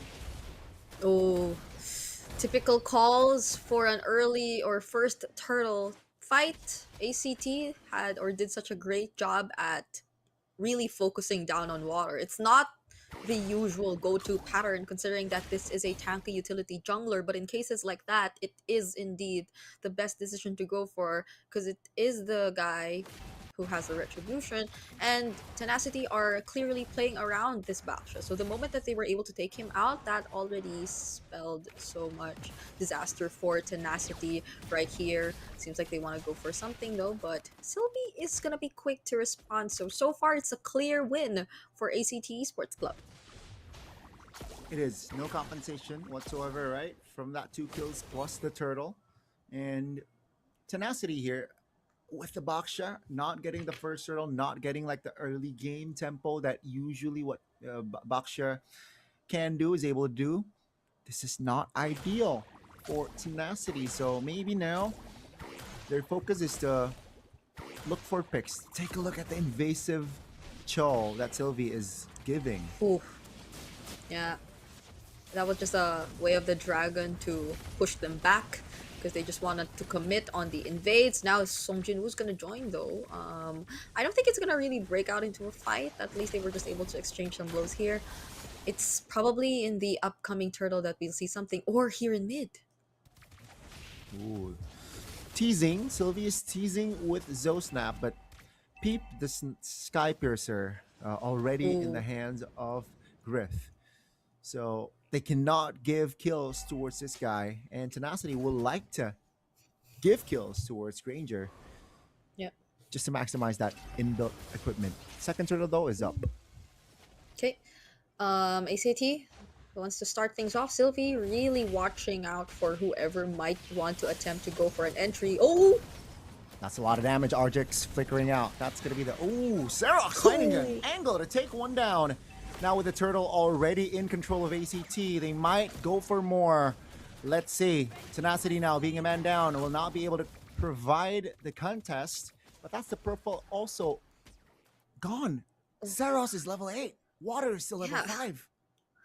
They just left Flukeo to take that objective, and the rest of ACT went straight to the purple buff. Sylvie now guarding Flukeo. Argix will be here. Might land a tracking shot, but Flukeo decides to BMI out. And it's such a great call from ACT Sports Club so far. They're in the clear advantage. 3k gold lead up against Tenacity. And they really know how to juggle all these resources. Imagine that. You mentioned the level discrepancies that we're seeing in or between our matchups, and this is definitely not good to see. It's a 3-level gap between our two junglers, and it's about to actually become 4. Oh no, it's actually clutch. Yeah, there's still 3 up top. Yeah. Let's see what happens now that ACT Definitely. is able to start converting. It's looking like the gold lead is just about to grow. It's hard. The top lane structure taken down as well. Oh, that's a great encounter there. That's gonna be Karns though flickering out. Ooh, take a look at the golden hour. Now, no follow-up damage. Sylvie is still a-okay. It looked good for a second for Tenacity, but the damage wasn't there for their side.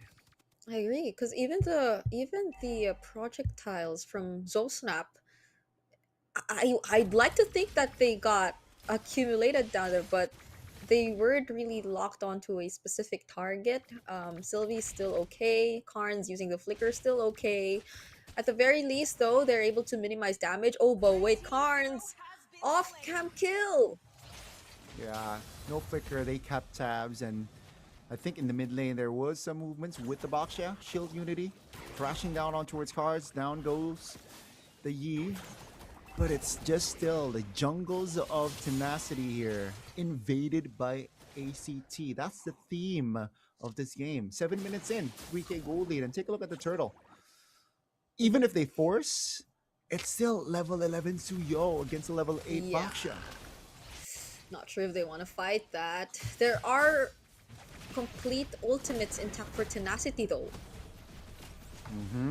Let's see the fight here. It's a 5v5. A raw one. That's going to be the frozen movement. Viper trying to delay. Ooh, Saros finds the turtle. Naturally, that's going to be the Kimmy. Free hitting. That's a kick as well. Argix goes down. Blazing Wet from Flukeo. Now the reposition. Sylvie perfectly timed. Griffith very aggressive, but that's just going to be a gold and roam trade. Now with the mount here, Water is trying to hold on, but the damage from the side of ACT is just too much to handle by Tenacity.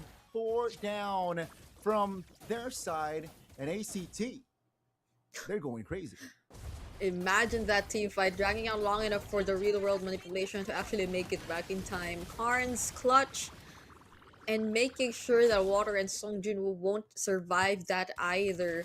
With another turret taken down bottom as well, ACT have extended their gold lead to up to 5,000 up against Tenacity. Definitely not looking good for them.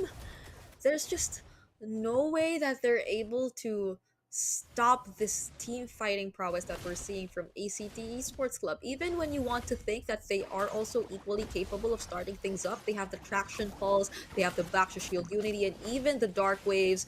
ACT, they're always ready to fight back, and they deny yet again another buff. Uh-oh, Karn's figuring out. That's going to be the golden hour. Locking down 2 members of ACT and 1 from Tenacity, though. That's going to be the damage coming still from the side of ACT. That's the Blazing Duet finding Sung Jin Woo.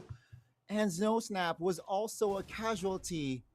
Man, oh man, every fight that ACT is taking, they're just controlling the fight. Yeah. Mind you, Rift also got a Sky Piercer stack earlier, but it got reduced because he immediately got killed afterwards, so it's not working so far for Tenacity, and they might have to let go of this next upcoming objective as well, which is, mind you, already the Lord, because we're 9 minutes in this game, which has been for a majority controlled and under controlled by ACT Esports Club. And the fact that even if Argix gets to check the opponents, or even if he does get to provide some information, they're not really able to do anything with it. They do not have enough damage to take on ACT Esports Club just yet. Not yet. And I feel like the window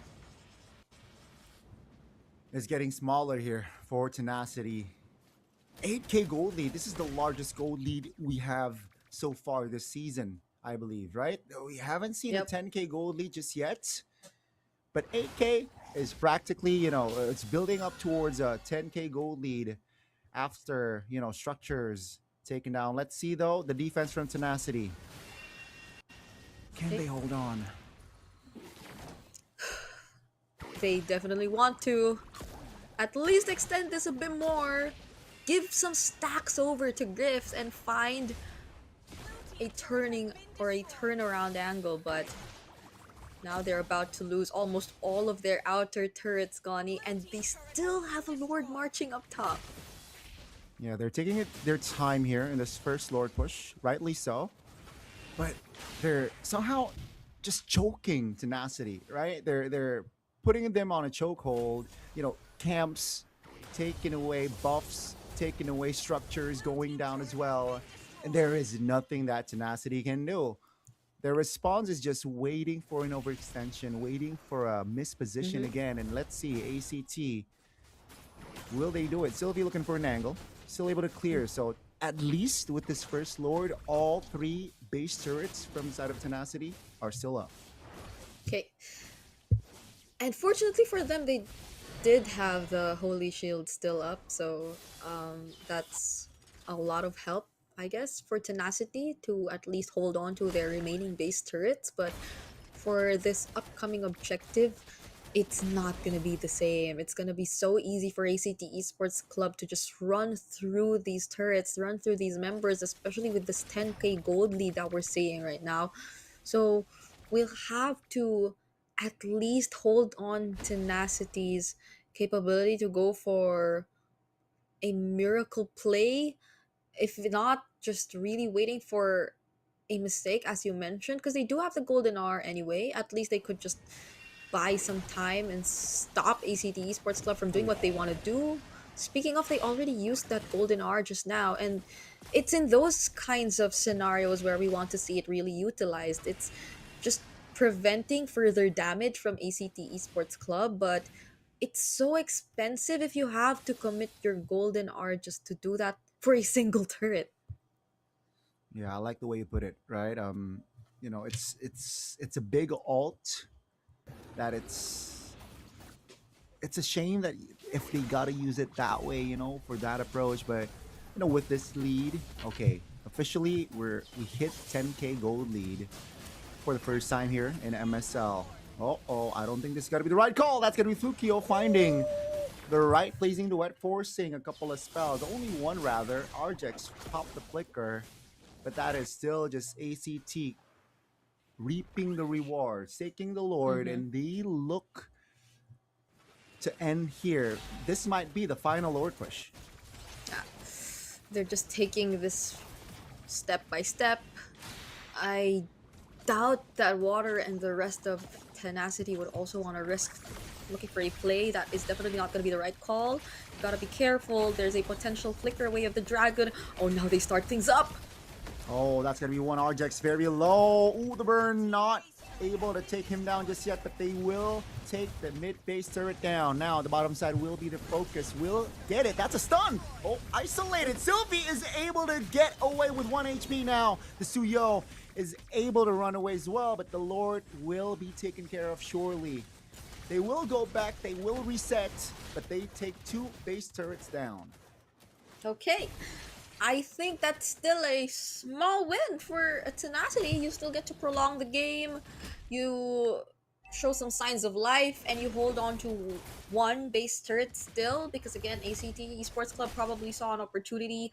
Even without the Lord, they tried to go for something, and it is sort of warranted because you are already looking at a 12k goal lead either way. It's just that it's still possible, based on what we saw, for Tenacity to actually fight back, and I think that's a really good sign for them. But they might have to say goodbye to their last base turret right here. Sylvie. Yeah, with real world population finds Zosnap very low there. Still able to reposition, but take a look at the immobilization on Water. That's on the Baksha.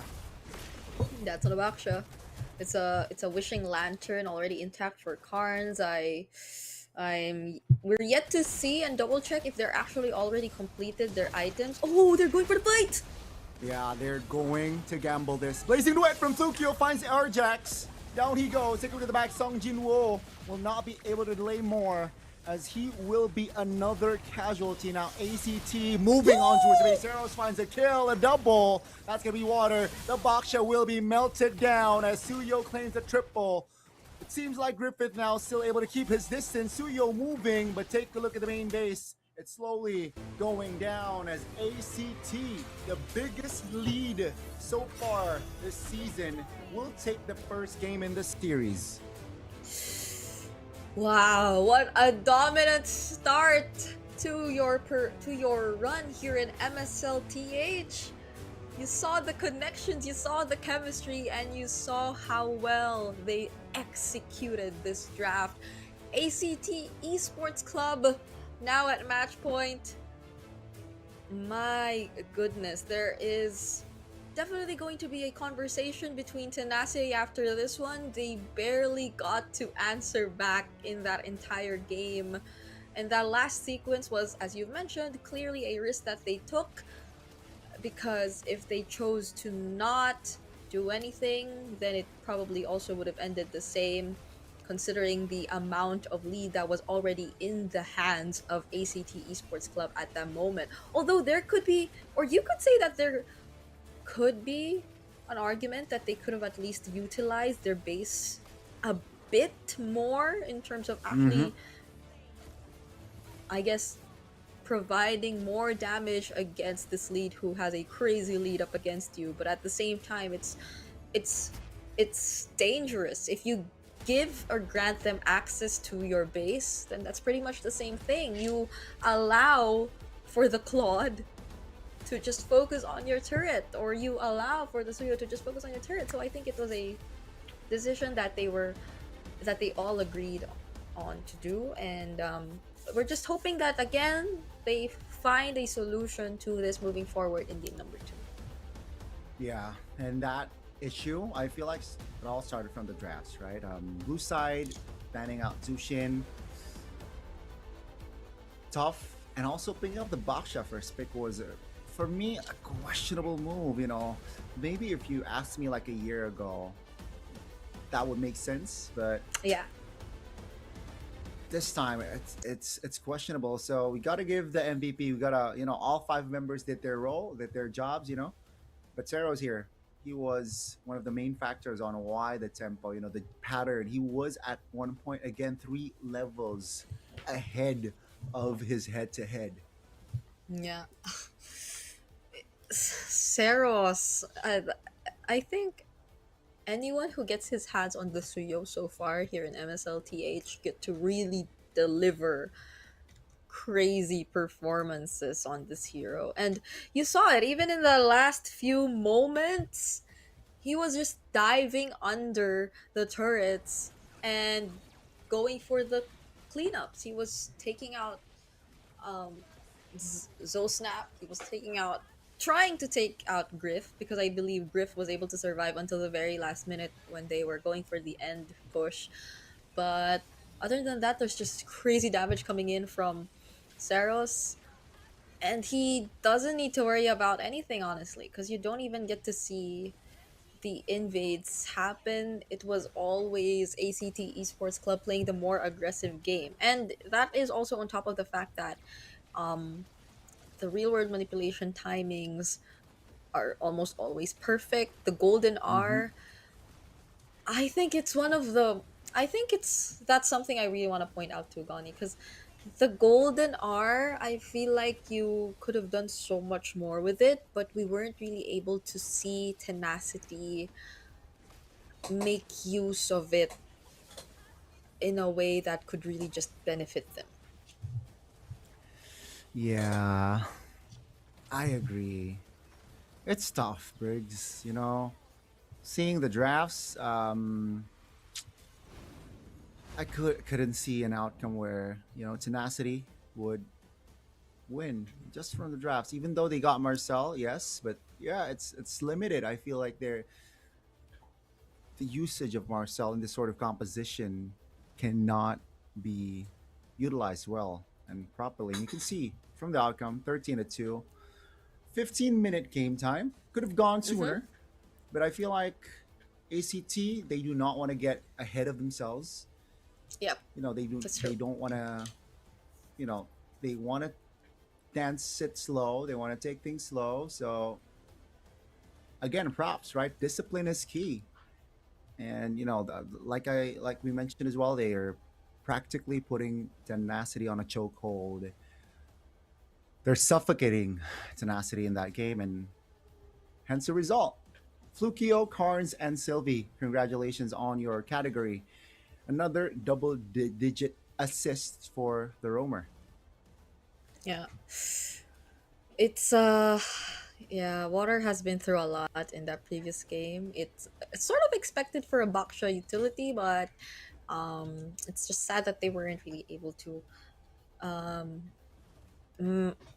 convert all this damage taken into something. He was a sandbag for a reason, but I don't think we got to see Griff's really scale up, or even Zosnap find or rat in some kills. So it's I think those are the main requirements, of course, if you were to look at a utility jungler. So here we get to see yet another dominant performance from one of these teams. Now it's ACT Esports Club, and it's, I think, a challenge for Tenacity to reset after what happened in that game, because you got to see the biggest leagues, the biggest lead so far in this league.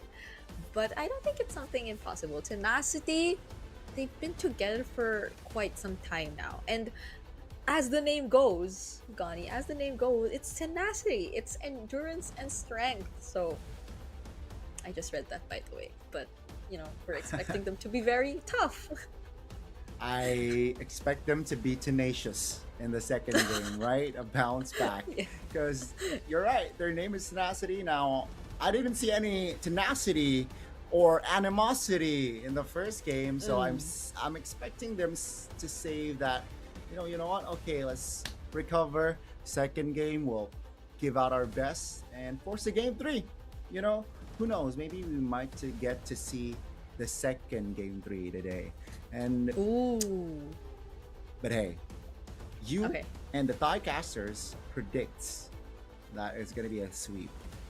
And if Tenacity displayed that sort of performance again on game 2, I might have to agree. We might see a 2-0. I mean, I can't lie, yeah, that's true.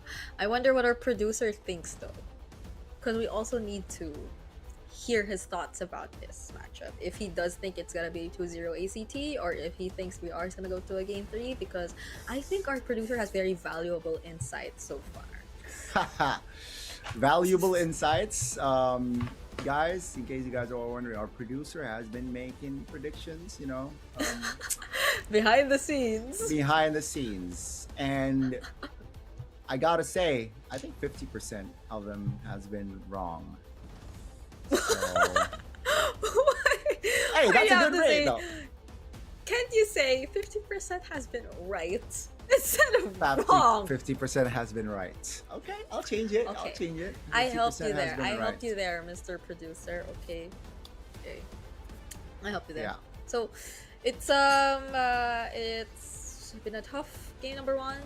But we'll see. Cause it's not that difficult to pull off the adjustment, especially if it's just starting with the Baksha first pick and stuff like that. No, honestly, I feel like it would have worked.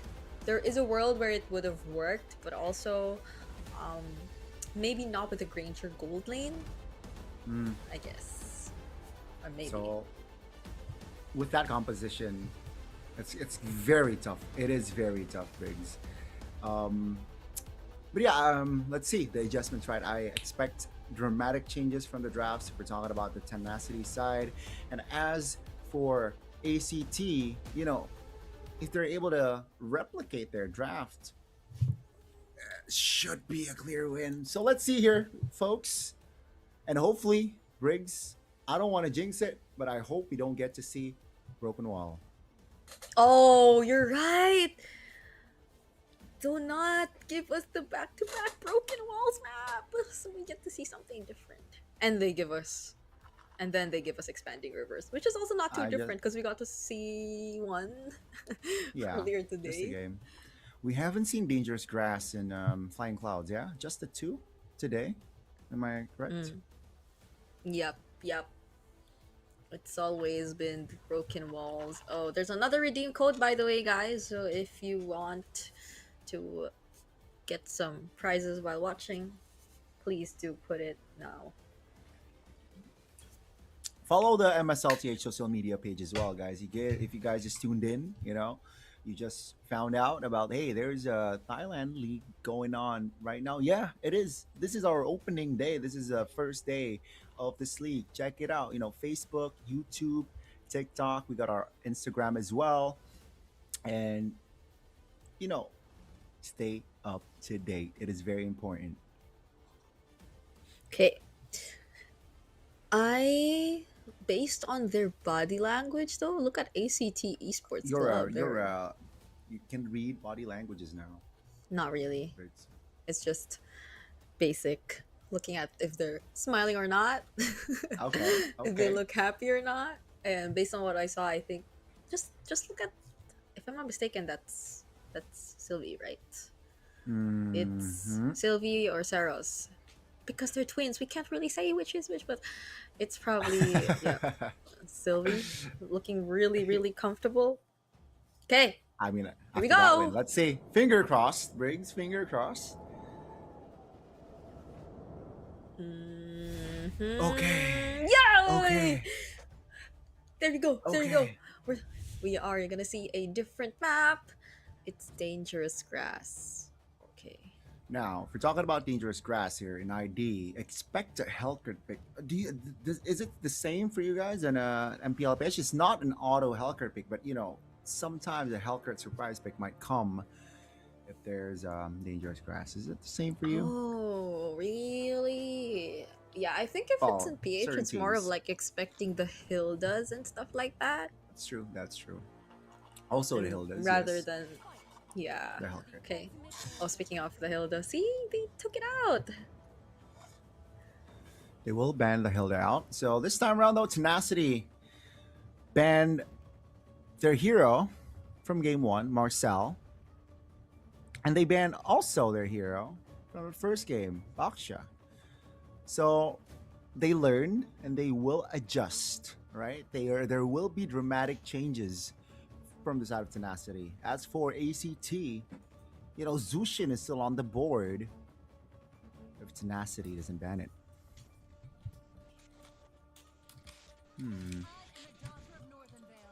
It's not going to be the Zushin, so it's going to be the Freya instead. So yeah, Zushin is still on the board. Sora, Valentina. They want to go creative here. But let's see what is going to be the first pick for the side of ACT. Oh. Okay, this is pretty interesting. It's Tenacity taking out the Vaksha themselves? Yeah, that's Okay. Well, it's... Whoa. that's the Khalid. That is the Khalid right there, big. Khalid first pick, huh? Let's see if they go in for another... Ah, no, because they switched sides. Earlier it was ACT on red. Okay. Do you wanna deny? Do you wanna deny the Suyo, which is still open? I like that idea. There you go. Do you want to deny the Suyo and then go in for a Valentina? Ooh. Ooh. Well, I okay. Well, there might be no plans of picking up the Sora anyway for Tenacity. Cause earlier they were on what was that? Weren't they on the Phobius or something? Wait. They were They What, were ACT? on a they were on a Phobius, like Tenacity were on a Phobius, so they probably Right. don't really want to pick it up. But oh, you just gave it to ACT again. That's a Valentina and a Sora. Yeah. You know what? How exactly do you match that, right? It's tough. Yeah, it's tough. The again, remember it's dangerous grass. So with the Khalid, it can allow the Khalid to occupy the grasses, and with the help of the Sora, the pressure, right? The pressure is just intimidating. Tenacity, though, they will pick up the Uranus just to maybe hold off pressure. Get a great EXP laner that is technically a independent laner, and maybe to relieve off pressure. So second phase, Tenacity, they can try to limit the options for the jungler. I expect them to just eliminate junglers here. There you go. Okay, there you Asking go. Seros a question: what are you going to play? Yeah, that's true. Because they're taking a majority of the good options. If we were to look at the others, though, I think the Harley is still up there for Seros if they wanted to go for that. Other assassins too. What else are there for assassins? Because if I don't think the Hayabusa has been making much appearances lately. The Nolans appeared more than the Hayabusa, but okay. What would they really want to just double down on it? There's a Fredrin still if you want to. There is a Fredrin, which actually is not bad. Is not bad of a pick, especially if they ban like maybe the glue if they want to, Whoa. right? But that's gonna be another potential jungle / gold limited Yeah. by the side of Tenacity. But the glue here, do they want to ban the glue from the side of ACT? Or Well, will they not? yeah, I Okay. guess it's more of the setup heroes because you don't have much crowd control if it's a glue and a Uranus put together in your lineup for Tenacity. So I think Galea was a really great ban. There isn't a Cho anymore too, so they might have to revert to the more standard options like the Gatot. For ACT Esports Club, looking for a gold and the jungle still. Okay, this is a bit tricky. There's a Claude. There's still a Claude. I like the Claude. It's mobile. Again, it's quite independent, and Or should you carry? Because there are just so many tanky heroes. ooh, I like the carry as well. Good shout there. And let's say if they do pick up the carry, the jungler can also be another DPS in the Harley. Oh, it's gonna be the Claude. So 2 DPS, 1 magic in that Okay. Harley, and 1 physical in Mhm. that Claude. Harith. Oh, and the classic Harley Claude matchup or Harith Claude matchup is gonna make its way back, or I think it's the first time we're actually seeing it today here. Um, I, I, as much as I know the Suyo is busted, I can't help but favor ACT Esports Club in their draft. It's like it just enables you to play so much more aggressive, and it suits ACT so well. I gotta agree with you. I know I predicted tenacity here, Briggs, and ladies and gentlemen, but seeing the composition, I like ACT. But let's see here, execution wise, will tenacity be able to,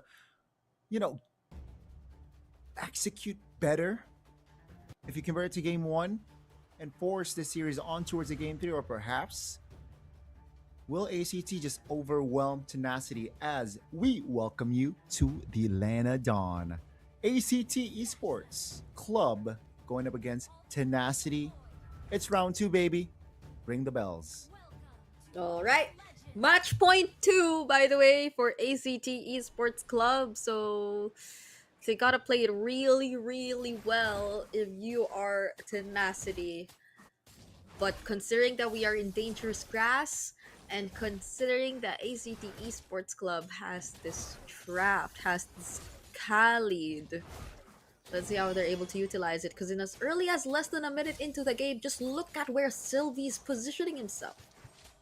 Ooh. Wow. Yeah, it's just the lethal here. ACT will not be able to contest Harley against Suyo, so he's looking for resources elsewhere. And we're talking about the overall composition again, right? I like the Harith pickup, but I am doubtful on the Zetian first pickup here. Let's see if they can prove me wrong or not, because I understand the vision, but again, you can be overwhelmed going up against the Harley. Can be just the dive potential from the side of ACT. You got the Harley, you got the Claude, you got the Sora as well. Definitely can overwhelm a Zetian, and technically making Zetian a juicy target in this game. Yeah, agree. And now Zeros is actually level 4, so let's see if he finds a target in mid before we transition to the turtle objective, or the turtle. They won't actually find anyone just yet, but at least they're able to keep tabs on where they are currently positioned at. Just look at Sylvie. Sylvie is just so aggressive, zoning the jungler water out. They're taking their time here. Oh my goodness! Water actually gets, or is first blood in this game, as Saros also secures the turtle for ACT Esports Club. I feel like Water didn't expect that, but he went in just to get bursted down. Yeah, it's tough again now with this early tempo. ACT got 2 kills, by the way, including the jungler, and they got the turtle. Now take a look at the chain reaction right after that fight. The purple buff gone, so of course there's going to be a discrepancy between the jungler's level. There's already a level gap between the Harley and the Suyo. It's a 1v1 top though, as both the XP laners showing that they are here to fight as well. But man, oh man, ACT, their early game execution, 2 games so far, so on point. Yeah. They know how to pull off the laning really well. They know how to time their early invades. And I think what happened in that last turtle fight wasn't something they planned to happen either. It's a mix of miscalculations coming in from Tenacity's side as well. Seros once again going in, using the deadly magic, but it's gonna be on Arjek, so they're gonna be okay so far.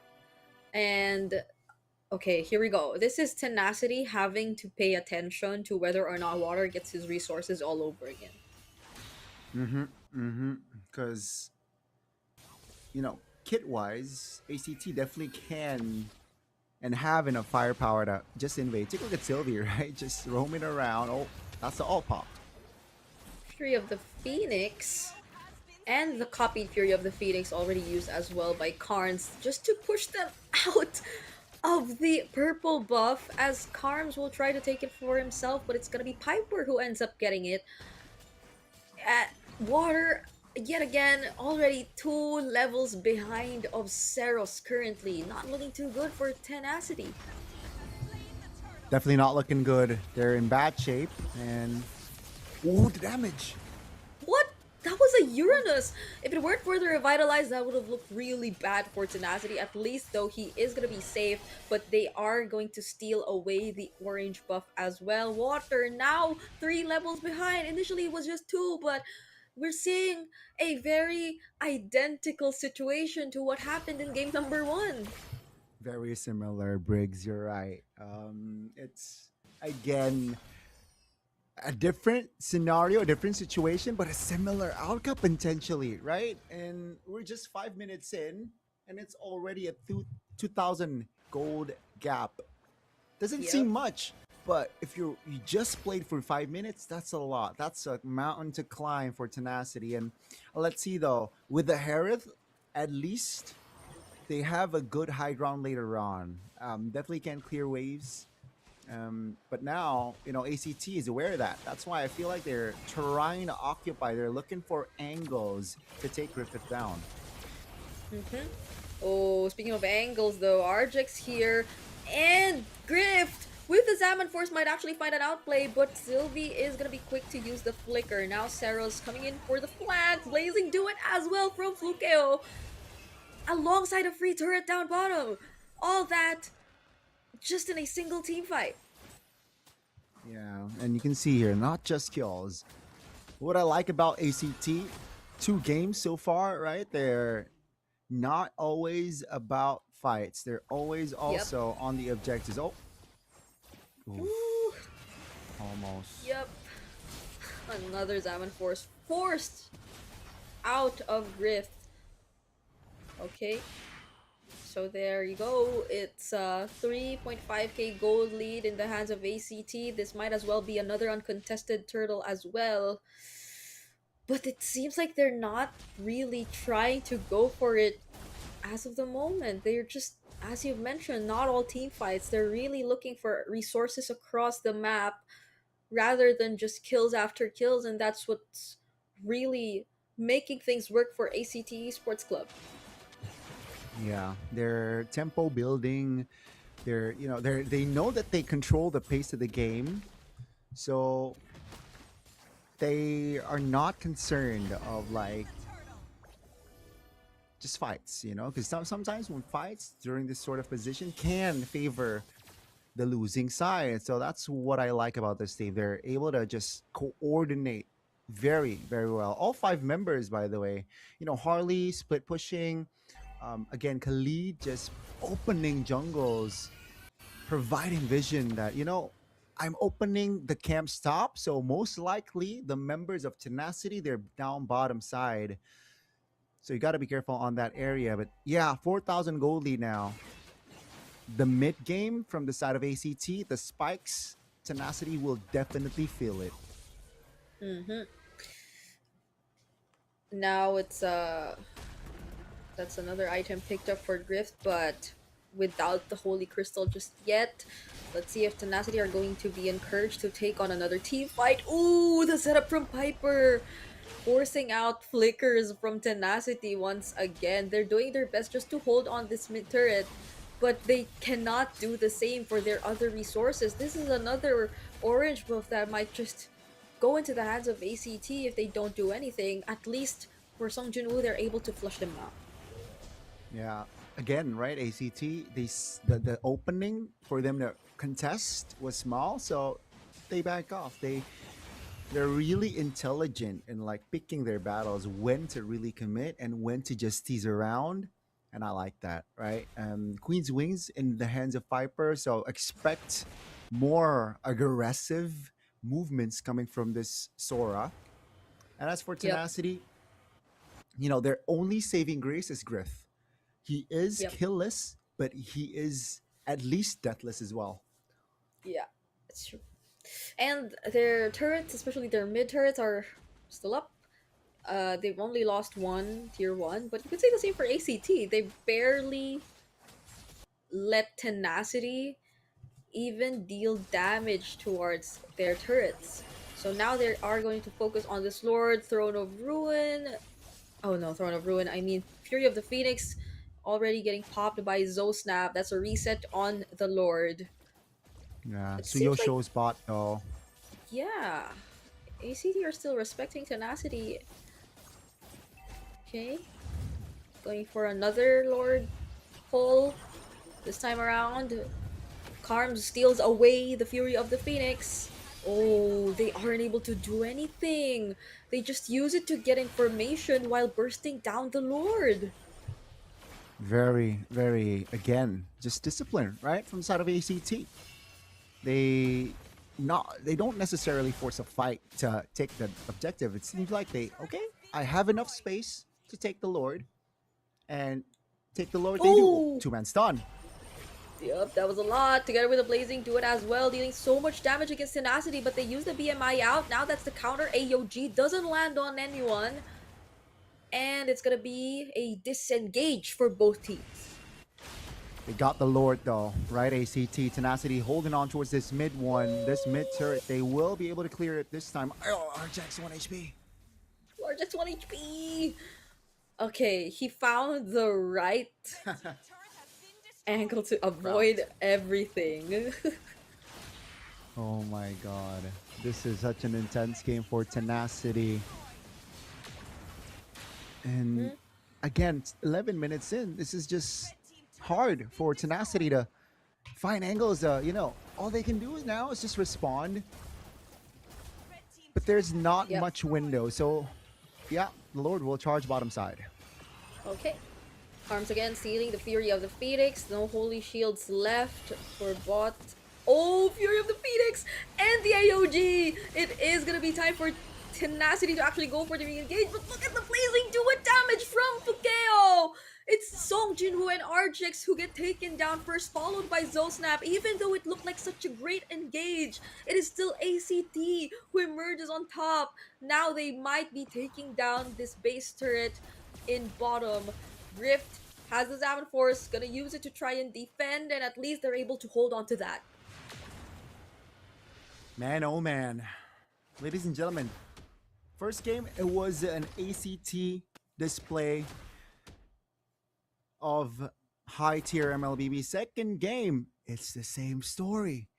And Tenacity still struggling here to find the right haymaker, to find that one big punch towards ACT. Just struggling to respond here. Take a look at Flukeo. Building the Malefic gun as well means that, the damage, the basic attacks from this Claude can deal from afar.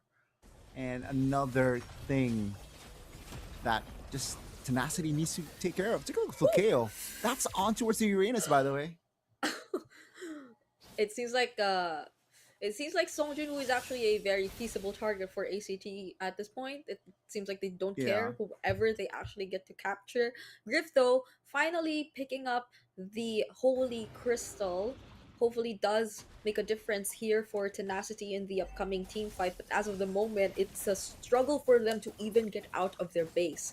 Song Jinwoo and RJX have to lead this charge if ever they do want to go for the contest, but they have to be very careful. Look at Flukeo just shredding down the HP for Song Jinwoo. That's a Terrify gonna be used on RJX. AOG out, but he gets caught and chased by the Blazing Duet and the counter AOG from Karns as well. That's -1 even before this upcoming Lord Siege. Oh, and down goes RJX for 20 seconds. And ACT, they might see an angle. This might be Another 10K gold lead win for ACT. Let's see the defense this time around from Tenacity. Can they hold on? Can they fight for an extension? Let's see. Yep, we are slowly approaching that 10K gold lead mark, and we're finally here. Tenacity have lost all their base turrets. What is going to be the response? That's the Zaman Force. It's going to be used onto Sylvie here. Still gets to find the clutch setup before he goes down. Blizzard Blazing to it from Tukea as well. Grift is nowhere to be found. Water going down next. Zeros finds a triple. And it's only Snap left as ACT Esports Club secure the sweep. Ladies and gentlemen, ACT does not mess around, and my oh my, a statement, a dominating victory both games, and ACT, they're rocking the show, they're running the show. Tenacity cannot do any. Whew, such dominant wins across the board, and now I finally understand why it was all 2 zeros for predictions, even between or among the Thailand casters. And I think Connie now agrees with all of us too. There was just no way you could have seen a potential turnaround angle, not with the way that Tenacity have decided to play out this game. There definitely is, or there have been some signs of hope here and there, but ACT were just too quick to think and act on the situation at hand. It was at this moment where it felt as if it was a clear win already for ACT Esports Club, even when they actually tried to go for the defense, as we're seeing right here. It was just Sylvie who went down, who still got to cast the Raging Sandstorm, and the Blazing Duet finally connecting onto everyone. There was just no way for them to stop the members of ACT Esports Club. They had มา no สัมภาษณ์ lockdown ผู้ชนะของเรา whatsoever. ทั้งสอง So ท่าน let's hear กั a น few บ้างดี words กว่า from our นะคะ winner. เดี๋ยวรบกวนช่วยแนะนำตัวสั้นๆ ให้แฟนๆ ฟังหน่อยค่ะ สวัสดีครับ ผมการเอ็นซีนะครับ ไปเล่นมิดเลนให้ทีม ACT ครับผม สวัสดีครับไปเปอร์นะครับ เล่น EXP ให้ทีม ACT ครับ ค่ะ มาที่คุณการ NC ก่อนนะคะ อยากสอบถามว่าตั้งแต่การแข่งขันในรอบ Open Qualifier จนถึงรอบเมื่อกี้นี้ความกดดันแตกต่างกันมากน้อยแค่ไหนคะ ตอนคัดของรอบควอลิฟายครับก็กดดันกว่ารอบนี้ครับ เพราะว่าถ้าแพ้ก็จะไม่ได้เข้ามาในเล่นในลีกครับ แต่จริงรอบนี้ก็กดดันครับ เพราะว่าทุกทีมใน MSL ก็เก่งกันหมดเพราะผมก็พยายามมาเต็มที่สุดครับ ค่ะ ขอบคุณมากค่ะ ค่ะสำหรับคุณไ i เปอร์ไม่ทราบว่าในทัวร์นาเมนต์รอบนี้มีทีมไหนที่ชอบเป็นพิเศษไหมคะ จะเป็นทีมตัวเองก็ได้นะ ชอบทีม KLG ครับ ทำไมคะ โลมเขาตึงครับโลมเขาตึง ค่ะ ก็ขอบคุณทั้งสองท่านมากเลยนะคะ ก็เวลาสัมภาษณ์หมดลงแค่นี้แล้ว เดี๋ยวยังไงขอส่งต่อให้กับพี่แคสเตอร์ได้เลยค่ะ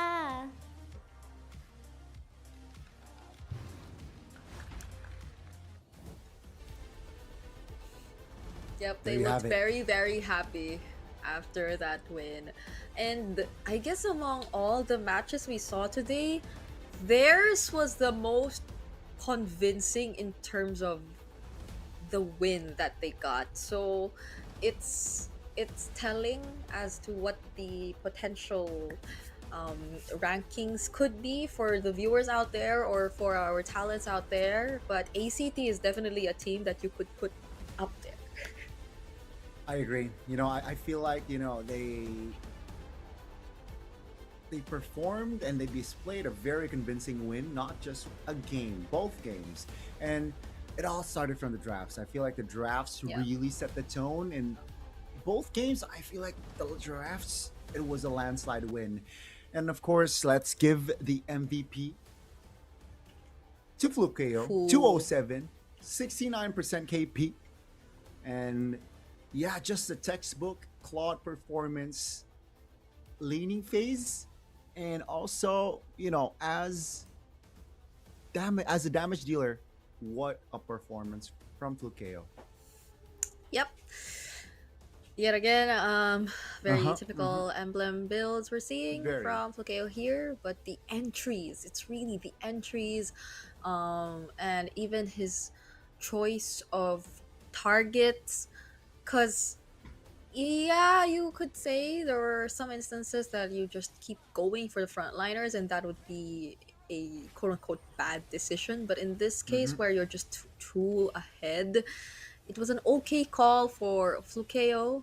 He also handled the laning phase really well up against the Harith, and we know how the matchup goes. It pretty much is kind of even, but when it comes to the moments wherein the Harith finally gets his hands on the Holy Crystal and stuff like that, the entries for a Claude aren't as easy to pull off because you get surprised by the amount of damage that you actually receive from a Harith. But even looking at the highlights right now, it's not necessarily Flukeo just constantly being on a on an aggressive position. It's also him using the blazing duo at the most unexpected timings. I guess it's either when they're going for the chase, or it's either when they're being chased and they just suddenly force um, tenacity to play more defensive and to eventually run away. So in um, moments like this, it's also props to your team for, of course, allowing you to get this much farm and space, but it's also Flukeo just really handling this very well. I love how we get to put individual emphasis or highlight on the players of ACT one by one, because really you could like point out a highlight play from each one of them and it's all gonna work for the MVP title. Yeah, I mean, again, just the execution. I again, ACT both games. Sure, hats off to Flukeo. Very perfect analysis right there, Briggs. But they're again 2 games. They move like a unit. I feel right. Yeah. And in the first game, Tenacity got 2 kills, if I'm not mistaken.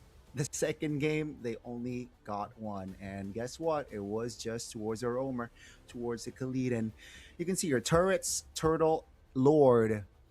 It's just all for ACT. Practically, it's a perfect game for ACT here. 14 minutes 03, a similar game time if you compare it to game 1. But then again, it was a one-sided dominating victory from the side of ACT.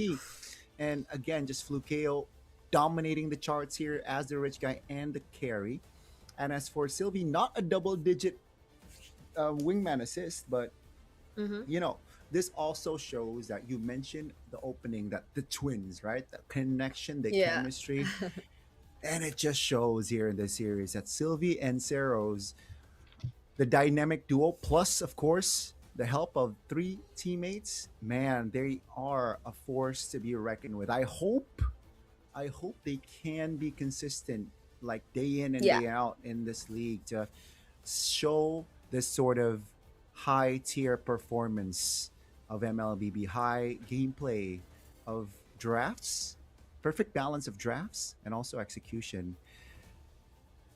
Finger crossed. Fingers crossed, because I think that's gonna be the next big problem. Of course, if you get to start strong in the Yeah. league, and it's not just starting strong, it's starting very strong for ACT Esports Club, and to think that even majority of the talents just really favor you so much, and have mad respect for you. It shows how how respectable this team is, how solid the chemistry is, and the experience actually is for ACT Esports Club.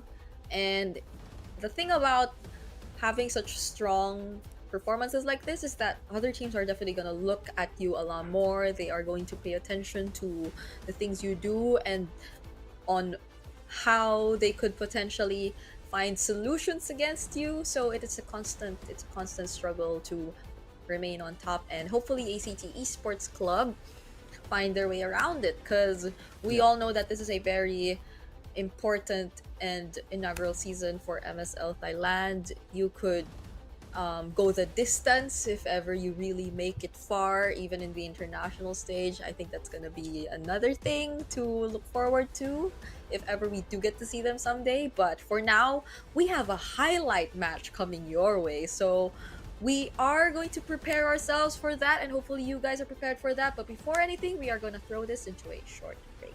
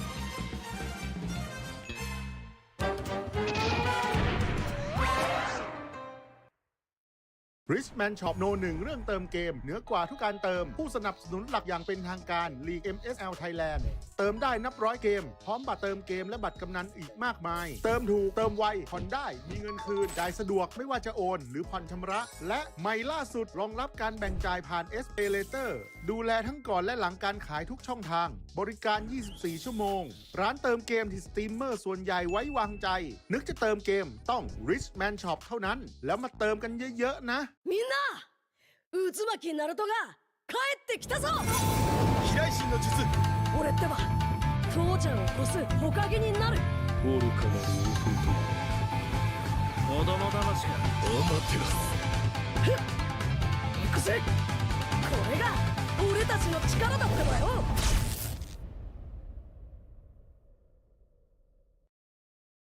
Welcome to the Hook Battlefield. Welcome to the Hook Battlefield.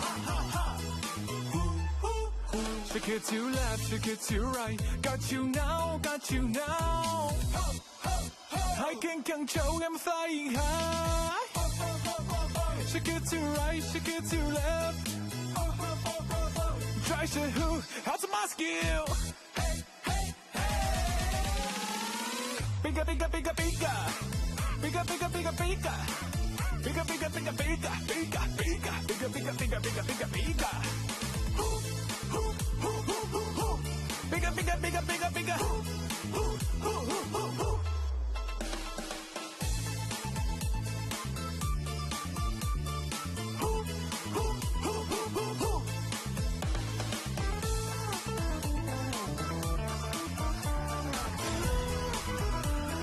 Welcome to the Hook Battlefield. Welcome to the Hook Battlefield.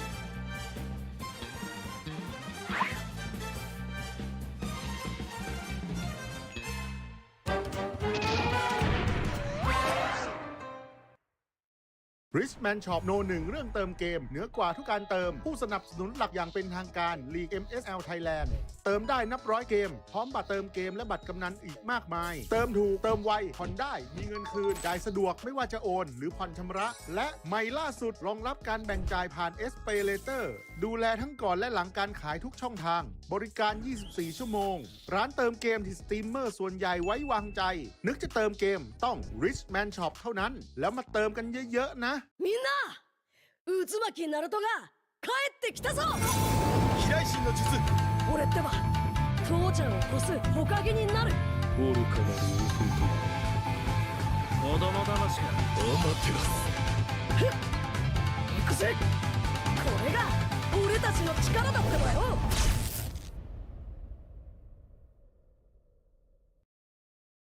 Welcome to the Hook Battlefield. Welcome to the Hook Battlefield. Shake it to left, shake it to right. Got you now, got you now.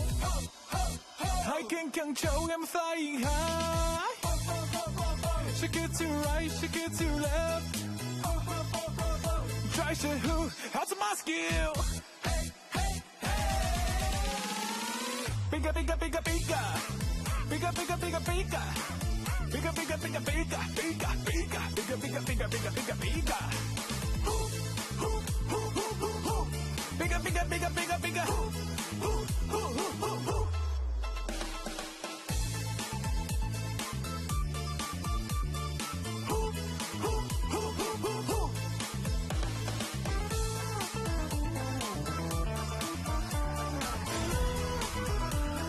Welcome to the Hook Battlefield. Welcome to the Hook Battlefield.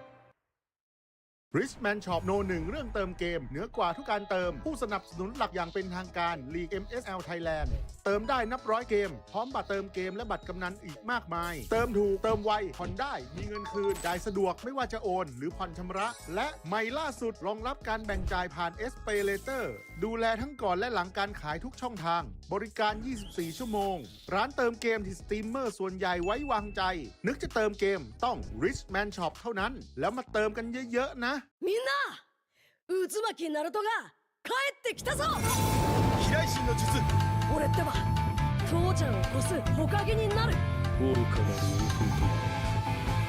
弟子供騙しかアマテラスふっ行くぜこれが俺たちの力だってばよ。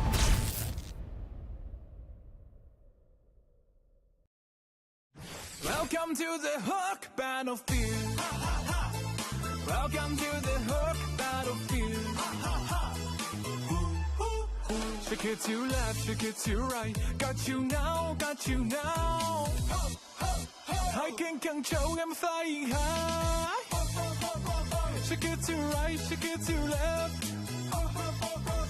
Try to who, how's my skill? Bigger, bigger, bigger, bigger. Bigger, bigger, bigger, bigger. Bigger, bigger, bigger, bigger, bigger, bigger, bigger, bigger, bigger, bigger, bigger, bigger. Bigger, bigger, bigger, bigger, bigger.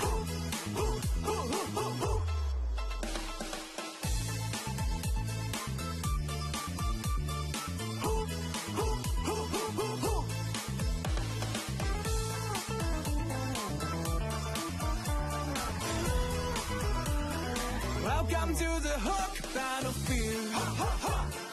Welcome to the Hook Battlefield.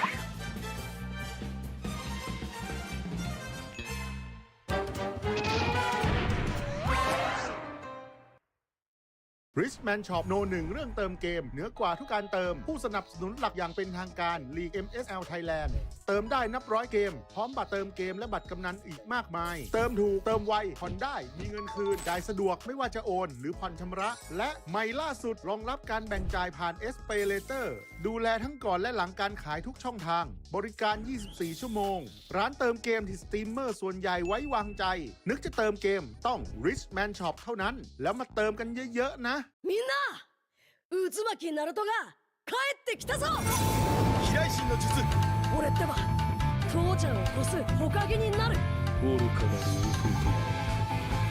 弟子供騙しが待ってますふっ行くぜこれが俺たちの力だってばよ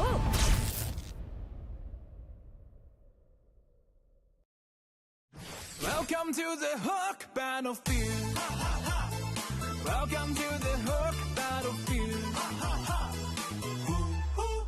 Shake it to left, shake it to right. Got you now, got you now. I can control, I'm flying high. Shake it to right, shake it to left. Try to who, how's my skill? Bigger, bigger, bigger, bigger. Bigger, bigger, bigger, bigger. Bigger, bigger, bigger, bigger, bigger, bigger, bigger, bigger, bigger, bigger, bigger, bigger. Bigger, bigger, bigger, bigger, bigger.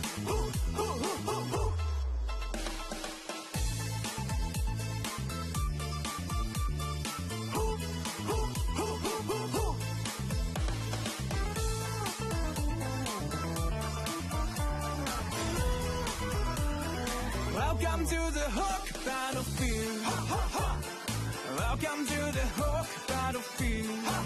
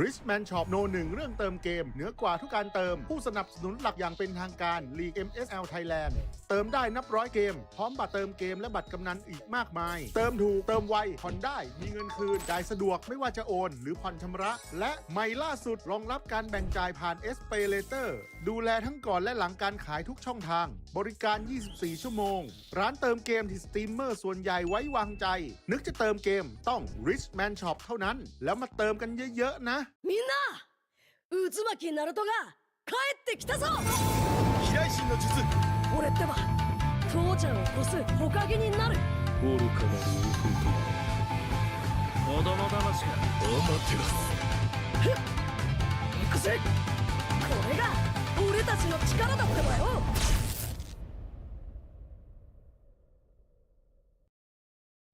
Welcome to the Hook Battlefield. Welcome to the Hook Battlefield.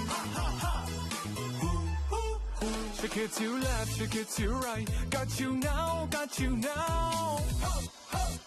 I can control, I'm flying high. Shake it to right, shake it to left. Try to who, how's my skill? Bigger, bigger, bigger, bigger.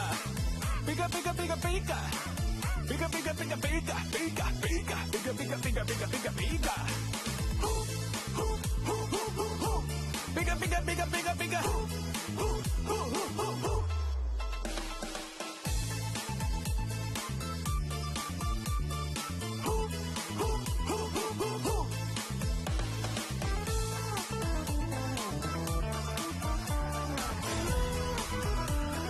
Welcome to the Hook Battlefield. Welcome to the Hook Battlefield.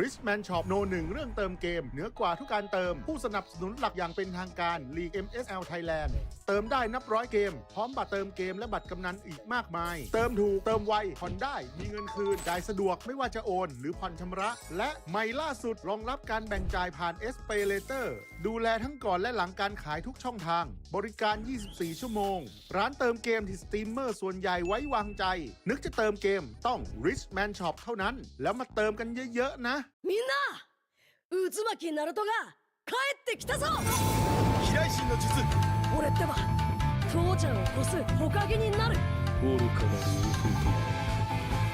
弟子供騙しかアマテラス行くぜこれが俺たちの力だってばよ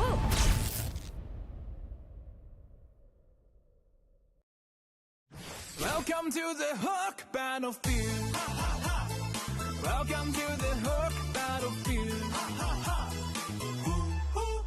Shake it to left, shake it to right. Got you now, got you now. I can control, I'm flying high. Shake it to right, shake it to left. Try to who, how's my skill? Bigger, bigger, bigger, bigger. Bigger, bigger, bigger, bigger. Bigger, bigger, bigger, bigger, bigger, bigger. Bigger, bigger, bigger, bigger, bigger, bigger. Bigger, bigger, bigger, bigger, bigger.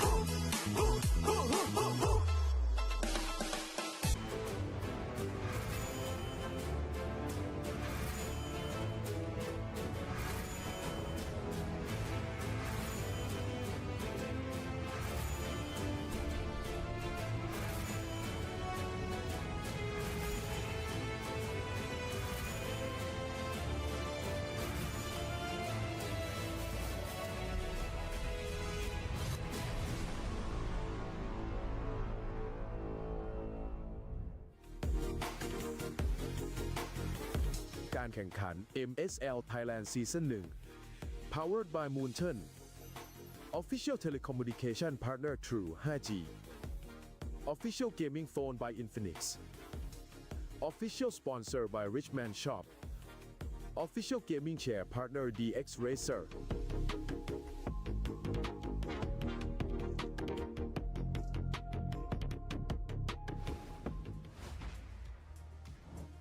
สวัสดีค่ะ ก็กลับมาพบกันอีกแล้วนะคะสำหรับรายการ MSL Thailand Season 1 Time to Rise ก็จะเป็นช่วงสุดท้ายของวันนี้แล้วนะคะ ก็สำหรับคู่สุดท้ายของวันนี้นะคะ Kings of Gamer Club พบกับ Solic Esport ค่ะ ขอเสียงของแฟนๆ ทั้งสองทีมนี้หน่อยค่ะ ขอบคุณมากค่ะ เดี๋ยวเรามาดูกันค่ะ Ladies and gentlemen, it is time for the highlight match of the day.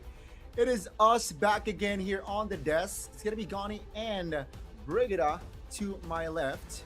And it is Kings of Gamers going up against Solix. Now, this is a very interesting match. They're technically familiar with each other, but, you know, it is going to be just so intense, just so heated.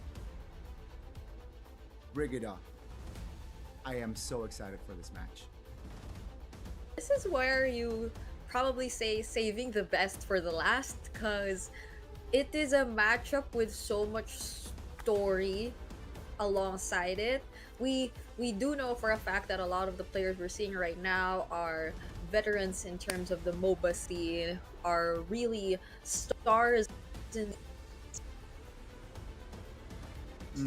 but these two, they have a lot of history between them, and I believe a lot of fans are looking forward to seeing them go up against each other and making a statement for themselves in the first day of MSLTH Season 1, because we've seen a lot of major statement, especially coming from ACT Esports Club, but for King of Gamers Club, for Solix, I'm expecting, if not same, like probably a really intense series from these two. That I agree. Intense and also very close. And of course, I feel like we are all in agreement here that we will not be surprised if you get to game 3. All right, and I expect that.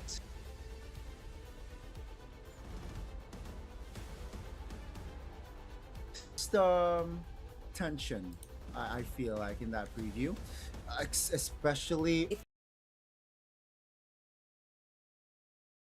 that. And let's see how these veterans are gonna go at each other here in this last series of the day. Wow, it's gonna be intense. It's gonna be somewhat personal as well, right? Yeah. Knowing their perhaps like history, they're quite familiar with each other, but this is gonna be the official team lineup here from the side of King of Gamers. 33rd, Keizen, Niall, Payen, and we got Hyuko. So these are the main lineups for Solix. All right, so that's Cherry in the XP lane, Spectre in the jungle, Memmark as a mid laner, and I heard a content creator call him Xiao Xiao, so I'm assuming this is Xiao Shu or Xiao Xiao, and Moss will be the roamer for Solix Esports. So I could feel, I don't know if you would say the same, but I could feel the veteran aura coming from these two teams, Gani, honestly, which makes me very excited to cast this match and see where the draft is headed. I like how you said it, right? Veteran aura. Oh my god. And yeah, I do feel that veterancy aura coming from not just one but both, right?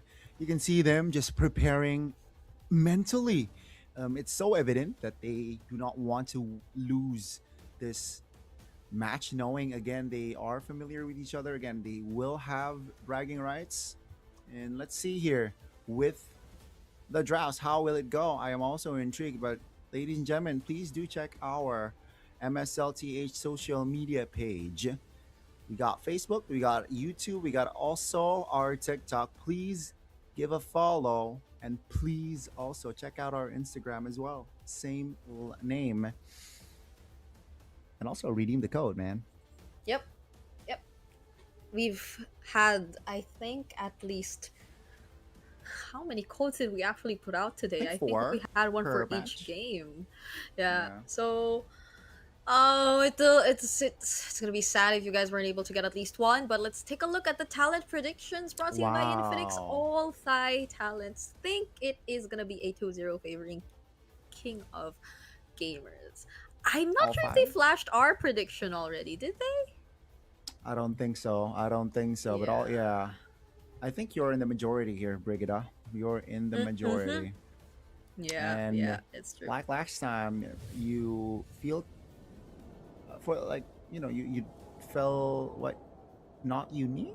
What did you say last match? Okay, you just had to say it again, huh? But But this is dangerous grass. Okay. Dangerous grass indeed. And let's see here, KOG and Solix, first round. Ooh. Who will they take? Who will they prioritize? Solix on blue, KOG on red. Yep. Oh, I wonder if this is the closest draft we'll get to, like, the drafts in our respective regions, because I think it's been fairly close, but there are some there occasionally in the past few games that we saw. Okay, so there goes the well, at least for now, I can't say it's that identical.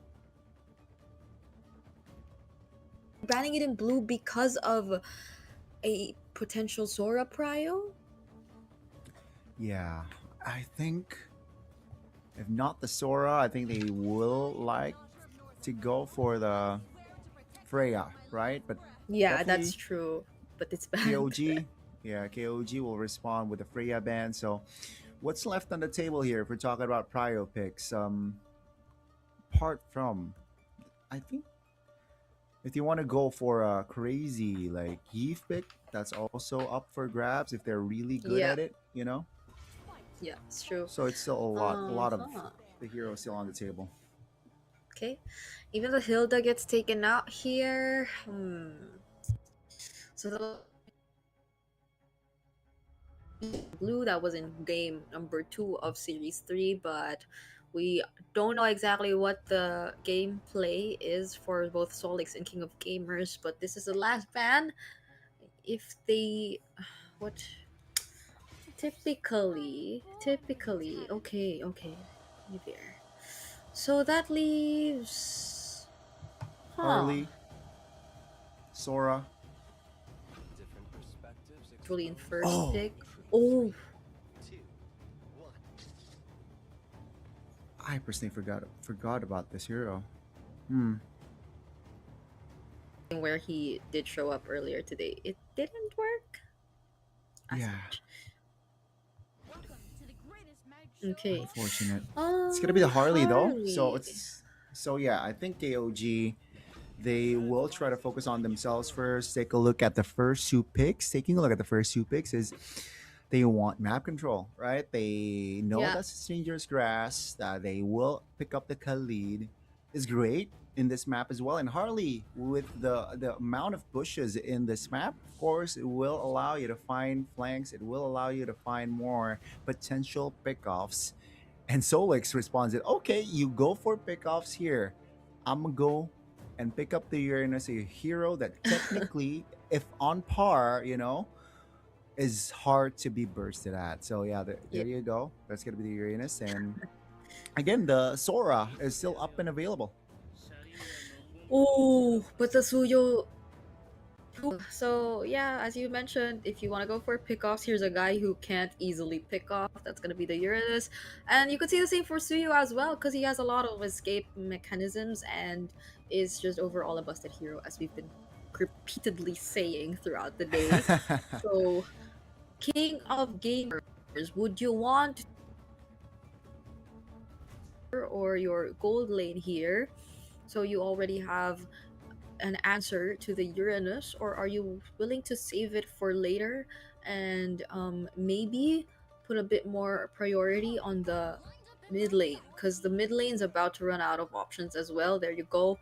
It's a Kimi that gets slotted in for red 3. So if I were to think of bans, wouldn't it be the best time to take away the likes of the Farsas, the those ranged artillery mages that could just make things difficult for the Kimi, or even Definitely. yeah. Oh, but it feels like it Whoa. seems like I think King of Gamers are saying like, okay, we're hinting at a Claude pick here. We're hinting at a Claude pick, because why? Because they ban out the YSS, which is good going up against the Claude in the gold lane. So let's see if Solix bite and ban the Claude themselves. But you mentioned the Farsas, the Yves, right? I think that also is a good shout. Because like KOG, they definitely can keep their Whoa. distance.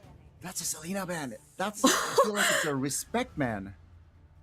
I think so too. It's the first time we've seen a Selena in the draft, be it in the bans or the picks at all today. So okay, that again just proves our point that these two have a lot of history and they know each other really well. So King of Gamers, they need their XP laner and their gold laner. So the carry is actually still available if they wanted to, or if they want a bit more mobility, then they don't reveal their gold lane yet. Okay, it's an Alice pickup, a lot of damage. Ooh, I like that pick. Especially with the Sora band out, right, Briggs? It's the Alice can definitely be one of your playmaking source if there were an angle. But let's see here the response from the side of Solix, because I feel like they're really lacking in damage, and they actually can. Will they be able to pick up the Claude? Is this a good? I mean, right, Harith. Is this a good Harith pickup here? The thing is, okay, there goes the Farsa, exactly as we mentioned. Oh, the And they're carry. the ones to pick up the carry. Oh, well, to an Alice Khalid, you might need a bit more shred, and you go for the Farsa anyway, so that's more burst than DPS. Or, what do you pick for gold lane then? Are you just gonna revert to the Claude? Cause it works well with the dive. Yeah. It complements the draft of King of Gamers well. It poses a threat for That's about it. It's just a farce. So, Good call on the Farsa, right? You saw it on the radar like few picks back, and if not the Claude. Oh my goodness! I did not expect this pick. I did not expect this pick from the side of KOG. Neither did I. Like, when was the last M series where we saw the Irithel being picked up often? Wasn't it like in M? Was it M5? I I believe can't it was tell M5. anymore. Yeah, because it's been so long. Oh my goodness. The Irithel. Irithel, Whew. It makes sense though, right, Brigida? Yeah. If you really think about it in the sort of setting where it's a 5v5, when the Farsa is just static alting, and then the Irithel jumps in with a heavy crossbow. Ooh, it is going to be a tough time for that, the Farsa to deal damage. So here we go. The Irithel. We saw a Hanabi pick, and now we get to see an Irithel pick in the highlight match of today. KOG versus Solix. Ladies and gentlemen, it is round 1. Lanadon, here we go. Okay, let's see what records could we be breaking for this match, because we broke a lot in the previous series, and a lot of eyes are on this matchup too, so we're looking forward to see how it turns out. But for now, let's take a look at the battle spells. It's been so long since game, but of course this is an Irithel, so it is sort of expected. And Yeah, yep, on a sprint everything as else well. is pretty much standard. Anything else? It is pretty much standard, Briggs. And also, it's been quite some time since out.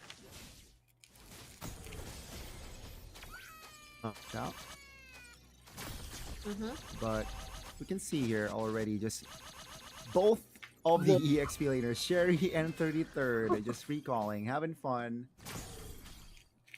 Yeah, they seem to be having a lot. Wow, you could describe this recall battle that we're seeing up top, but yeah, they're just going okay. That's an immobilization. Both teams here. Level 3 for Spectre still.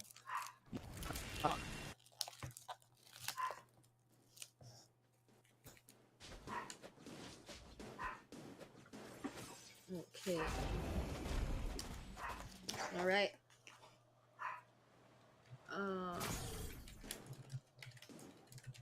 Yeah, let's see here. It's gonna be the first. It's gonna be the first turtle. It's gonna be a contest. It's going to be up the stun. Oh, another airstrike. Wow, the alley-oop there. Kaizen now stuck as Fairy is gonna be a nuisance towards the jungler. But both junglers actually will be taken down as 33rd there finds also a kill, or finds an assist, as Kaizen was able to deal damage. Yep.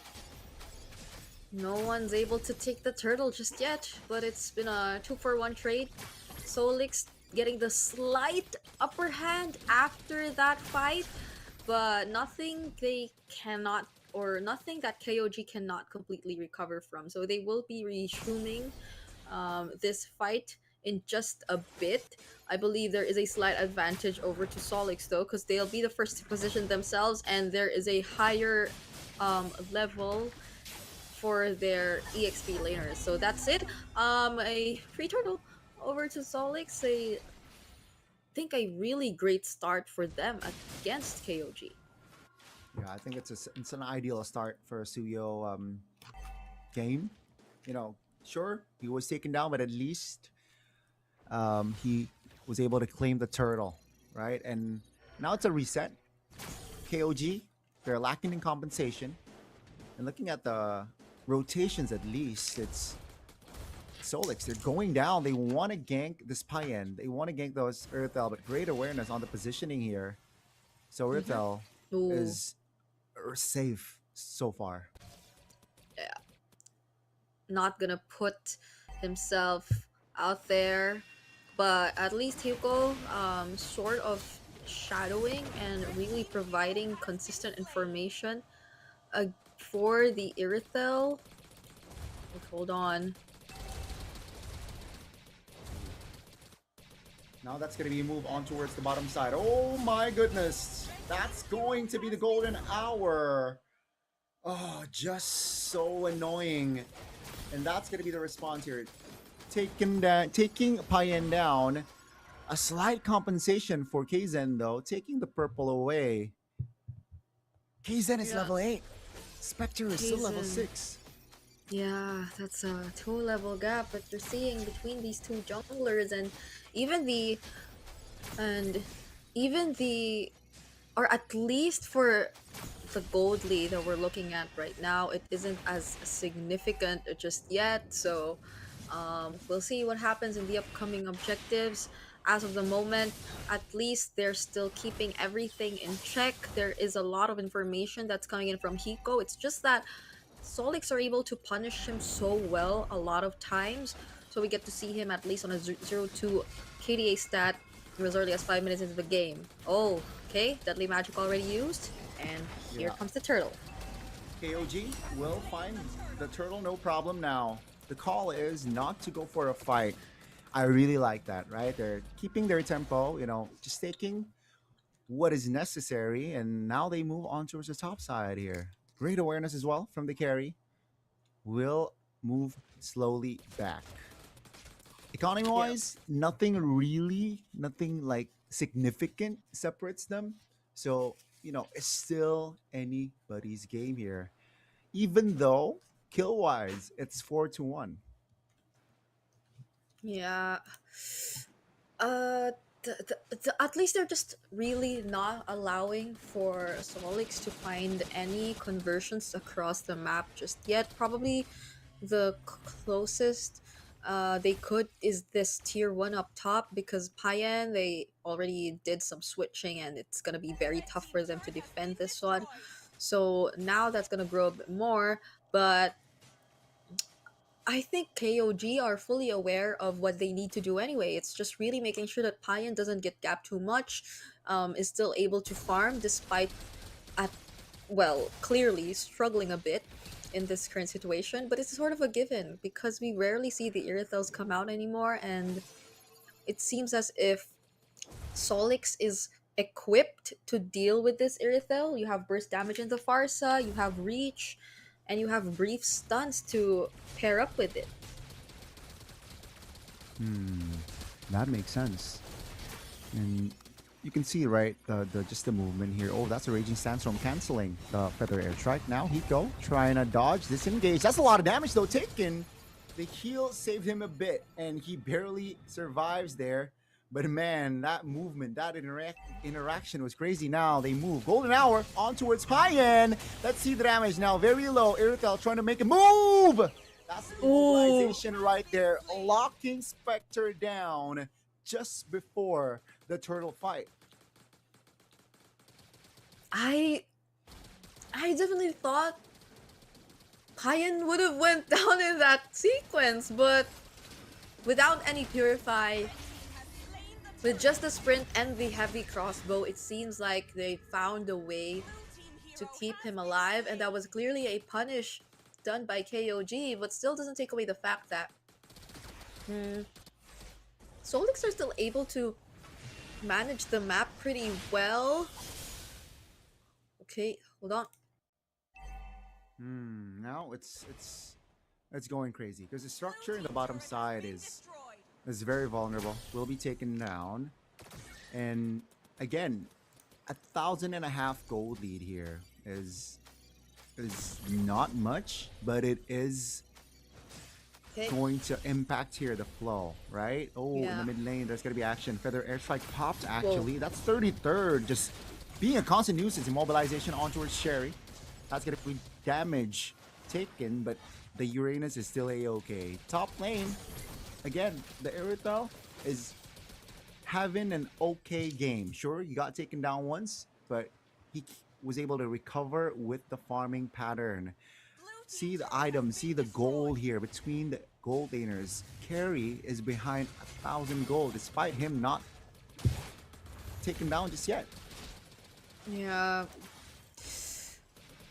We don't really get to see how Solix include Xiao Xiao just yet, but I think that's a thing. You get to still have the threat of your gold laner later on when it comes to the team fights, and all you have to do is just really take care of it. Well, it's more low effort for Solix in a sense. KOG, it seems like they need to do so much just to make sure that Payen doesn't get left behind, although they did get to save him during that one instance we saw down bottom. When it comes to the 5v5 team fights, that's when things are going to change. That's when they need to make sure they'll be a lot more accurate so they don't lose this game. Yeah. I mean, it's still definitely winnable for Solix here, despite them being behind. They got Xiao Xiao, who is already somehow rotating with the team, right? So is ready to provide damage, but they gotta keep an eye on Payen, who just locked in the Berserker's Fury.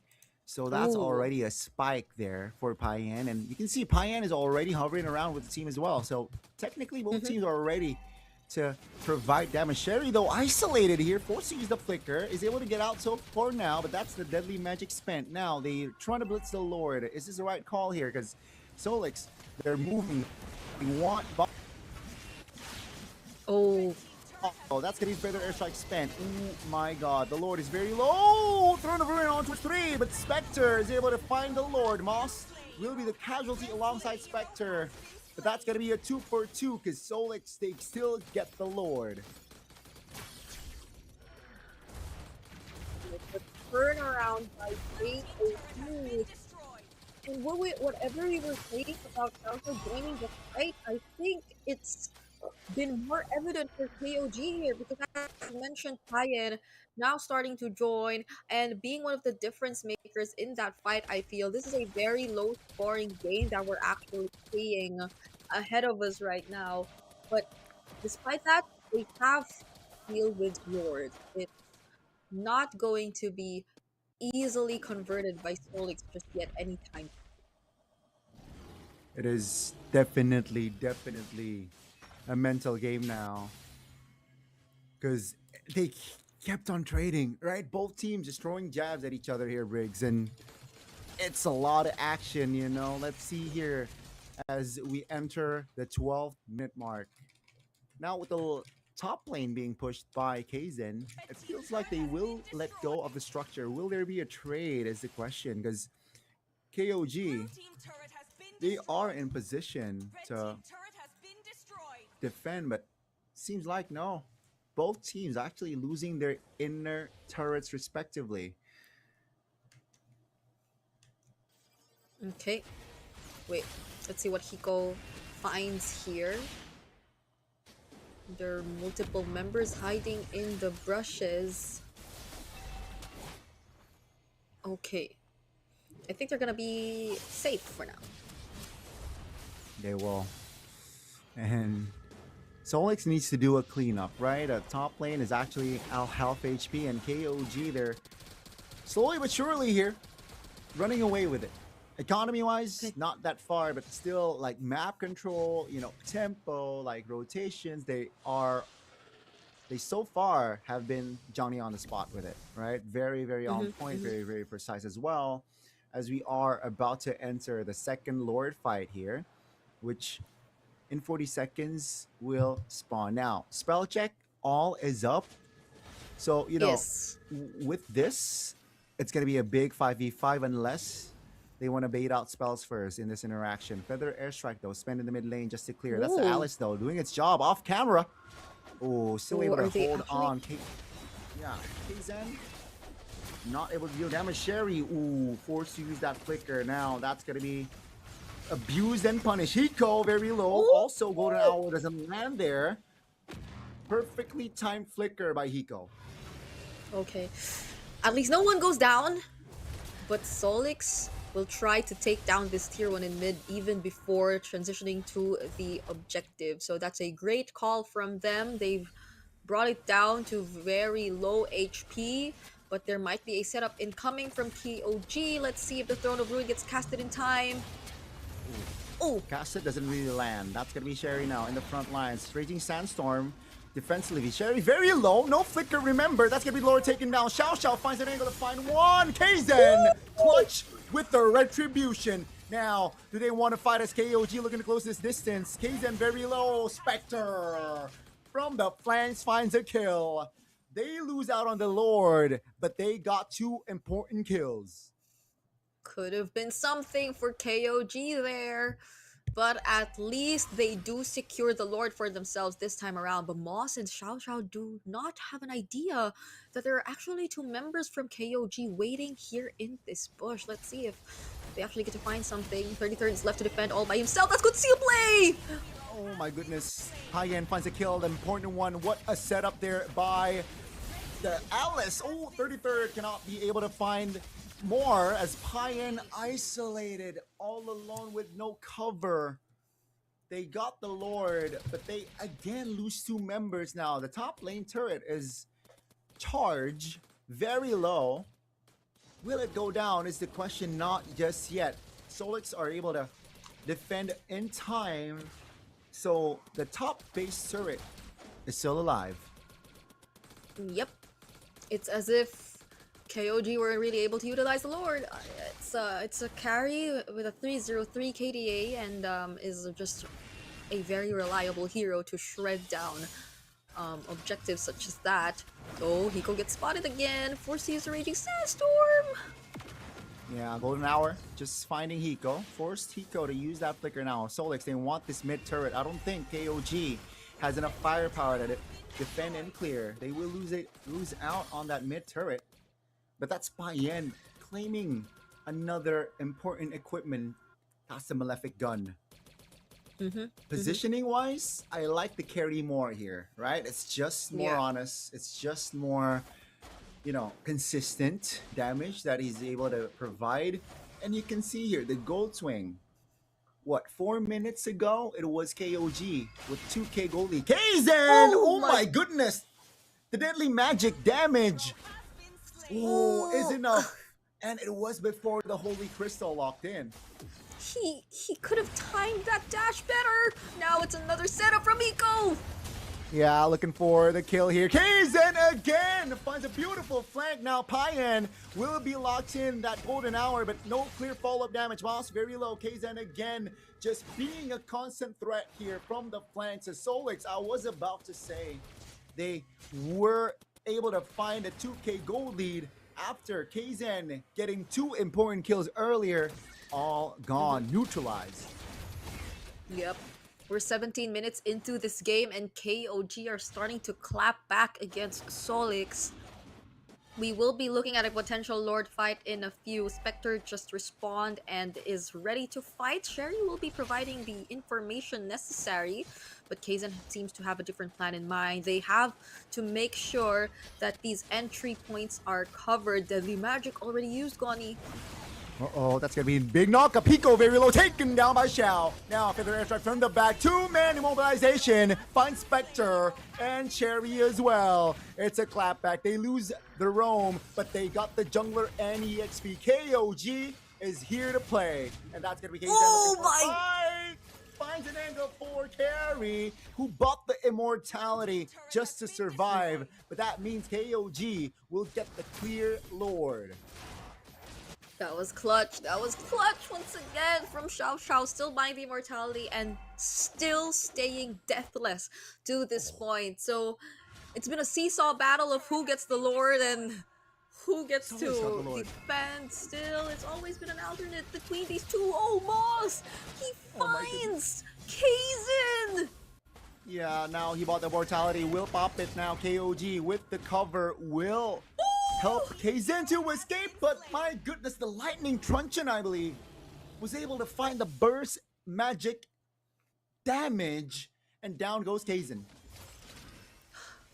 That was also the Curse of Crow catching up, and it was already such a great start for Kaizen too, but okay, now we look at Payan already picking up the Wind of Nature as well. Let's see how that's going to help him in terms of positioning and the upcoming team fight, because at the moment it's Solix who's starting to push forward. They will be looking to take a base turret away from KOG. Look at Xiao Xiao just really focused on that turret. Yeah, I mean, that's a far lane as well, Briggs, so that's not a good sign for KOG. They will have to play the Lord Dance here perfectly from the side of KOG. As for Solix, they can go with time. They have the far lane now. They move on towards the fight. Golden Hour on towards two. Ooh, the stun! 33rd here in trouble. Still able to get out though. But the Harley here being a constant split pusher, just distracting Solix members. Now they want to go for a fight again. Solix will recover 3-man mobilization from the side of 33rd. Now the damage comes through. Cherry in trouble. Take a look at DPS. He's taken. Down goes Cherry. Now in the back, it's going to be Xiao Xiao taken down as Nala collects the double. That was such a great play from Kaizen too. I mean, the fact that he was pushing the wave in mid forced a reaction out of Solix. They had to send members back, and eventually that cost them so much as well, because KOG were taking advantage of the situation. Now they're the ones to take down the mid turret first. Wow. As they walk towards this evolved Lord. You know, I did not expect Solix to make a move right like that after getting the far lane. Now KOG, they will abuse and punish Solix mistakes for it. That's gonna be the Lord. And Briggs, it's an evolved one. I realized just now that this Kaizen we're looking at is Kaizen. Kaizen. He's Kaizen from the Philippines. Kaizen former. Well, yeah. So again, going back, it's been such a turn of events for KOG, now in the lead, and might be the first time we actually get to see a team utilize the Lord that they've captured. Kaizen though, oh, he gets stunned, dances around members of SLX, but he's gonna go down. Let's see if they get to end this here though. Yeah, it's a 5v4 technically. KOG, not a man up. Now, Raging Sandstorm finds Spectre. That's gonna be Golden Hour trying to distract and delay. Bottom cleared. Now the Lord is still up. Payan is still in the area, taking a look at the damage right there. It's just him free hitting. Now, can he focus on the base? They will find and crack the base as KOG, after a hard, long fought battle, will find game one. Okay, not the outcome you would expect if you watch the first few minutes of the game, but that just tells something about KOG and their fighting spirit. They are never really gonna let down, and it's just unfortunate for Solix, but we saw the potential. We saw how they took a hold of majority of the game, and imagine having a 20+ minute game for game one, right? That tells something about this matchup. I think that says a lot about what to expect for the upcoming games. I mean, it's just so intense, Briggs, right? So back and forth, both teams throwing haymakers, and this was the final blow that unfortunately Solix could not withstand. Yeah, Payan, the Irithel pick worked. Wow. That is actually crazy. How often do you see a surprise pick actually work that way? It's not a lot. There's not a lot of times. Like sometimes even the most meta picks get shut down, but in this scenario, ooh, that was an amazing performance brought to us by Payan. I'm wondering if it was just a conversation between them and the coaches of Payan saying, "Yeah, this is my comfort pick. I really want to play this hero," or was it just like part of the plan all along? Because it, like looking at the lineup for Solix, it seems like they had ways to deal with the Irithel. It doesn't feel like that much of a niche pick which had specific conditions to meet. It was just more of like maybe comfort, I guess. But our MVP for that game has to be none other than Nile. Did you see how well coordinated the traction pulses were with either the Raging Sandstorm or the Throne of Ruin? Yeah, I think Niall here, and that was what, a 22 minutes plus game time. He was deathless against a Suyo, against a Farsa, by the way. And yeah, I think Yep. his positioning is what stands out for me. Of course, kill participation also, KDA also, right? And you can see here the item. He built DHS, not towards the end as well, towards the mid game. So he understands, he wants that attack speed, he wants to enhance his basic attacks as well, just to shred the Uranus, just to give pressure as well. And you mentioned the Irithel here, you know, was a good pick. Yes, I agree. And also was able to be handled, right? You saw Payan struggled in dealing damage, in like providing damage, but Yeah. when it comes down to it, Payan was doing his job. This was, I feel like, the game changer here. Got one kill, flanks again, and got an important kill again. That was, I feel like, the momentum for the side of KOG. Yep. Oh, it was such a treat to watch, honestly. The back and forth, the lords. It was going to Solix at one point, and then it kept going to KOG at one point. It felt like such an even game. Like you couldn't say it was Yes. one-sided at all. Yes. And that's what you like to see for our highlight match of the day.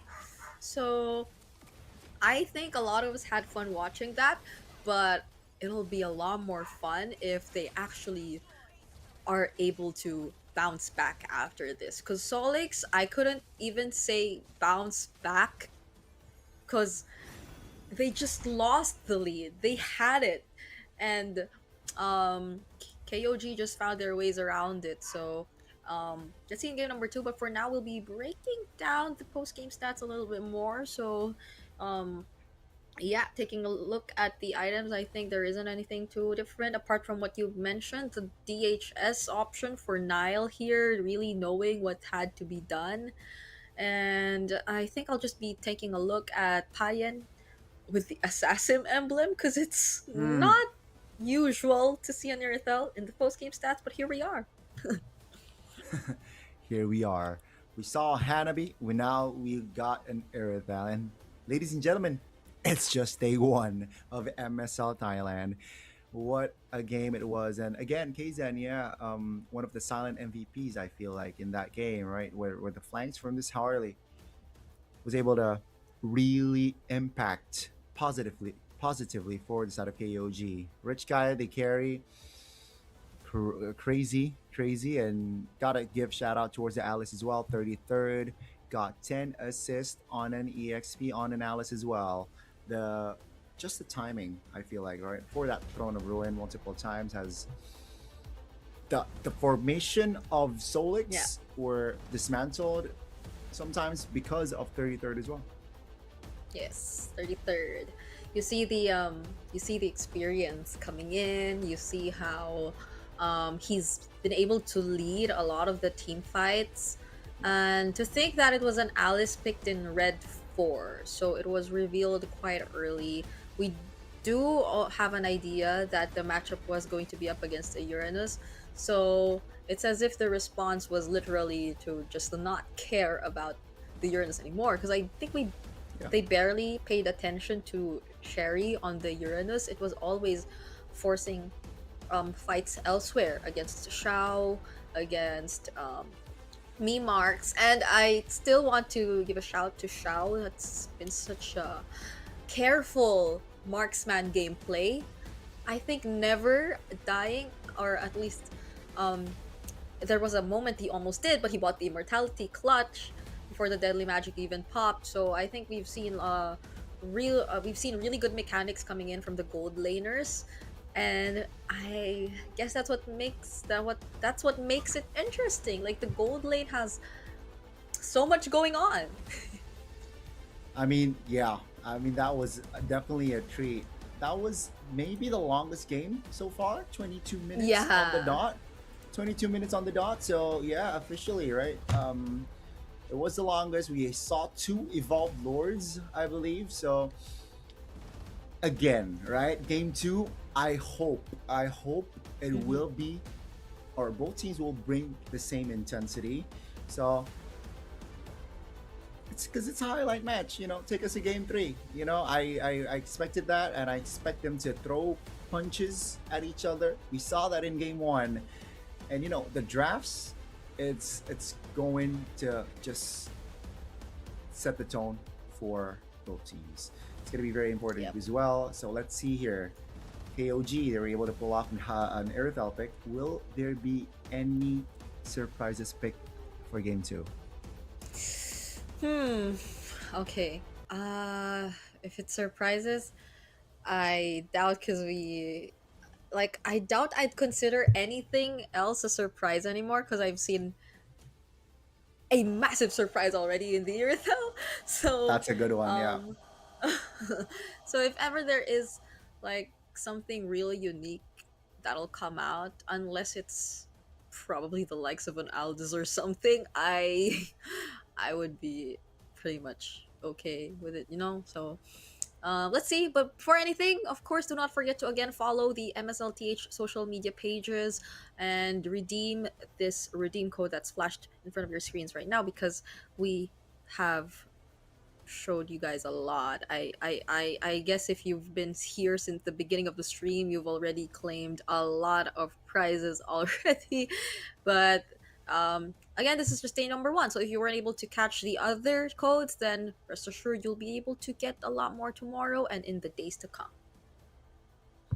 Check it out, boys and girls. Tomorrow, be ready for another possible redeemable code. But yes, Solix, I hope they're able to recover from that, right? Mentally as well, not getting too, let's say, too heated, right? But let's hope for another banger, right? Game 2.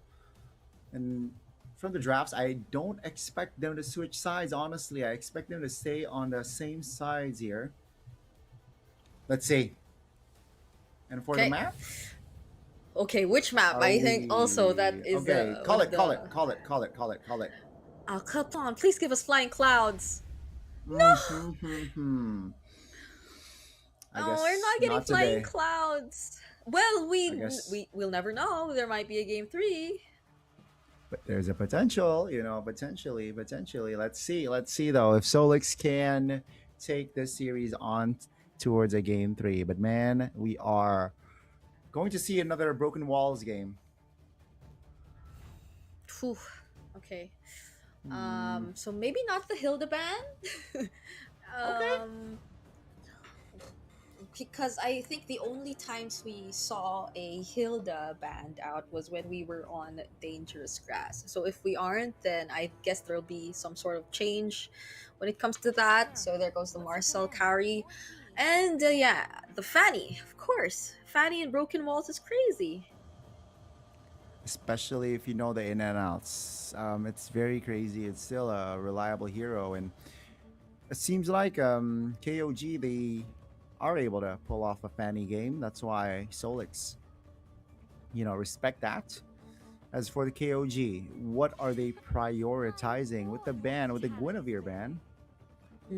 Now, the Zushin is still on board. The Lucas is still on board. Even the Xuyo is still on board as well. But after seeing what Kaizen did, game 1, you can't really count the Harley out.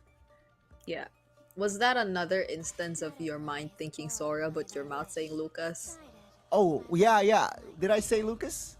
You did say Lucas. Oh my, why did I keep saying Lucas? I meant Sora. Do they guys, look all right? identical to you? Somehow it's human form, yes. Human form. If lore wise they're brothers, I would see the resemblance. Okay, all right. I see your point. And now I see the Harley picked up and stolen away by Solix. They're the ones who will be using the Okay. Harith this time around. But the difference is, The you're up Harley. against the Baksha. Wait, did I say Harith? Mhm. Oh Yes. my god, what is happening? What is happening here, Briggs? What is happening? Oh, okay. You know what? Yeah. So there you go. It's the Alice Harley stolen by Solix. So it's why does it feel like we're just swapping lineups? Yeah, this is interesting. So it looks like denying picks from the side of KOG. I mean, yeah, the Harley was a menace. The Alice game 1 was a nuisance. So Solik's like, you know what, I'm gonna take it away. That's gonna be the Sora I picked up alongside the Hilda. You mentioned the Lucas. Hilda being a very good hero on Dangerous Grass, but we will get Broken Wall. So Hilda is also with the flank potential, can do damage, right? And it was banned, by the way, on game 1. Yeah. So you kinda have to worry about the Harley and how you are going to assist him in the jungling, but they will be leaving their roamer for later. They pick up the Claude instead, want to make sure that Xiao Xiao gets his hands on another comfort pick, and if he is able to perform that well on the carry earlier on, then I'm expecting that same level when it comes to the Claude as one of the most meta gold laners in our or even internationally nowadays. But the difference is, if you're a very meta gold laner, you're up against a gold laner who doesn't mind playing Irithel. So that's where things get a bit tricky, I guess. I don't think you could really ban out Payan if that were to be the case, because you did see him bring out an Irithel in the previous game. So they'll just focus down on heroes for Nile, who was again the MVP in game number 1. So the Kimi was the MVP hero, but KOG have a similar response. They're banning out mid laners. And it's a very specific hero, Valor.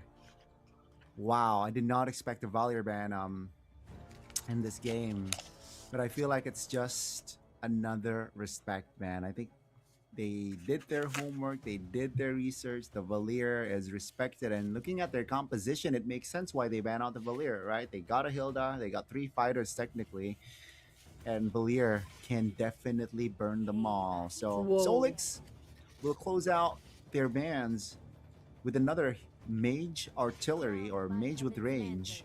That's gonna be the Farsa. Mm. Wow, 4 mages Kimmy. off the board in the Could this second be a phase. Kimmy? Yes, Kimmy is sensible. No, because they're stealing away majority of the KOG picks Yeah. in game number 1, so might as well. Might as well, right? Just full circle it, pick up the Kimmy, and it's also good going up against heroes that wants to, close the distance or have like short range Yeah. heroes. Kimmy does well with that. Oh, but that's like 2 marksmen, 3 magic damage sources. Okay, well, this is still technically another magic damage source, but it's not really a marksman. So Nile gets his Yeah. hands on the Kimmy once again, and there's a Harith alongside him this time. Okay, we need a roamer. We need a roamer for Solix. Ooh, Gatot Kacha. I'm looking at Gatot Kacha. It's gonna be a tough game for him. So if not the Gatot Kacha, I haven't seen a high loss at all. High loss. It's High good. loss I like it. slows. Yeah, high loss and the Lilia looks like there is a lot of slow. If not, they just could go back to Khalid because Khalid's also still open. Ooh, you're right. Mobility has been a theme especially looking at this composition. But no, ooh, I like it. Glue roam, right? Mounts the fighters, mounts the tanks, takes you back to the enemy's team, and you're in trouble. Solix, I like that last pick. Yeah. Is it something that reminds you so much of Indonesia? The glue pick? But other than the glue pick. Yes. Yeah. Okay.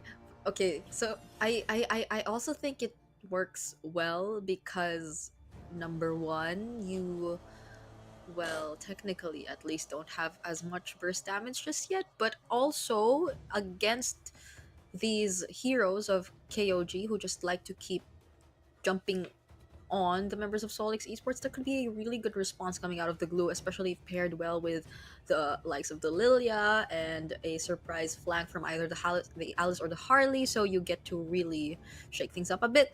But you have to remember that this is still match point currently for KOG and Solix. As much as they did put up a really great early game, they'll have to repeat that again here and maintain it up until the very end if they want to bring us to a game number 3.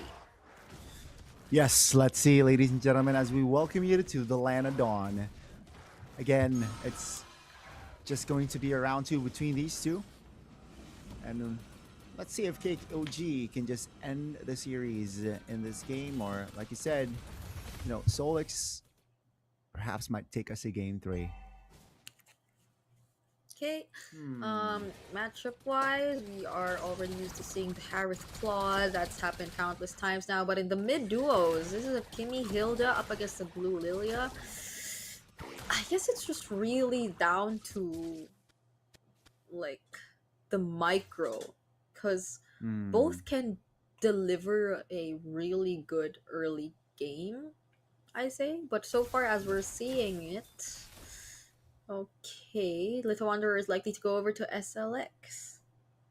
Yeah, I think with the river control of like Lilia. Oh, that's a jump. Oh. That's Cherry caught there. That's so unfortunate. And that was a good read though from the side of KOG. They were able to spot that Cherry's all alone. So yeah, Cherry will be punished. And with the reset here, right? Solix, like you said here, I think with that kill, definitely been. Whoa, Mark's not level 4. Oh my goodness! 2 kills in a row before the first hurdle. And it's both the EXP and mid lane, 2 of which should get that level 4 so you could have an upper hand when it comes to the objective take. But that is not going to be the case for Solix. A really good start for KOG. Now what's really going to matter here is whether or not Xiao Xiao is able to perform the same as in game number 1. Oh, hold on.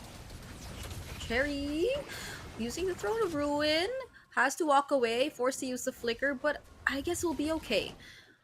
There will be no kills again for KOG for now. Yeah, it will be just them still dominating the early game, right? I was about to mention that with that Cherry, like taken down early,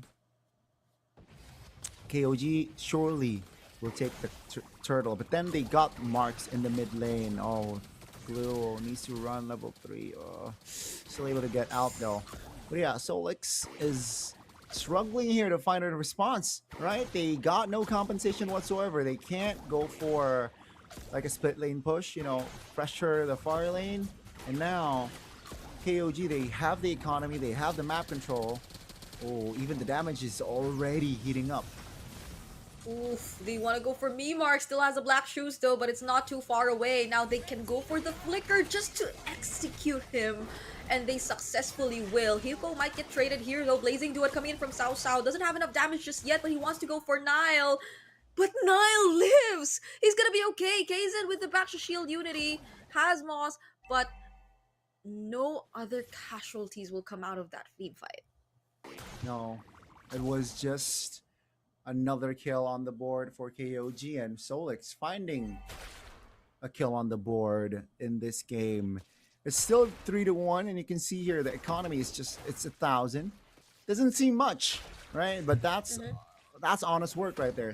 The build up is definitely, you can feel the build up. Oh, that's a stun.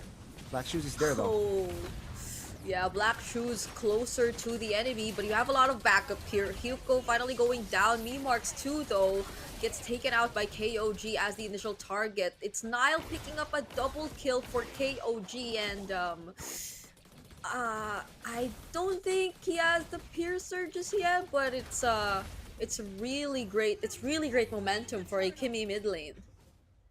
Yeah, I mean, Nile displayed an MVP performance for game 1. It feels like game 2, with his positioning, with his precision, we might see another MVP coming from this guy again. But man, the lead economy-wise doubled from a minute ago. So that speaks volume on what KOG was able to do in that, I gotta say, fight, right? They lose out on one, they lose out on Hiko, but they trade with 2. Oh, off-cam kill top. The Harley taken down again. So you can see here the farm for Spectre will definitely be slower, already a level below Mr. Kaizen.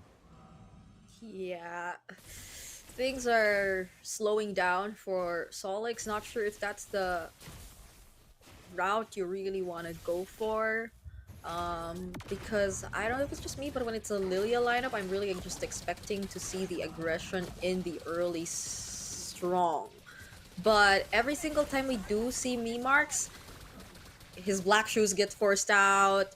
He has to either flicker out. So it's rare to see a Lilia struggle in terms of positioning, but I guess that's what KOG is just really doing so well, because there's a presence of a Hilda, there's a presence of Nile, who's been dealing so much damage already, and the threat of a Backsha Shield Unity suddenly popping up. So this is a very understandable situation for Memarks and the rest of Solix. But even if, let's say, they're forced to play defensive, you could play the Lilia just the same. I think there is still some strength in terms of the defense that a Lilia can offer, and you just need to farm. If you're Shao, you just need to farm. You have the Claude.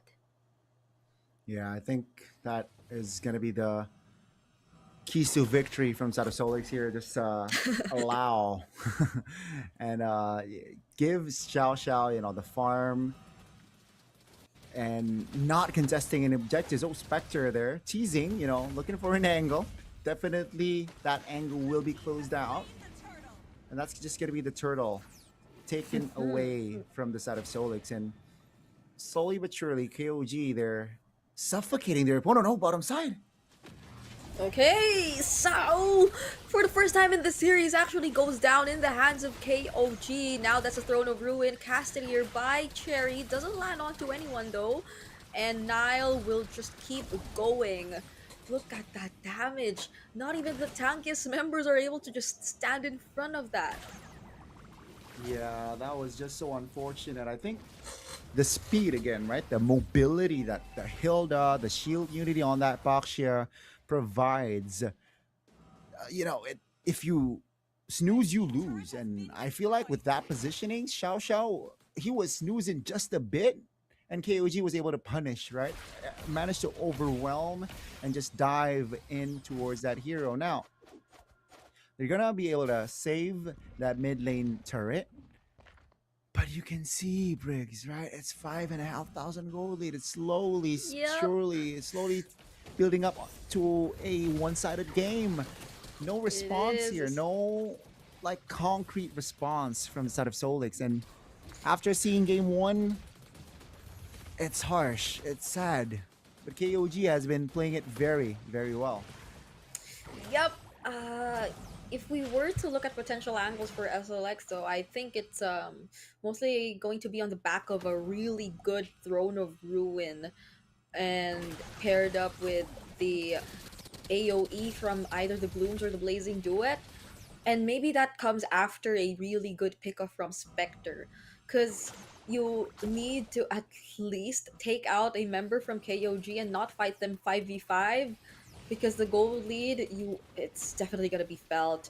Now they do pick up additional items. That's the Golden Staff for Xiao Xiao and the Divine Glaive for Spectre, so hopefully that allows them to move a bit more around the map. But KOG, they don't seem to be looking for a fight. They just want to quickly burst down this Lord even before Solix gets to find them. Yeah, it's quite clear. That's going to be a clean Lord take from inside of KOG. With the economy, with the map control and map pressure that KOG has on Solix. And you can see your structure. They got compensation though, right? They got a structure top. But I feel like KOG, they can't afford to lose a side structure. And that's why they don't really care. As long as Payan here is able to dance with the Shaman Force, as long as, Payan is safe, all is... Oh, Sherry is... Ooh. And Alice finally built the Radiant though, but I feel like it's a little bit too late now. Let's see though if that Radiant armor comes into clutch. Okay. Now they will be accompanying the Lord down bottom. Ooh, flicker out for Moss. Even before the Lord gets to reach the base, no holy shields whatsoever too, but does KOG have what it takes to already take down this base turret? It seems like it's gonna be a no for now. They will take out the outer turrets first before anything, but Kaizen's watching the backlines. That's the Throne of Ruin already committed. They just really want to defend this tier 1 in mid, but with Kaizen and Hyuko in the backlines, does SLX still want to commit? They try to fight. Okay, Spectre forced to move away. That's a lot of. Those are a lot of back and forths. Definitely, Briggs. All 10 heroes, all 10 players are still alive though, right after that interaction there. But again, the jungles will be the target from the side of KOG, and the Harley purple buff, cannot take his own purple buff. He's level 12. Kaizen's almost level 15. And that's gonna be his... Oh! The damage from Payan. There goes the black shoes again. Oh, and look at Moss! Doesn't have the flicker. Fortunately, is able to walk away from that. But man, this is looking really rough for Solix. They have no one to tank the damage. They have no one to go for the setup. It's just mostly Sherry, but he still doesn't have his ultimate right now. And that's the most they can do. 30 seconds before the next Lord comes up. Xiao has to get that damage. Yeah, he really needs to. I mean, he is behind 2k gold if you compare it to Payan, but finally, right, the Trinity completed by Xiao. So, there's definitely enough damage, but if you see the other side, KOG, they got the blade armors, they got the Chastity's pauldron, they got the pauldrons ready. Oh, that's a shield unity. Okay, someone's left all alone, but it's Kyle. Hazen, a tanky hero who is gonna be okay. Payen doesn't use the Zaman Force just yet. There's a grab coming in from Moss, the Throne of Ruin as well, coming in from Sherry, almost catching Payen, but he still gets to walk away. It's Xiao instead who goes down first. Sherry still standing strong, but finally gets taken out by 33rd. That's 2 members already down for Solix, but they want to look for the trades. Moss is just so tanky right now, but they cannot fight anymore without Sherry and Xiao. Yeah, definitely not, right? They cannot contest. And the shifting clouds, I feel like, from the side of 33rd earlier, was what make them pay. Oh, they go for fight. Moss handing over another 200 gold to Nile, allowing him to pick up another DHS for this Kimmy. So Oh my god. already attacking the damage was a huge problem for Solix earlier on, but now with the DHS, I think you double that problem. It's just a one-sided game. I feel like game 2, you know, game 1, it was back and forth, it was close, it was intense. But game 2, ladies and gentlemen, has been different. You know, it's just been KOG from the early game, getting that 2 important kills on Cherry and me Marks. And now look at the chain effect, right? They just crashed onto his me Marks. Oh! Well, at least they find the kill on Nile, but in exchange of that, they lose Spectre, jungler down for Solix, and they still have a Lord marching down bottom, so they lose a base turret already. But at least, I think it's been a recurring theme. Oh, never mind, I take it back! Look at Payan with the Zaman Force! Actually dealing so much damage against the members of Solix. Sherry might be the first to fall. That's a setup coming in as well from 33rd. Payan currently on a killing spree. My oh my, me oh my oh, KOG. The coordination on that fight was just a treat to watch. You know, Xiao Xiao made it out barely, but again, Cherry, he's sitting at a 0-for-1. Oh, that's a stun. Oh, okay. Xiao still able to get out of that. Spectre looking for a target here. He might find Payan! There goes the deadly magic in the Zaman Force. He's able to generate some shields though, and it's gonna be okay. There's the flicker from Moss. It seems like they still want to fight this, but without Payan, KOG do not want to fight as well. The Blood Wings as well, right? It was able to proc there, giving more shields. Oh my goodness, the beautiful mechanics there by both in that interaction. But, Brigida, this is crazy work. 10k gold lead after an intense game 1. I did not expect this outcome. Yep, there are a lot of things happening right now in the world which we are not expecting at all. And let's see if oh no, Moss! That's too much. That is literally too much. Payan has so much damage.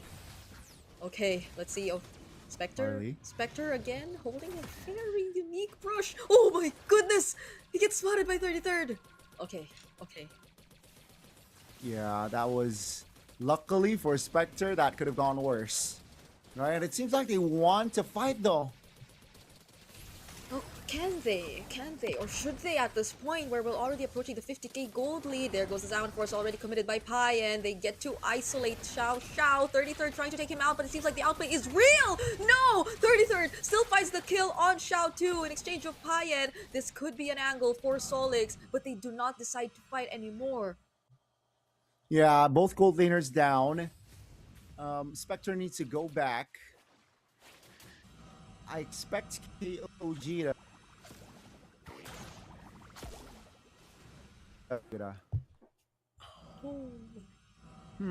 Now with that fight, right? That what happened? It was just too scattered, right? Luckily, you know, both gold laners were down, so Solix can wait and breathe just for a bit. They're really trying to extend the series. They're really trying to extend and delay the game.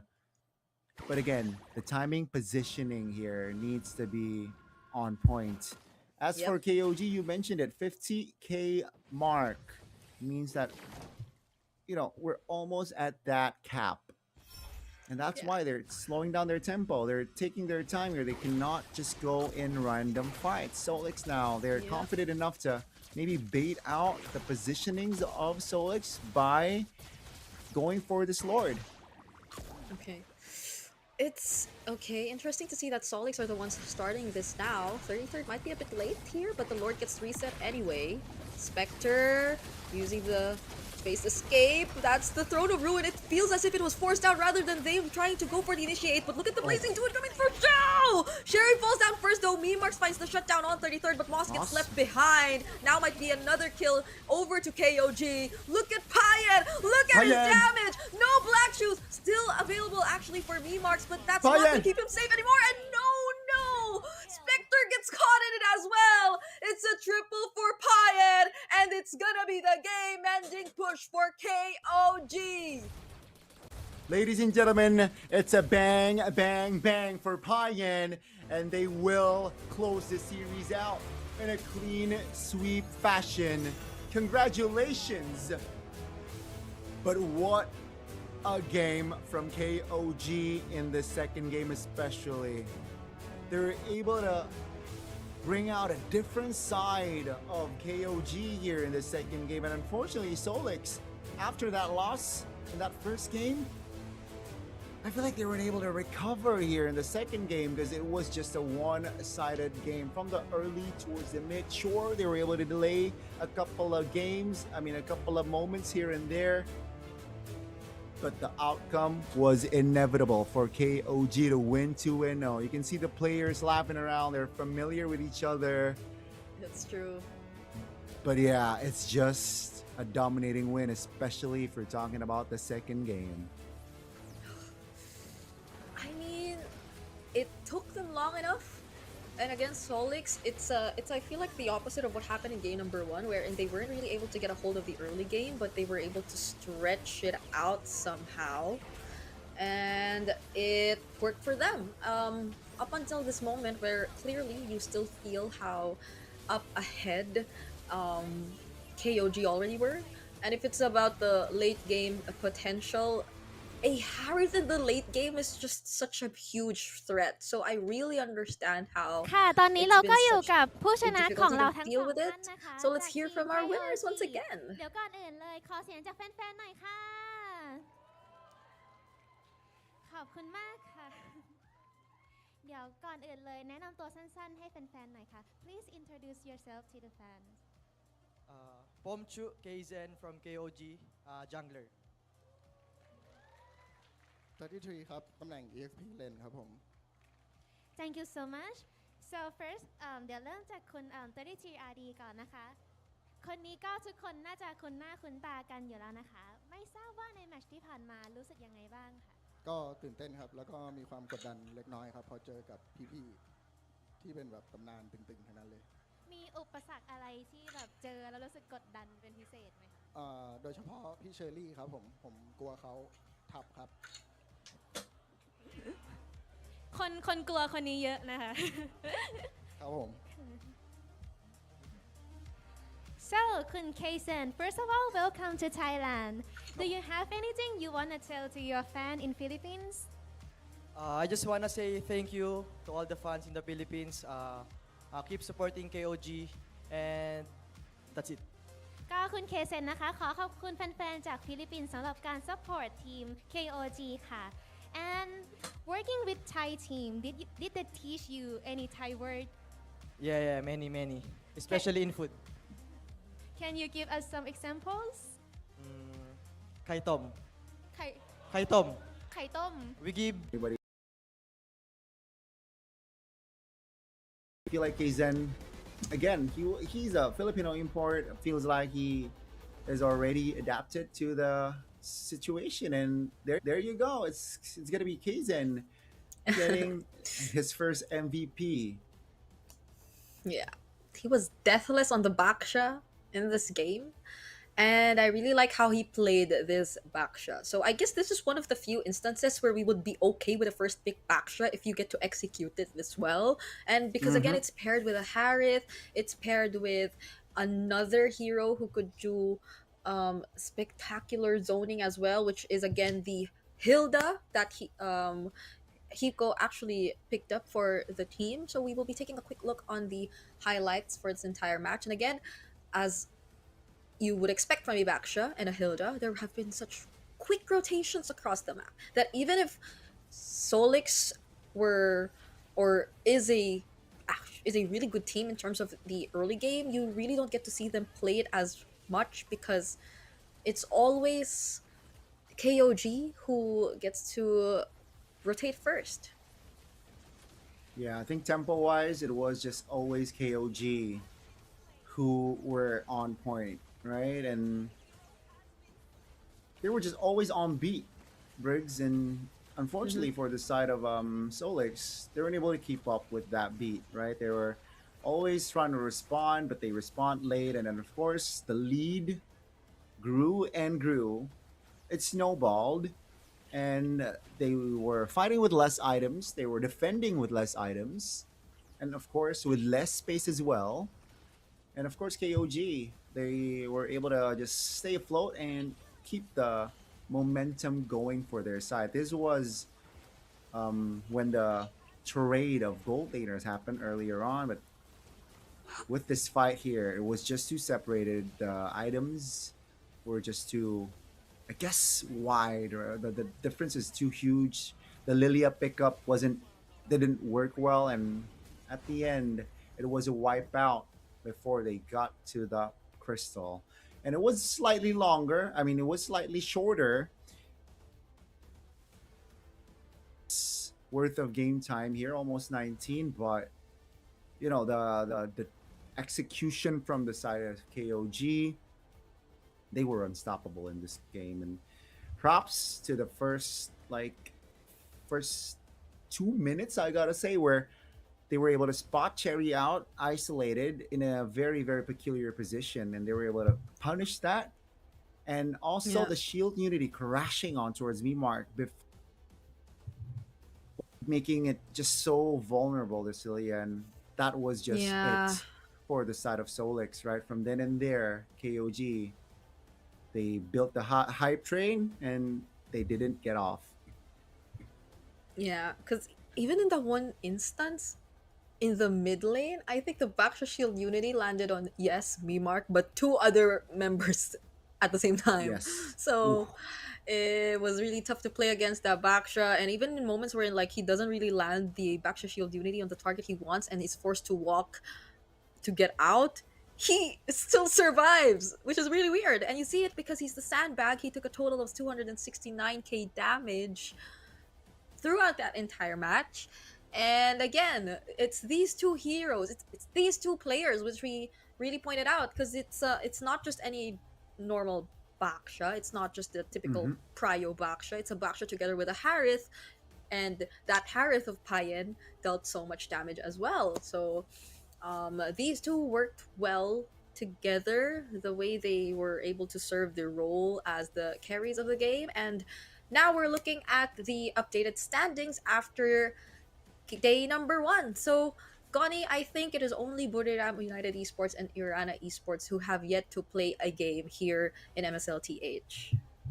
Yeah, definitely we will get to see them in action tomorrow, though. So please stay tuned, guys. But we get to see 8 teams out of 10 today. And 4 teams, of course, come out on top, being Kings of Gamers, ACT Esports, Valley Thai Esports, and of course Bacon Time. And as for Full Sense, Hydra, Tenacity, and Solix Esports, unfortunately they had to suffer a loss today. But again, it's not a cup, it's gonna be a league for you guys who are rooting for your team. So you know, it's gonna be a marathon, and just keep supporting them for tomorrow's schedule here for exciting matches. Yep. So as mentioned, the debut matches for Buriram United Esports is happening tomorrow. That's our first series. And even for Iarita will be playing their first series tomorrow. And teams who have yet to take a win, teams who want to keep their momentum going, everything at stake tomorrow as we witness another 4 matches. It's interesting because we're having 4 matches here in MSL Thailand. So that's really a lot of action coming your way and for the weeks to come because we are still in our regular season currently. And let's see who eventually emerges on top and gets a chance to join us in the international stage. But so far today, what are your thoughts, Gani? I personally feel most impressed by ACT. I'm on board with you, right? Mm-hmm. Definitely, again, I think we mentioned as well a perfect balance between drafts and execution. We saw that, right? We saw that from ACT. And, hopefully, though, it wasn't just a fluke. I want to see Yeah, consistency, that's of true. course, right? The sample size is still very small. The teams that lose today might win the first MSL season 1 later on and become the champion. So it's still, again, so far, but hopefully the teams that are able to get the rhythm going, get the momentum early like this, what they need to do. Sometimes to get to the top, it's easier.